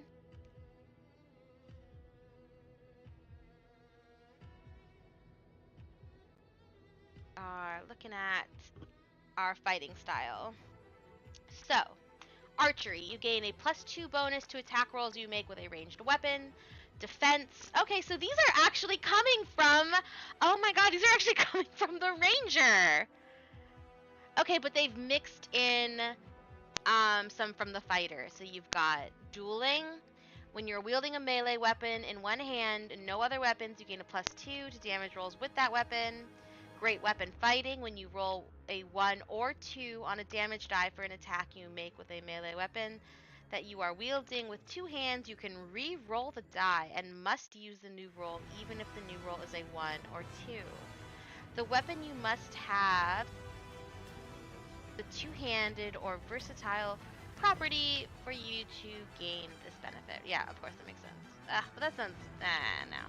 Protection. We did take this one, or rather we got it as a feature of our dragon mark. Okay, very interesting. I think I would still take defense. I mean, that's...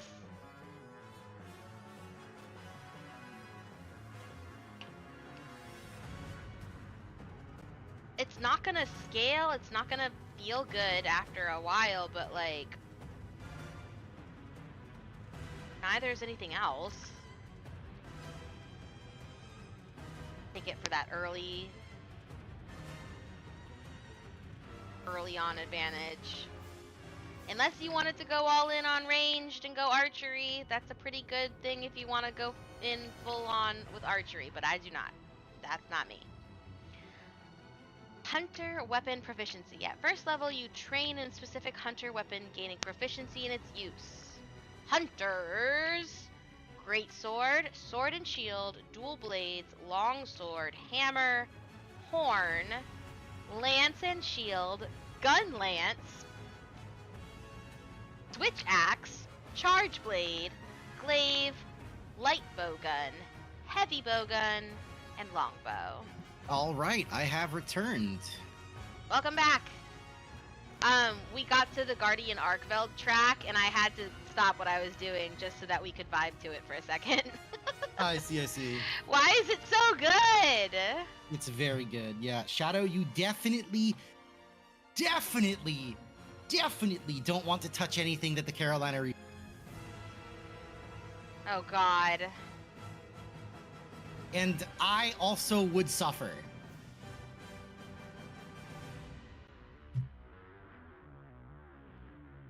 Hey, thank you so much for the follow, Terrio. I appreciate it. Thank you. What was that, Muffin?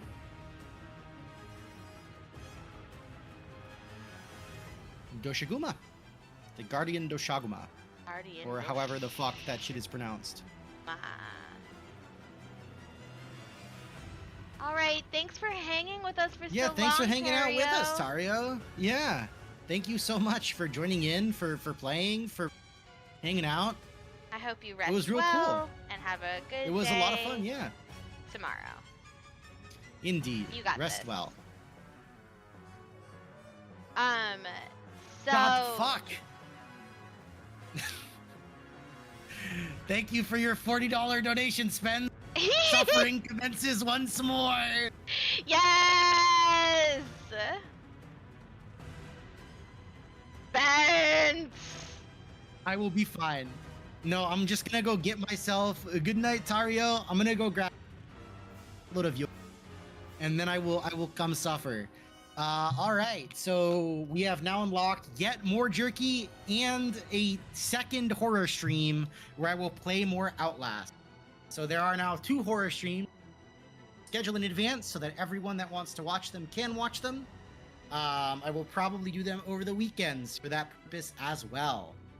So we're going to start with Danganronpa, as was requested by Toileteer, and then we're going to do more Outlast thanks to meeting the $250 goal. Thank you so much, Spence. Yeah! You are an absolute legend. I'm gonna go get yogurt so that I can suffer for your enjoyment. It's a treat for all of us. Thank you, Spence. Oh, let me put, for those of you who don't know, let me grab it.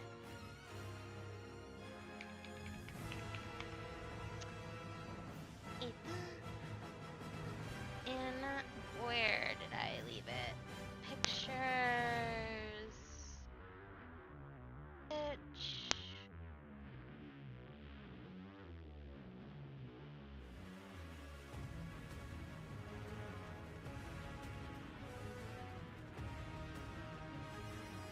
Okay, it's blown up too large there, but Spence is a certified patron of our Luminex Libris here. This is the library card in question. Figured now would be a great time to flash that up on screen, just in case. Indeed. I'm gonna I don't think I know. gotta do the same. Spence is also a streamer.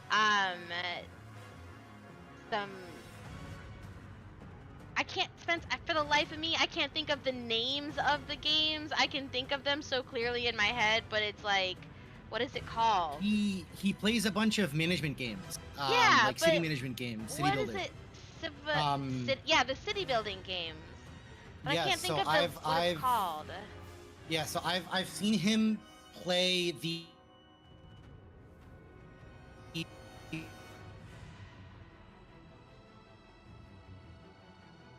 Sorry guys, I don't know if that's happening on your end as well, but Unit has gone completely silent for me. that was my there it microphone unplugging.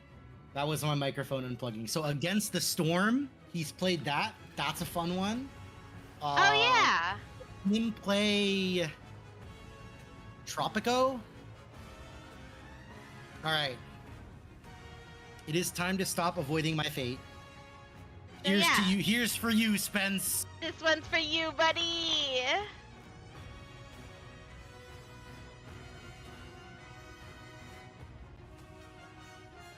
Let me see if I can remember how to do this. Oh God, it's been long enough that my taste buds came out of hiding so they could suck.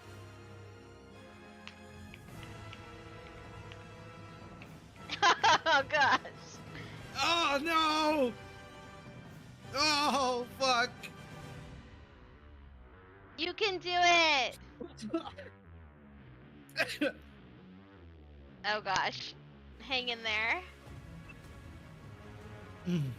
The taste buds woke up again. Yeah, I'll say so. Oh, they're awake. With a vengeance, I'd say. Oh, the hiccups. I don't have a cam, so the hiccups are the proof I did it. Yeah, he never gets hiccups, guys. This is absolutely a spice induced, like allergic Oh, God. reaction somehow.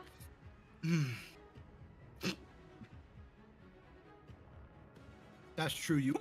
You would. Oh, I'm dying. No. Oh. But then the satisfaction of meeting all of your goals brought you back to life. Hooray! Oh God, it's so hot. At least you can't be cold, right? You know, you normally this time of night, sitting Oh all my by your God. lonesome over there, you'd be so chilly.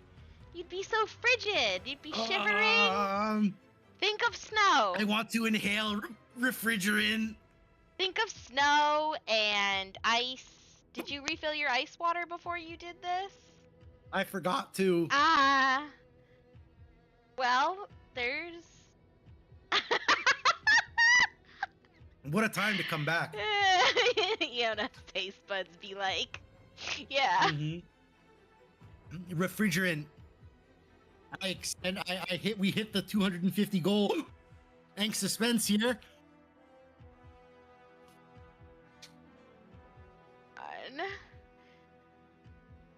I'm not really gonna go anywhere. I'm just gonna see if I can. So now you've got 2 horror streams to look forward to instead of just one, as well as my suffering. You poor thing. Thank you. You're welcome. You've got monsters to hunt. Oh God, my fucking mouth. Oh.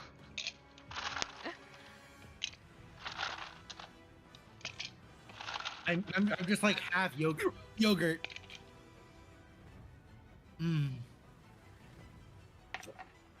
Oh my God, it hurts so much. Oh Jesus. Cristo. Take a shot.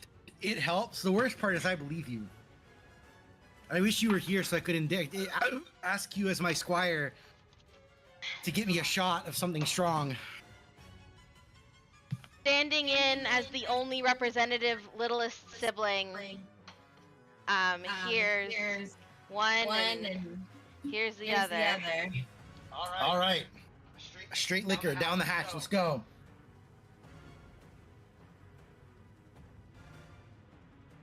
Oh, that did unironically help.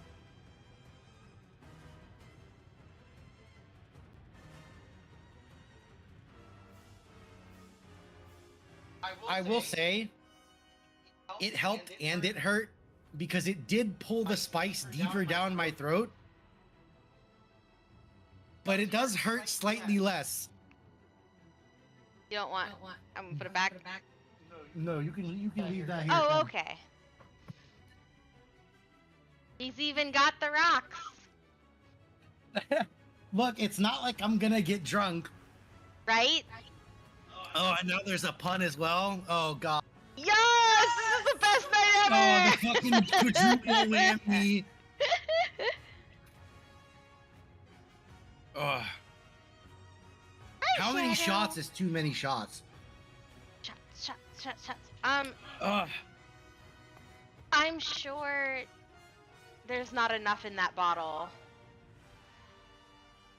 to do you any significant harm. No, there's definitely not enough in the bottle to do me. It's an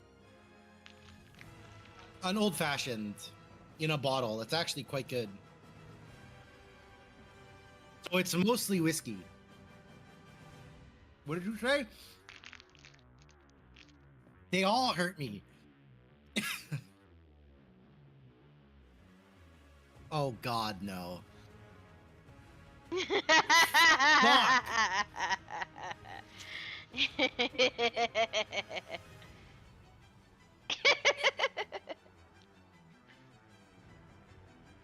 Oh.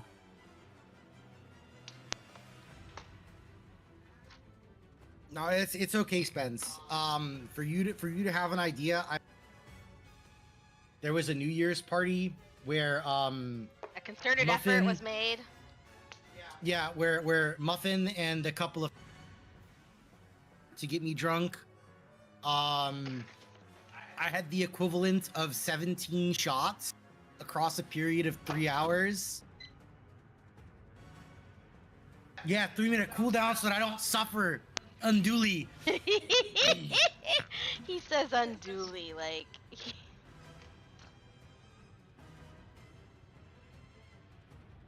No, this one is fucking bad. No, I have a hell of a constitution. I need you to read that out loud, Felipe.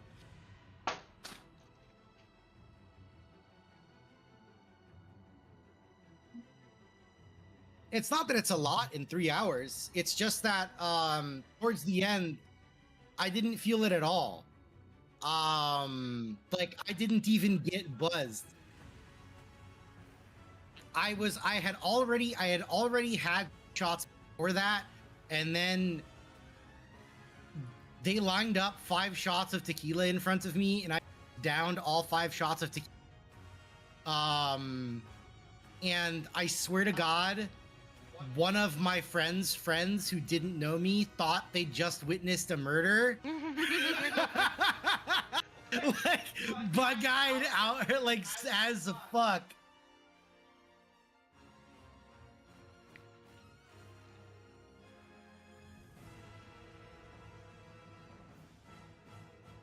It's true. I was buzzed for all of 30 minutes and then I was fine. You can't be telling the deep lore. That costs channel points. That costs channel points. Don't worry, I will fix it. You don't have the money to fix it.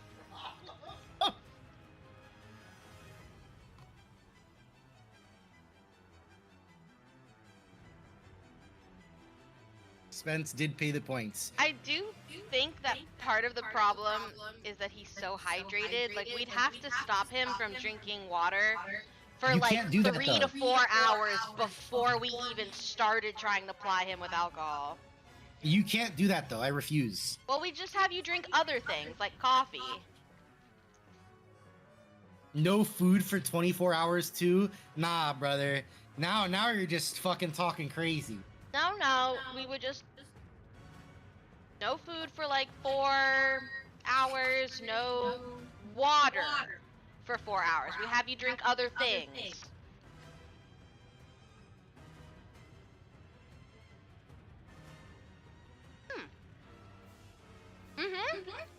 That's why you get wasted on Purim. Okay, my mouth is healing. Well, not really. I'm just learning to tolerate it. Oh God. He is become the Guardian Arkveld. I am become... Alright, for being a good sport, Spence, you get another ENF that you can then redeem a story for if you wish me to expand on it. Shadow was once caught on a roof.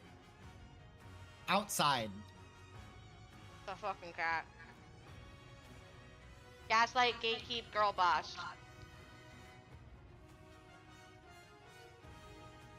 Like she was stuck on my roof.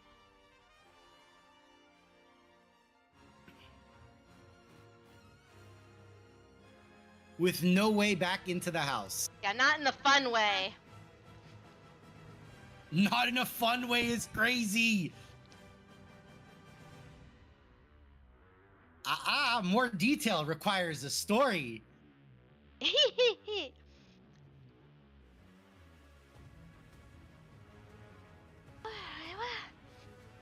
She's always committing crimes. That's a fair assumption.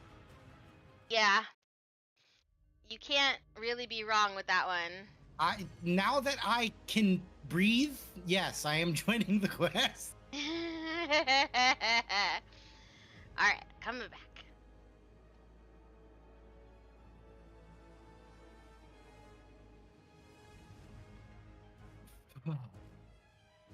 Oh God.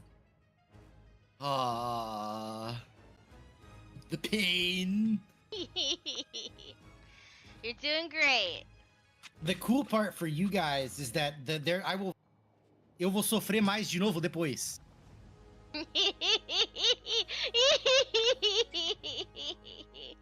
No meio da frase é foda. No meio da frase é foda. Puta que pariu. Puta que pariu. I recognize that one.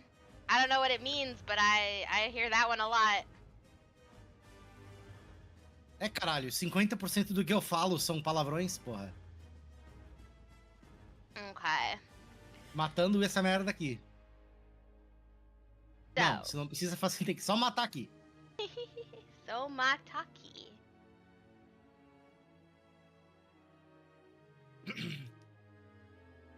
Eu adoro o fato de que você meio que entende o que eu tô falando.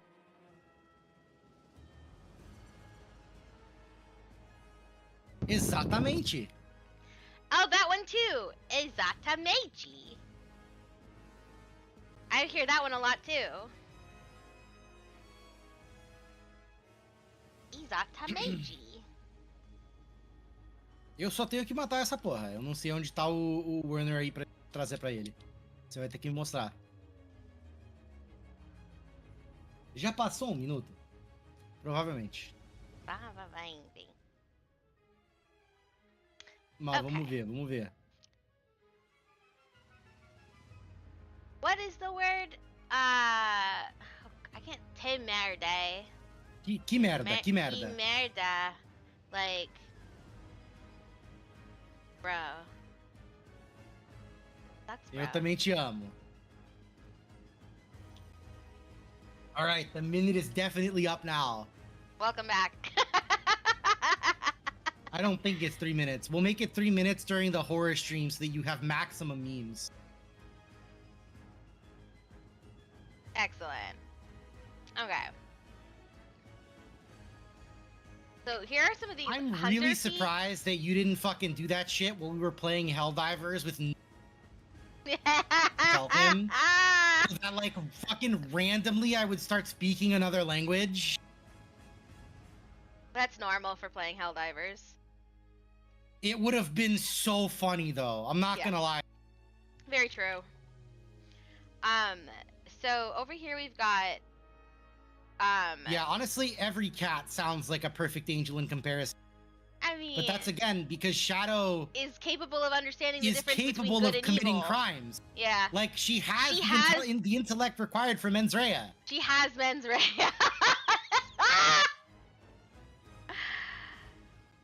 Oh gosh.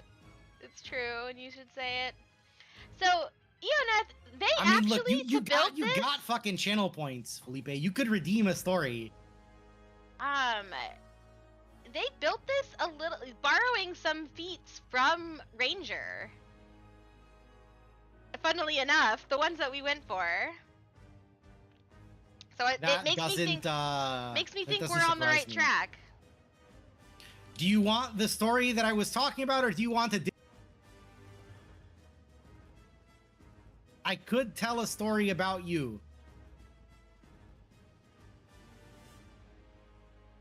Yeah, don't fall All right. for it. We're gonna give more information on that. So, I lived in Florida. Yes, about me. Okay, yes, about Felipe Roastin. right. Let me think. What story do I have to roast Felipe? Roast him in public for his sins.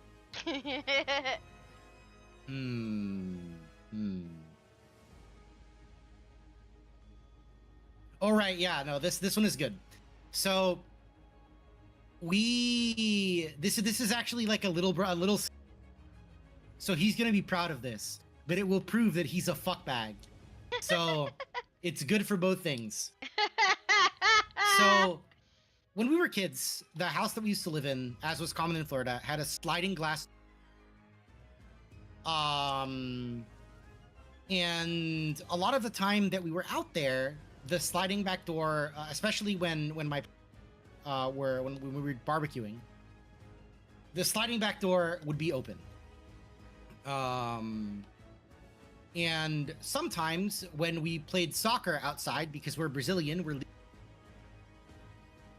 whatsoever, that back door would stay open as well. Or rather, it was not supposed to stay open, but sometimes me and Felipe forgot to close the door because we were young. As an important note to this story, my dad used to get us like collectible Hot Wheels stuff from gas stations. because he would travel a lot for work. And he loved bringing us home these little gifts. And that included like collectible Hot Wheels that you could only get at like in certain states. Or one time he brought us back these glasses, these special Hot Wheels glasses.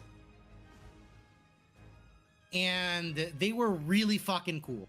They were really cool glasses. They had like the cool car printed on them, right? Now, we like those glasses a lot, so we use them a lot.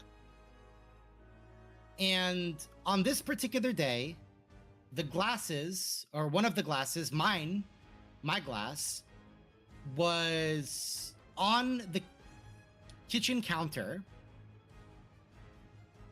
basically like an island. And the kitchen counter was like 3 feet away. Yeah, I meant cups the entire time. Yeah.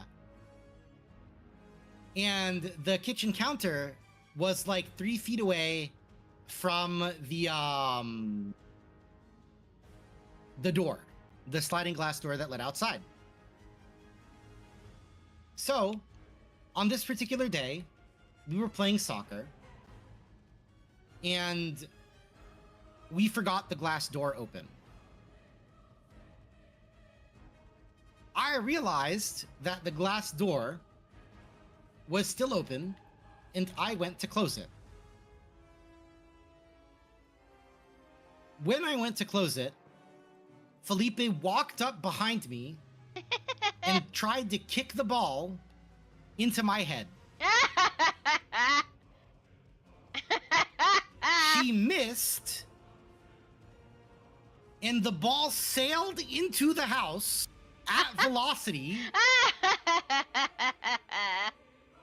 and obliterated the cup. No! Just obliterated it. So there's just this massive sounds of glass breaking, right? Yeah. Like it blew it, like the glass like exploded. And it was a weekend in the middle of the day. So like both of my parents were home. Oh no. And they were in the living room, which was right there. So but they were looking at they were watching TV. So all that happens is they hear Explosion. like a fucking, they hear someone kick. They hear the glass explode, and then they hear the soccer ball bounce around in the kitchen. Oh no. And they look over, and because I had been closing the door, they see me. Oh, classic. Classic Big Brother blunder. And they look at me like, and I was gonna do the right thing and close the door so that this didn't, it was baby Giovanni, my ass. He did not have the physical force.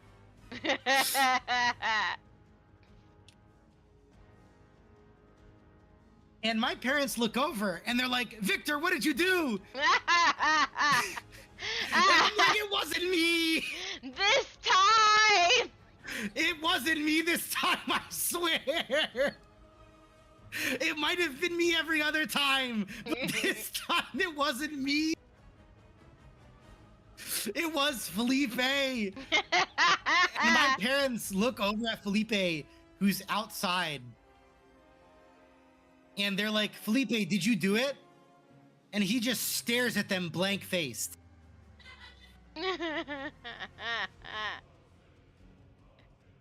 And my parents are like, clearly it was Victor, because Felipe showed no reaction. Right. That's how that works. So I got grounded for it. And like, That was the day I learned Felipe was a psychopath.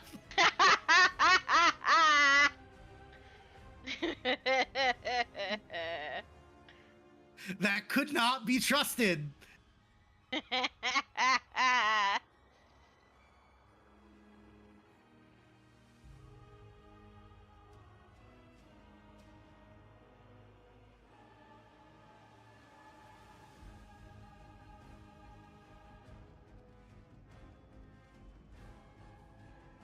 Dude, that shit, I swear to God. So, well, yeah, how could you, how could I kick into my glass and the kitchen on purpose?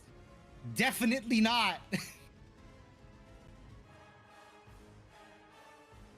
I was so fucking pissed. I was like 6 years old. I was like, and then he ran to my friends and was like, Victor's saying he's going to hit me. And I got it. Oh no! Another classic. And I was like, I haven't even done anything yet. You could at least let me hit him first. Yeah.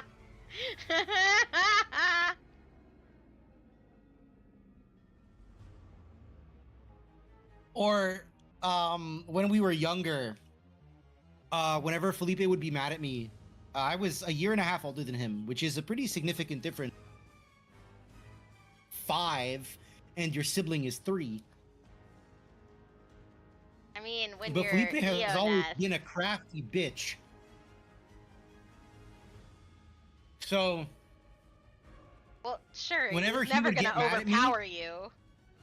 exactly, whenever he would get mad at me, it's not like he could fight me. So he would wait until I was in the middle of a boss fight in a video game, Oh no. or in the middle of like winning a game of Mario Party, and he would walk up and unplug the console from the Oh, the one unrecoverable. He'll turn off the N64 and run away. Book it across the house. He beelined for my parents because he knew I was immediately chasing his ass to beat the fuck out of him. But he knew I wouldn't do it in front of my parents. So I was just fuming. And no one ever believed me, dude. Until we were adults and he admitted it. Until the statute of limitations ran out. Oh my god. I don't make the it. I'm well aware.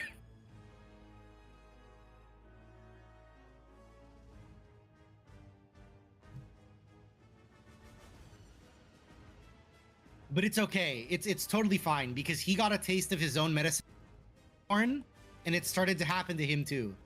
Every single time it did, I laughed my ass off when he got blamed for shit Giovanni did. It was the funniest shit I'd ever seen. Like Giovanni would do something stupid, but I'd be on the other side of the house. But Felipe would be there. And then he'd get blamed for it because Giovanni was too young. Yeah, Giovanni was a little motherfucker, wasn't he, bitch? Yeah, that's right, you fucker. Suffer for your sins. Giovanni came in like like divine reckoning. Yeah, he came in like divine reckoning. Exactly.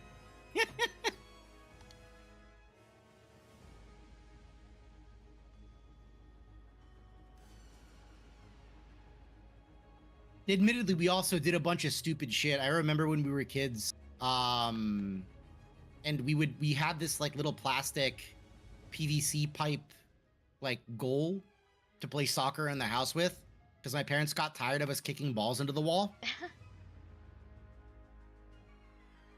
Hey, thank you for the gift sub, Felipe. Much appreciated. It makes up for fucking nothing. You're still a little shit. He's like, sorry about that time I That story deserves a gift sub. framed you for murder. Redemption arc. Excellent. Beautiful. You gonna do another hunt or no, Muffin?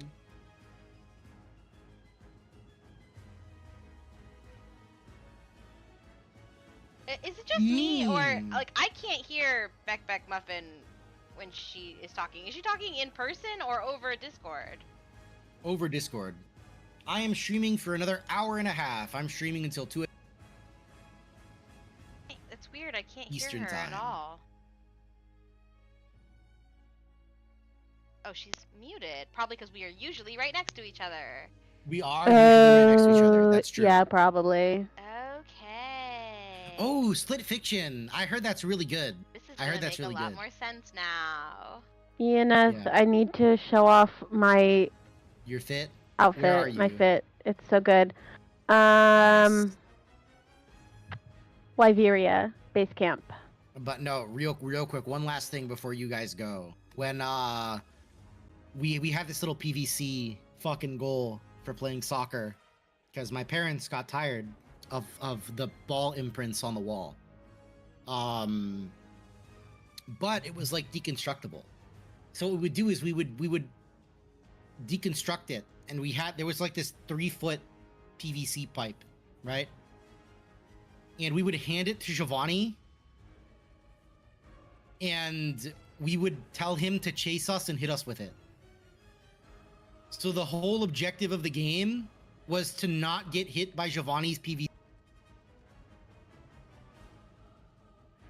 Thank you, Spence. Have fun with your cat. That is a good fit. I'm not gonna lie. That's a good outfit. Let chat see. Yeah, chat's looking. Nice. Oh, that's beautiful. I love. You Very look like a good. petal, like a beautiful. Yeah, we would just give petal Gio on a the weapon and wind. tell him to chase us. Trying to hit us with a stick. But I do think that's got to be it for me because it's about time for me to start winding down for the night. I'm gonna have to bow out of modding too if you can afford it. I can, in fact, afford that. Thank you very much, though. I appreciate your continued assistance. Okay, I am And hopping. thank you for playing with me. Oh, jeez. thank you. Ooh. But now what I'm going to do is actually pull up an armor set search, which is a tool that you can use to figure out different armor sets that you can build. All right, good night, everybody. Good night, chat. Good night, Deanie, if I don't see you. Okay. Good night. So I can figure out what skills I want on my...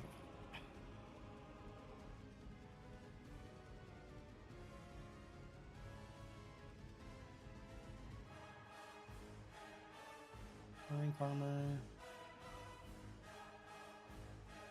I want burst, counter strike, archblade, damage skills. Doesn't make any sense. Okay, I don't know why that works that way. Let's see, gathering skill, and then what else do I want? Counter strike, burst. Weakness exploit? Do that. Search.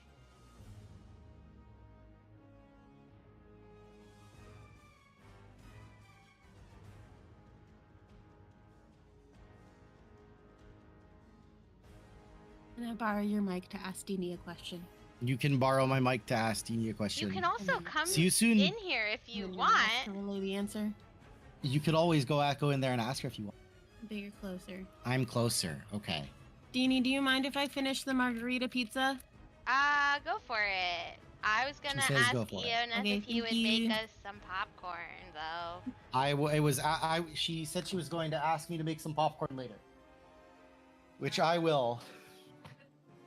Okay, but like popcorn. Like we got the Yes, popcorn. yes.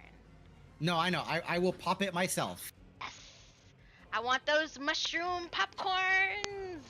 I wanna taste the fair, the festival. Of course. Search. Ideally, weakness exploit 5.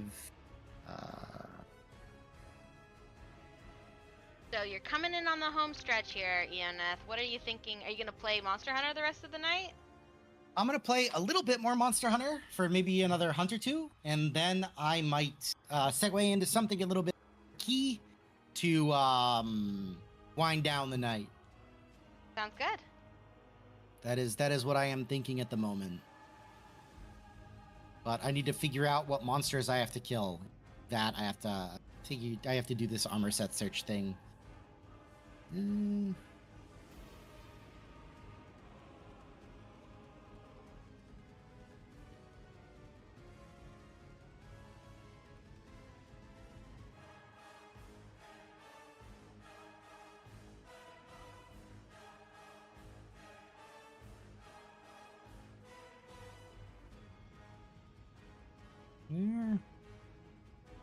So, while you do that, wanted them to see. Counter-Strike. There we go. Counter-Strike and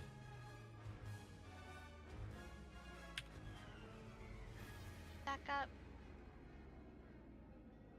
critical you boost do is a that. weapon skill. Right. So, So they've taken Giant Slayer, starting at 3rd level once per round. When you attack a creature one size, category, or more larger than you, you deal +2 damage with the attack. That makes sense. I don't remember what class Giant Slayer is from. I think it's Fighter or Paladin. Mm-hmm. Ability score improvement, extra attack, Hunter's Intuition. Starting 6th level, you can use a bonus action to examine a creature and determine one of the characteristics from the list. Its level of exhaustion, if any, one of its traits. Oh, interesting! GM choice. And the damage dealt by a specific attack you have seen it perform. Interesting. That is a lot Okay. like, that reminds me a lot of like how you can kind of learn the Thank you very much, Muffin. Appreciated. tells of the monsters, right? They don't have health bars, but like you can kind of tell when they start taking damage. Yeah, you can. That's one of the things that Monster Hunter is notoriously famous for, right? The no health bars. Yes. On monsters. Yep. It is extremely Iconic. extremely famous for that. Yeah. It's one of the iconic things. I Monster unfortunately killer. need to hunt shit-flinging gorillas. Oh no! Starting at 7th level, you can communicate with certain creatures to a limited degree. You have advantage on animal handling checks to Why the pacify fuck is this beasts sorted this way? or wyverns. I'm so fucking stupid. Of I've been able to penetrating hunt one or below. Sorry? I mean, are you gonna make me say it?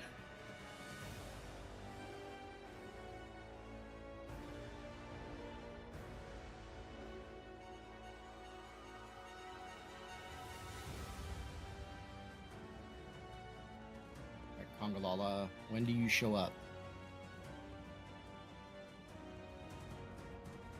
20 minutes. Okay, Then we've so got...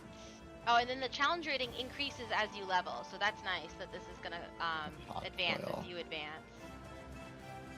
Perfect Intuition, starting at 11th level, when you use your Hunter's Intuition trait, you can also determine a characteristic from the list, certain maximum hit points, the damage of a second attack you have seen the creature perform, one speed, whether Damn. it be its move speed, fly, climb, etc. Alright. Swim, I guess, is the only thing missing from that list. Back to the wall, starting at 14th level, when you are missing more than 3/4 of your hit points, see. you may make one attack per round with advantage. Oh my god! All right, I'm gonna fight a giant fucking. I probably die. You can do it. Let's go. Just have to check what to speak to first. Like, at least the Gormagalas... That sounds really interesting. You like sort of a what? At least the Gormagala's music is good. The Gormagala is a phenomenally cool monster. It's one of my favorites. It was my favorite before the Mizutsune, probably.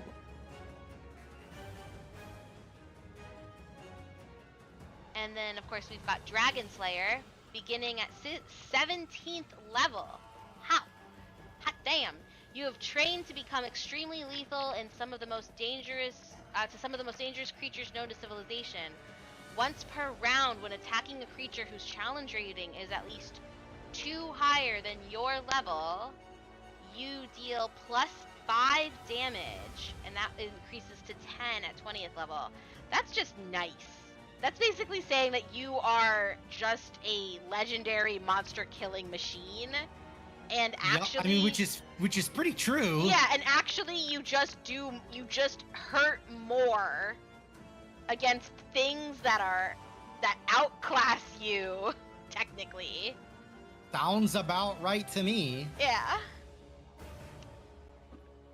And then there is Never Say Die, starting at 18th level. When you have at least half your hit points remaining, a blow that would normally reduce you to 0 hit points is instead reduces you to 1. You may not use this feature again until you complete a long rest. Okay, interesting. Oh, that's a cool reference. That's a cool reference. There's a food skill in Monster Hunter that is basically that. It's called Moxie, and instead of dying, you just don't. Yeah. Okay. You survive at 1 HP so long. I think your mic got disconnected again. Oh, can you not hear me at all? That's better. It dropped to 0 for a second there. Gotcha, okay. You're back though. So I'm gonna bring us down to the main attraction here, and that's gonna be the, what are we looking for here? The Hunter's Charge Blade. Here we go. Another weapon with changing forms, the Charge Blade is a more defensive variant of the concept behind the Switch Axe. It's true. Its standard form is a sword and shield, while its transformed state is an axe. Like the Switch Axe, a mastery of both forms is key. Two-handed, +2 to AC when it's in sword and shield mode. That's fantastic, actually. Yeah, that kind of makes sense. It does turn into a reach weapon when it's in axe mode. It's 1d8 plus your strength in sword and shield mode, and 1d10 plus strength in axe mode. I think I had it a little bit higher. I think I was taking from great sword and great axe, but not by much. I mean, a d8, a d10. I think I had it like a d10 and a d12, so only one dice is too high. Basic skill. File usage. The Charge Blade has 5 files built into its mechanism. While in Sword and Shield form, each successful attack charges 1 file. You may... I hope I'm saying that right. P-H-I-A-L? Yeah, it's file. Okay. File. You may use a bonus action to shift the files into the shield, or to transfer the weapon into its axe state. While in axe form, you may expend a file when you attack to add 1d4 bludgeoning damage to your attack. The axe and shield share files. Okay. So that's the that's to make up for the spinning, I suppose, of your pizza cutter. So it's also there whenever you charge your shield or you charge your sword, you do a burst of damage, and that damage is the equivalent of bludgeoning damage. I see. Okay, so they're being very true to the mechanics in these write-ups. Yes. We've got Hunter's Charge Blade Skill 1, File Discharge. As an action, while your Charge Blade is in axe form, you may expend all files in the axe to attack a specific tile within 10 feet of you.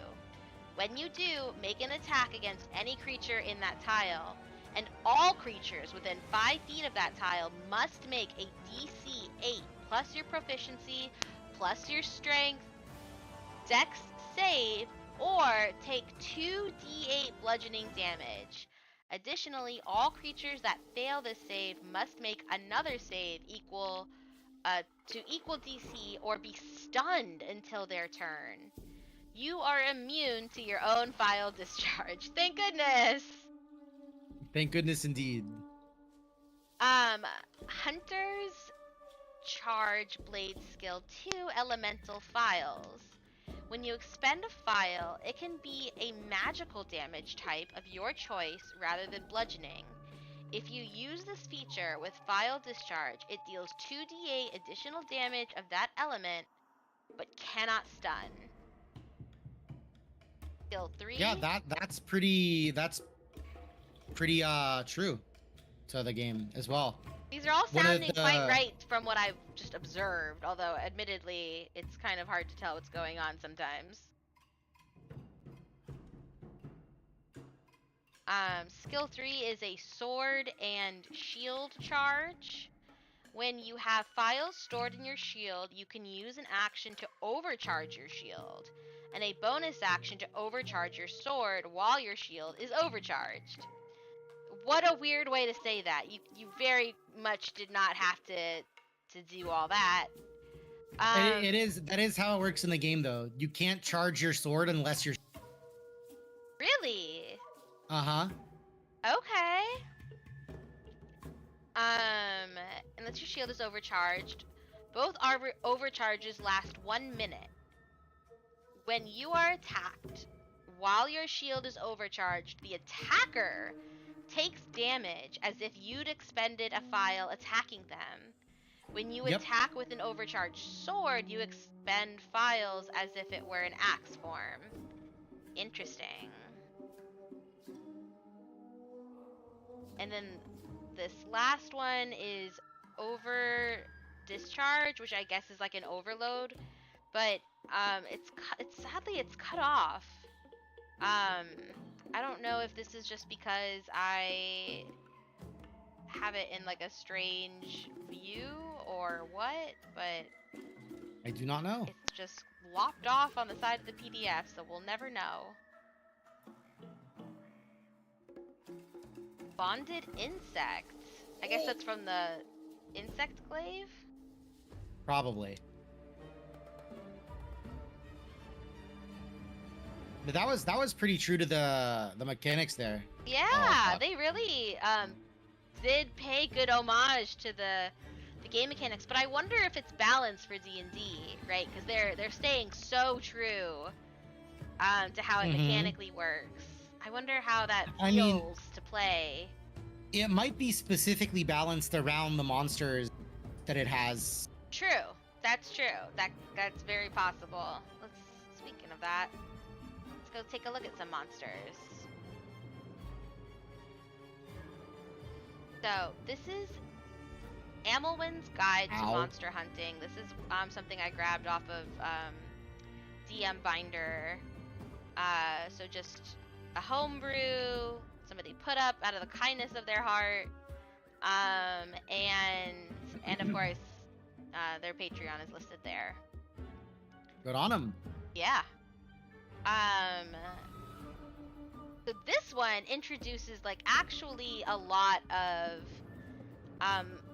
the more what I would think of as like the more mechanical side of non-combat play. Mm-hmm. Put this. So this is where we're seeing stuff like carving, for example, which we didn't really go over in the other manual.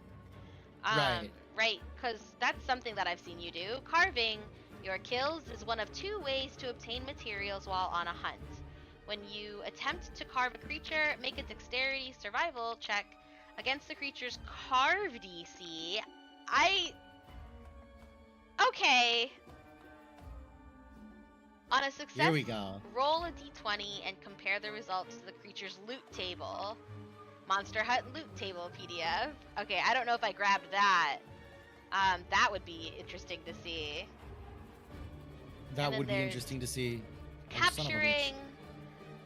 Certain creatures can be captured, while a creature can be captured While a creature that can be captured will have a captured section of their loot table, a captured creature may provide loot that you are unable to obtain. An increased or decreased chance to obtain certain loot that you may have gotten from carving. When you capture a creature, you obtain a number of materials as labeled in the creature's loot table. No check is made, but the material is not gathered until you return to town. Okay. And then here's, of course, the formula to calculate the carve DC. 10 plus half the creature's challenge rating, rounded down. And then there's rewarding a natural 20. When you roll a natural 20 on a carve check, you roll an additional d20 and add that number to the loot table roll. The new number is the material found on that carve check. Any total higher than 20 counts as if it was a 20 rolled. Okay. All right. And then this has just got a much more robust table of contents. We've got campaigns in Monster Hunter, Tale of the Five, the history and myths of the old world, gods oh man, of Tales Monster of the Five Hunter, is like crazy. The races of Monster Hunter. We've got all of the fantasy races that we're used to: Dragonborn, dwarves, elves, half-elves. But there's also Wyverians. Wyverians. They're the Monster Hunter elves. And I think that's very cool. I still think I would want to stick with the human variant. I still don't think I would go in for any of the like magical races. Or war, but maybe a warforged.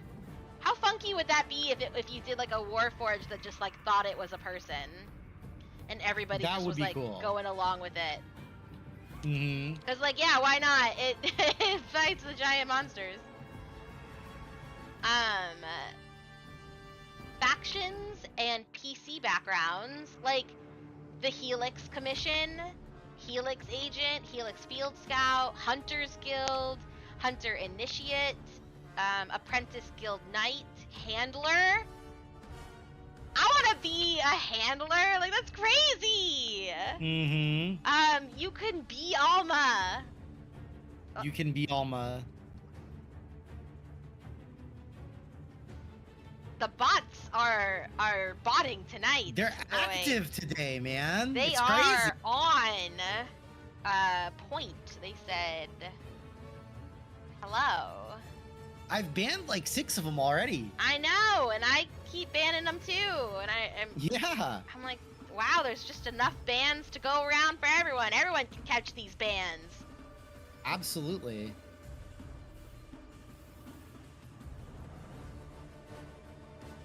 They're all for the same stupid website. Yeah, Like- it's probably. Yeah. Anyway, you've got the Royal Paleontology Scriveners. What? Lamau. The Talon Society. You could be a poacher or an infiltrator. There's the Academy, which is the they had that in the other one as well. The student and the researcher. Mm-hmm. Like this is a robust expansion, basically, of D&D into this.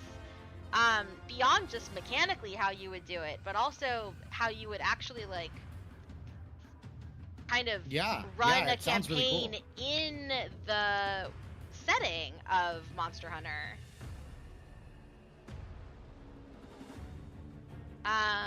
Okay. Player race options: Elder Dragonborn, Linian, Tavarian, Wyverian. Elder Dragonborn is crazy. Take a look. Because the Elder Dragons are, like, in lore, things that are so strong that they, like, have or that defy categorization, that are, like, their own thing. Basically, all of the other dragons are impossible to categorize, or they're actual dragons, in that they have 6 limbs. Yeah, that's what a dragon is, and I love that for them. I love that they've made that distinction. So, here we go. Elder Dragonborn. Elder Dragonborn are a Dragonborn variant. You can allow a player to choose one of the following Dragonborn ancestries. These ancestries replace the normal Draconic ancestry a Dragonborn can choose in addition to replacing other traits as listed. These ancestries also provide the damage they are resistant to, if a Draconic resistance trait is not replaced. And of course, there's the Breath Weapon. Classic. Mm-hmm. So your options are Alatrion. Alatrion. That's fucking crazy, yeah. The Alatrion Dragonborn personality is matched only by its ability to harness the elements. They more often prefer to live in solitude, but are known to work with others or insert themselves into a situation when it benefits them. Their bodies are covered in reverse scales that they use to control the cold, fire, lightning, or necrotic elements. Atop of the Alatrion Dragonborn head are two large horns that act as a conduit for their elemental powers. You're going to get an ability score increase, dark vision, draconic resistance to either cold, fire, or necrotic, whatever you choose. Your elemental affinity to one of those, and menacing. You have advantage on saving throws against being frightened, and you gain proficiency in the intimidation skill. So the Alatrion is considered one of the, I think it's only ever been in 2 games, and people were surprised that it wasn't World. The Alatrion's thing is that it can switch between different elemental forms in which it uses those, and it changes the things it is resistant or in the middle of the fight. Sounds very annoying in a game where your equipment is limited to what you brought with you. So, Alatrion is generally meant to be fought as a group for obvious reasons, because then you can have different people do that. Yes. Because the only way to stop it from doing its gigantic fuck you, everything is dead attack is by breaking its horn. Interesting. Which you can only really realistically by using the correct element. Interesting. That's why they mention that the horns on their head are the conduit. Are the elemental conduit, yeah. Interesting. It kind of implies and that. And the Alatrion is considered the hardest fight in Monster Hunter 3 and the hardest fight in Monster Hunter World. Fun. There's a lot of these, so I'm gonna, or they're pretty long, so I'm not gonna read all of them. But we've got the Amatsu, the Cadus, Ceadeus. It kind of makes me want to say Caduceus, but Ceadeus. It's a ocean-dwelling monster. The Chameleos. The Chameleos is suffering, the personified. Fatalis. The Fatalis is the monster that I was talking about, where its arm turns you into a Fatalis.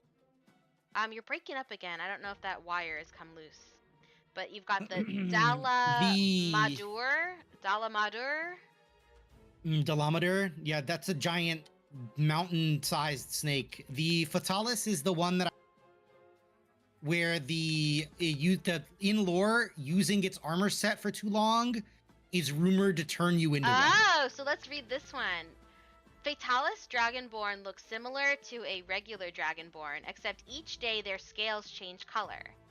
Fatalis Dragonborn that live within society tend to only show themselves when they are one color or cover themselves almost entirely. Outcasts, or those who lean more towards evil, proudly show their heritage at all times. Okay. A Fatalis Dragonborn uses the Dragonborn traits that are replaced.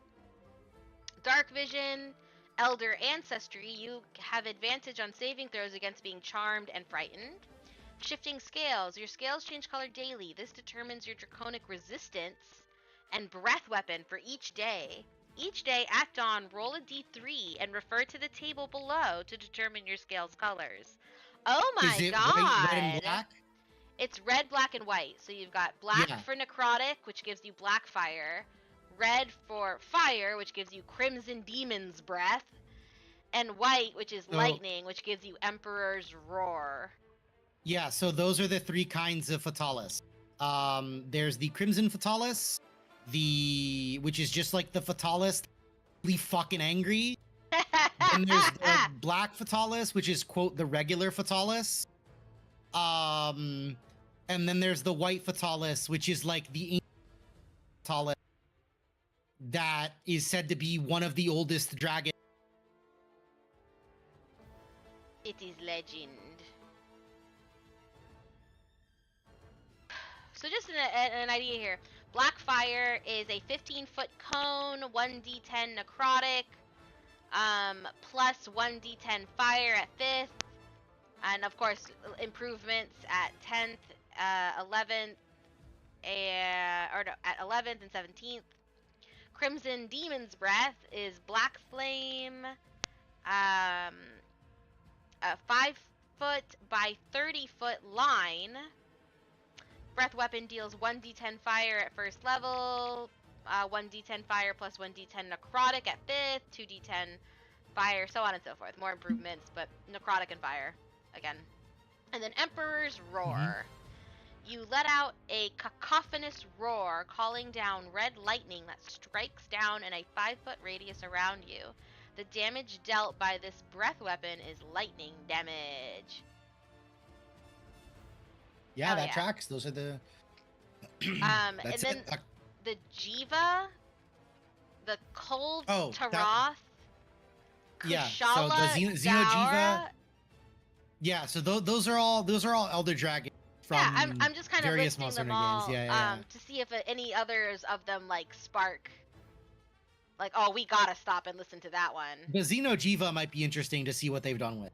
Okay, I'll go there. Xenojiva. It just says Jiva, but I guess they probably it's because there's the Xenojiva.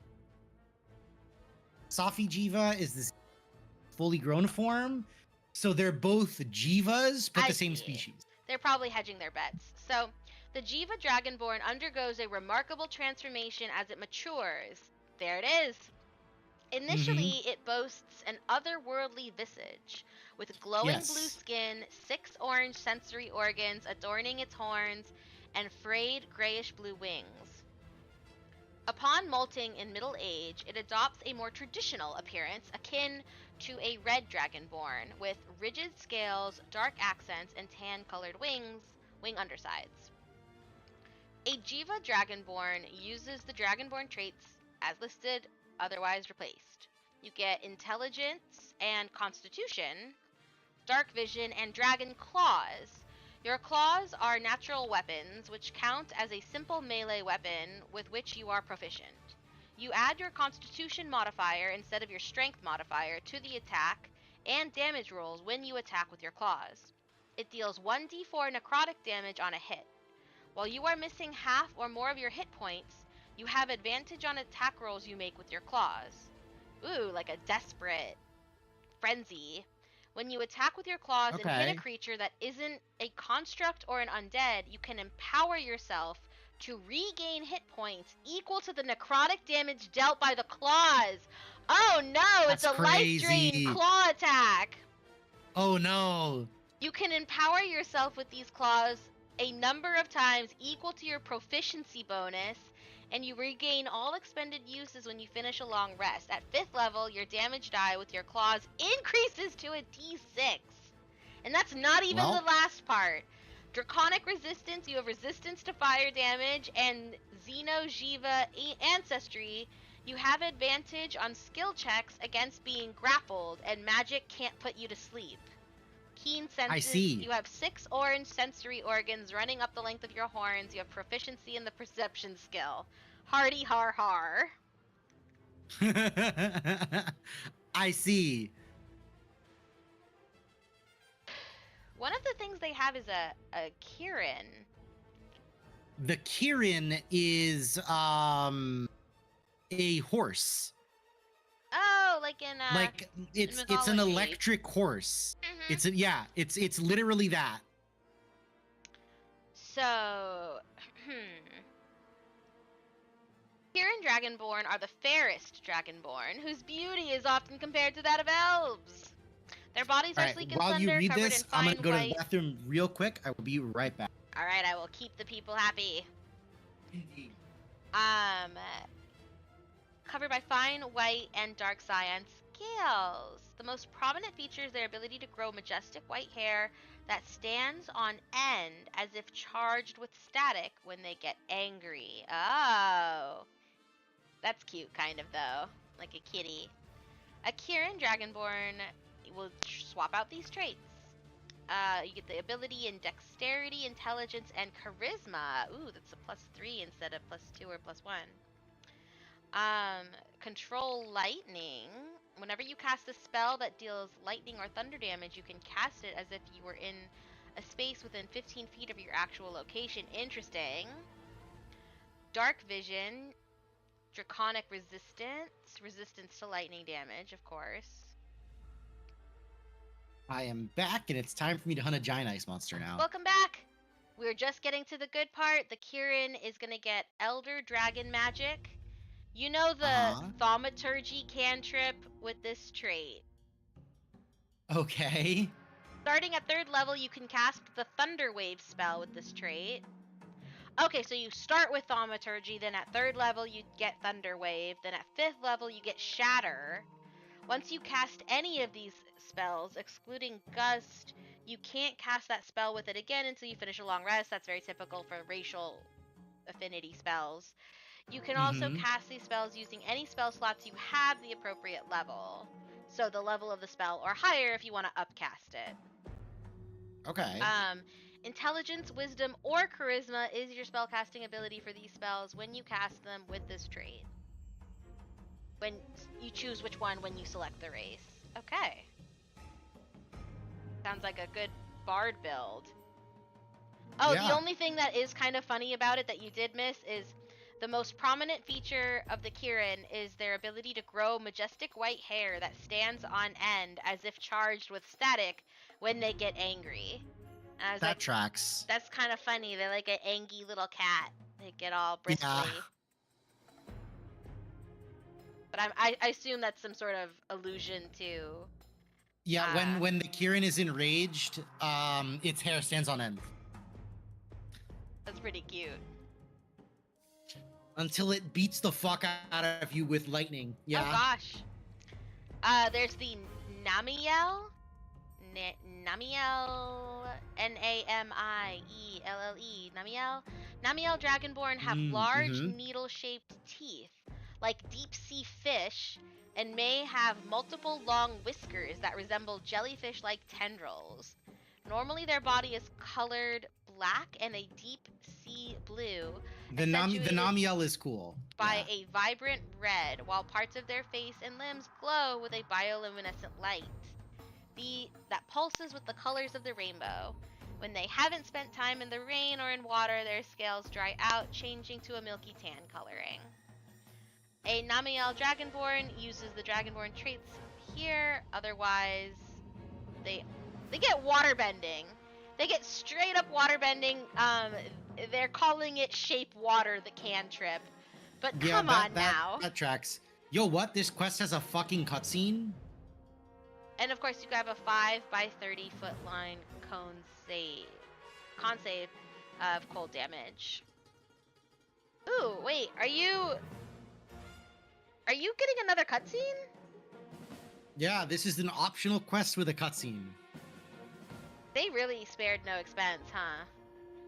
It's really funny that this is happening because the playlist I have on is playing Ice Shard Cliffs right now. I know it's not exactly where you are, but it's like pretty appropriate. No, it is. I'm in the Ice Shard Cliffs right now. Oh, hell yeah.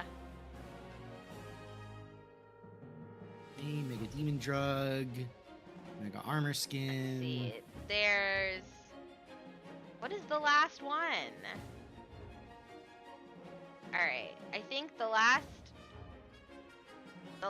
one is the Zora Magdaros. Okay, yeah, that's fair. They also have the Velkana and the Valhazak. Valhazak is just like a jet. It's like a jet plane shaped like a dragon. That's like not a joke. Google Valhazak right now. It's got. All right. I can't. How am I gonna? All right. I gotta. Can I copy this, paste it over into Google? Oh, thank God. If it's the one I'm thinking of, which I think it is. It looks kind of like it's melting or like coming unraveled. Oh, I might be thinking of the wrong one then. It is very scary looking.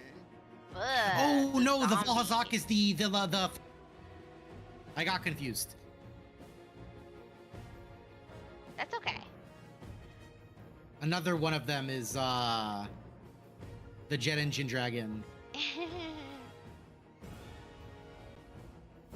right, let's go back up to the table of contents and see what else we want to take a closer look at. Oh, there's the they have new skills. You'll roll on a hunt. You can be a trailblazer, a spotter, a scout, or an artisan. I love that. It's so true. Those really are the four kinds of people that are accompanying you on these things, huh? Yup. Artisan. The Chef Palicos, absolutely. There are rumors that we're finally getting the Chef Palic, by the way. Yes! In the next title update, we're gonna have cats cook our food for us again. Yes! There are rumors that is happening. Oh, We don't know gosh. for sure yet, Okay, fingers crossed. but we might get cooking kitties. But look, they've also got artisan cooking system. A cooking system for Dungeons and Dragons! I love it! I mean, it's important. Cooking is a very important thing in Monster Hunter. And new downtime activities. Solo hunt, Trenya, sell materials, Palico Farm! Oh my gosh, what? Cosmetic material rules and information.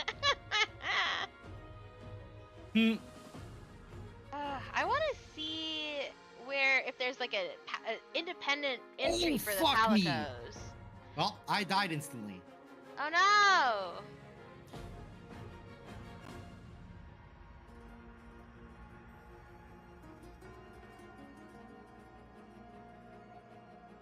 Oh, that's bad.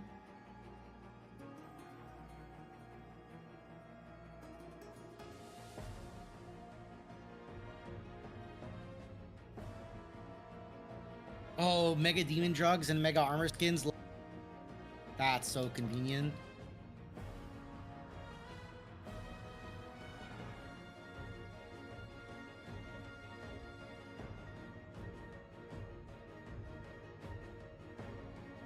This is so thorough.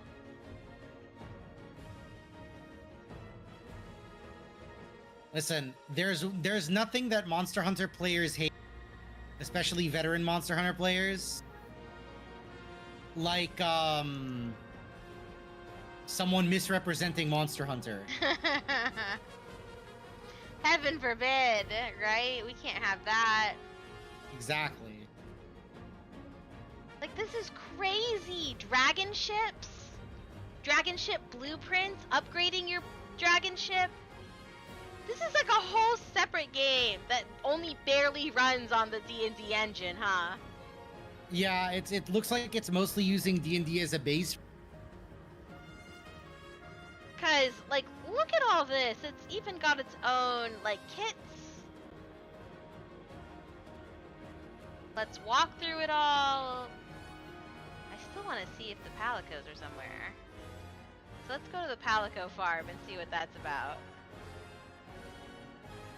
A character who has the time, the money, and the needed tools can use downtime collecting resources at the Palico farm. This activity Yup. requires access to a farm run by Feline. Oh, the Palicos, they're calling them the Feline. Felines. The They're felines, yeah. Oh, that explains it. So you can play as a Palico. Oh my god, I should have known that was coming. That's great. There was one Monster Hunter game in which you got to play as. That's so cute. It was Monster Hunter Generations. It's the only one. So, 1 work week of effort plus a cost of 25 gold pieces for access to the farm and tools required for the work. Resolution. Choose a location stat block appropriate for your level or lower and the area you are in. The character then chooses 3 resources to collect between fish, insects, mushrooms, or plants. The character can pick the same resource multiple times, but they cannot pick a resource that is not on the location stat block they chose. The character then makes 3 skill checks, 1 for each resource they chose. The DC is equal to the resource DC in the location stat block. Oh my gosh! And yeah, you know they do have location stat blocks. Of course they do. They worked on this, boy. No, somebody put thought and love into this, man. I mean, they definitely did. Like, the art in this is so cute. It really fits right in. What? I mean, it's not just stuff taken right out of the game either. It's like actual fan art in some cases. Mm-hmm. This one towards the beginning is very cute. Right after the table of I'm gonna knock contents. your ass off this fucking thing. That has rebar. Okay. Ah, it's after 1 a.m. It is after 1 a.m. As soon as I finish hunting this, I'm gonna switch, I think, back to Dredge. Just so we can chill with some Eldritch Horror Sounds good. for the end of the stream. So, I think then the last thing we'll do here on my end is, since we've talked it up a bit, let's go ahead and look at the Mizutsune in a little bit closer detail, as it is conceived of in the Monster Hunter manual. Hmm. Get zoom. And now that this marathon is over, I will be streaming Monster Hunter. You had to save it up for this. I was saving it for this, yeah. Okay. Like most other leviathans, Mizutsune has a long, slender body. However, it is one of the few leviathans to actually have fur on its body. This fur covers its chest, underbelly, legs, and tail. Its scales are light-colored and resemble those of a fish. Its head has a long snout and it is beautifully adorned by many fin-like appendages. These fins are pink with yellow markings, and they can also be seen on its back and tail. Its feet are said to be quite different from other leviathans and allow Mizutsune to move swiftly on land. Mizutsune's most unique adaptation is its ability to produce bubbles. It is able to produce the bubbles by using special fluid secretions produced from its own body along with water, and rubbing its hairs in the secretions. These stiff yet soft purple hairs are found on its chest, tail, legs, and sides. The hairs are used for sliding on the fluids it produces, spreading the fluids, and even using the fluids to produce more bubbles. Mizutsune can also breathe these bubbly fluids from its mouth. It is known to use the bubbles it produces both offensively and defensively in battle. It uses the bubbles to help it move faster and to make it more flexible in battle, while simultaneously impeding the movements of any foes. In order to stop itself quickly while moving, Mizutsune has a special hook-like claws that allow it to stop sliding quickly to face threats and not leave itself open. Despite Mizutsune's strange appearance, the fins it has actually act as receptors for detecting the presence of predators and prey coming through vibrations in the secretions. Like a snake, Mizutsune's teeth are recurved to prevent prey from escaping easily. Its jaws are even designed like a snake to an extent, even being able to open its mouth wide and swallow some large prey. It can also fire pressurized jets of water from its mouth, much like Plesioth. Fucking Plesioth. Degenerate monster behavior. Mizutsune are rather calm in nature until provoked. They prefer to be left alone, resting near large bodies of water, while covered in their special secretions. They prefer to avoid confrontations, however, will defend themselves if need be. Once a threat has left, Mizutsune won't chase after the threat, but will instead let it go. Though Mizutsune are usually calm, they are known to turn aggressive during breeding season. Mizutsune become aggressive or even berserk during their breeding season. In this season, it is not a good idea to go fishing since they are known to injure people due to their blind rage. Male Mizutsune have a large fins and are able to flash their fins red to show emotion to the female Mizutsune in order to attract them. Condition: slick. A creature who is slick is covered in a slippery or slimy liquid. This liquid coats the body, making it difficult to move or avoid attacks without slipping. It's an oil slick. Yeah, that's a mechanic in the Mizutsune fight. Seriously? Where it makes it harder. Yeah, you slip when you try to dodge while you're affected by that on the Mizutsune. Oh god. Oh You slip, god. you like slide around. Yeah. A creature who is slick has disadvantage on dexterity saving throws. A creature can only move up to half its speed while under this effect. A creature has disadvantage when attempting to grapple a creature, but advantage when attempting to escape a grapple when using acrobatics. A creature can That use makes its sense. action on itself or another adjacent creature to wipe off the liquid, removing the effect. Thank goodness. Look at a cute little snoot. And here is that beautiful stat block I was talking about. So we are looking at an armor class of 17. It's actually lower than the hunters. Mm-hmm. Hit points 184. Yeah, that tracks. That's like it's pretty decent. Pretty high. But this isn't the legendary version, right? We've got huge Leviathan unaligned, not legendary. So no charisma, a little wisdom, that's what I thought. 1 intelligence. So, what does all of this mean? Mostly it's just for stat checks against things that can have their stats checked against. Yeah, that made sense. But I, as the DM, like to look at giant these ice dragon. scores to tell me how this creature is going to behave in battle and how strategic or aggressive they might be. So I'm looking at this, I'm seeing the high dex, low strength. I'm seeing the, you know, my game the slight crashed. wisdom, the not 0 intelligence. No! Unlucky! Last time you saved. It saves automatically after spent like 15 minutes killing this thing.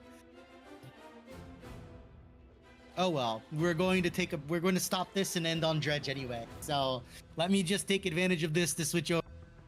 Okay. We're looking at a challenge of 11. And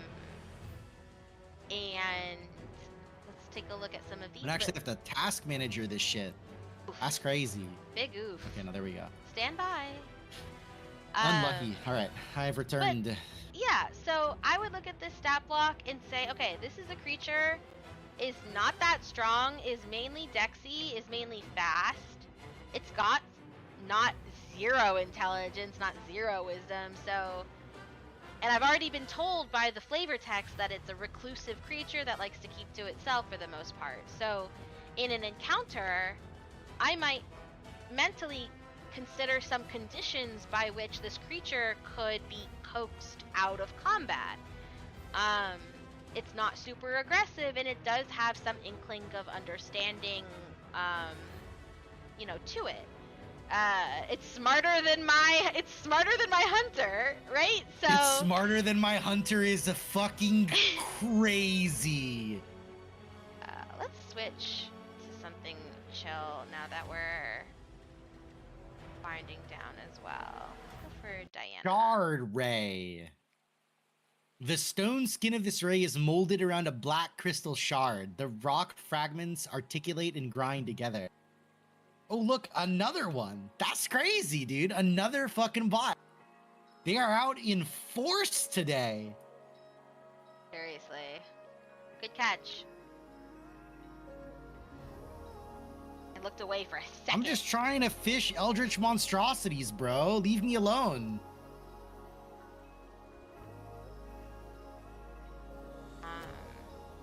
But yeah, so in my case, like I said, I might consider situations where if my players wanted to try and not fight this thing or end an encounter out of combat, like, I would allow for that. I think that this is a smart enough creature to allow for that. Yeah, there are definitely monsters that I could, like, non-combat your way through it. Mm-hmm. And then you have shit like the Devil Joe, where the lore for the Devil Joe is just like, it's perpetually hungry. It does not have hunger cues, and it's the angriest thing around. Of course, something's gotta be. So this thing. And Sorry, go ahead.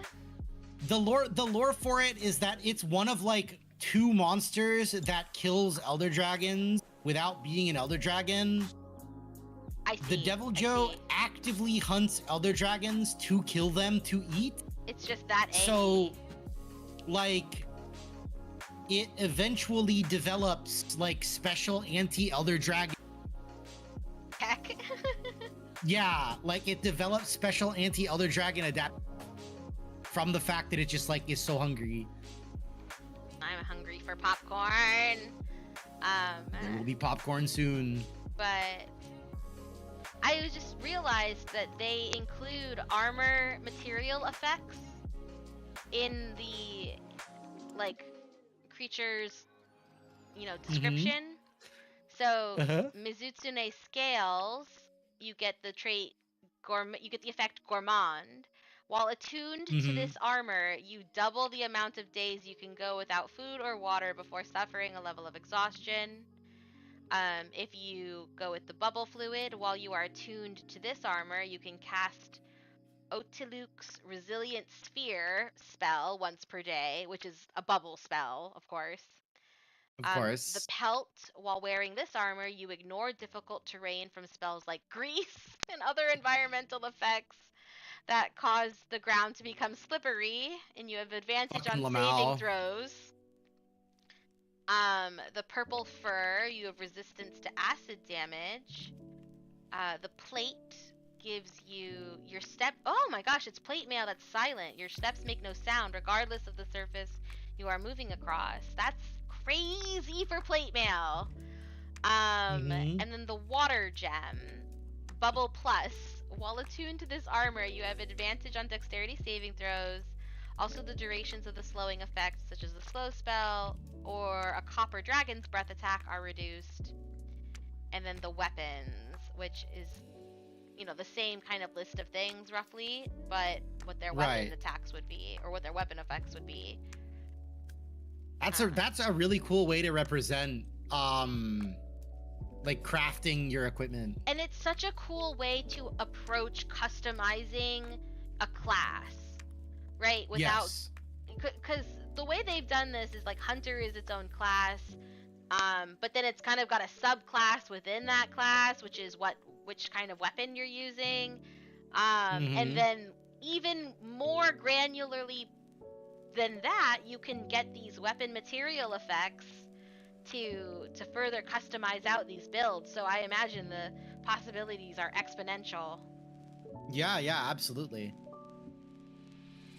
And then of course there is the beautiful Violet Mitsune Angie. But I think we'll end on there from me. Not me that has to make it to 2 a.m. Ah, yeah, that's true. It is not you. Alright, where do I get fucking dark canisters in this game? out of the kindness of my heart.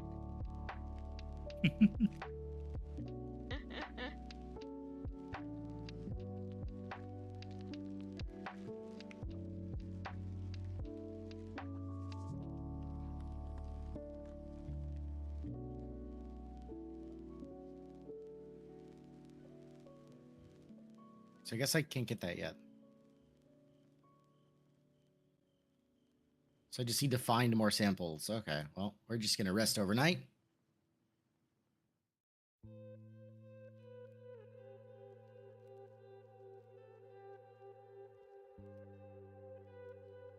I shan't abandon you, but I will be shutting my stream down soon. All right. Bring us over to the ending screen. Thank you very much for the co-stream. Yeah, of course. Listen, I'm not abandoning you just yet. I'm just gonna go ahead and shut this down, but I'll stay in the call, mostly so that I just don't have to type my sassy responses to the things that you say and do. It's just more convenient for me. It's for your benefit. It's for my fingies. So I don't have to type so quickly. Of course, of course. The comedic timing is critical. Very true. Yeah, should I look for somebody to raid? I don't know how that works with a co-stream, but maybe I have to end it first. So let me go ahead and do that. Or rather, oh, okay. I'm unmerging pull us. up that menu. All right. But we're still. There we go. Okay. So now I should be able to raid out. I don't even know if I have anyone in the chat to go. Nah. It's just us. It's just us chickens. So let me go ahead and shut that down.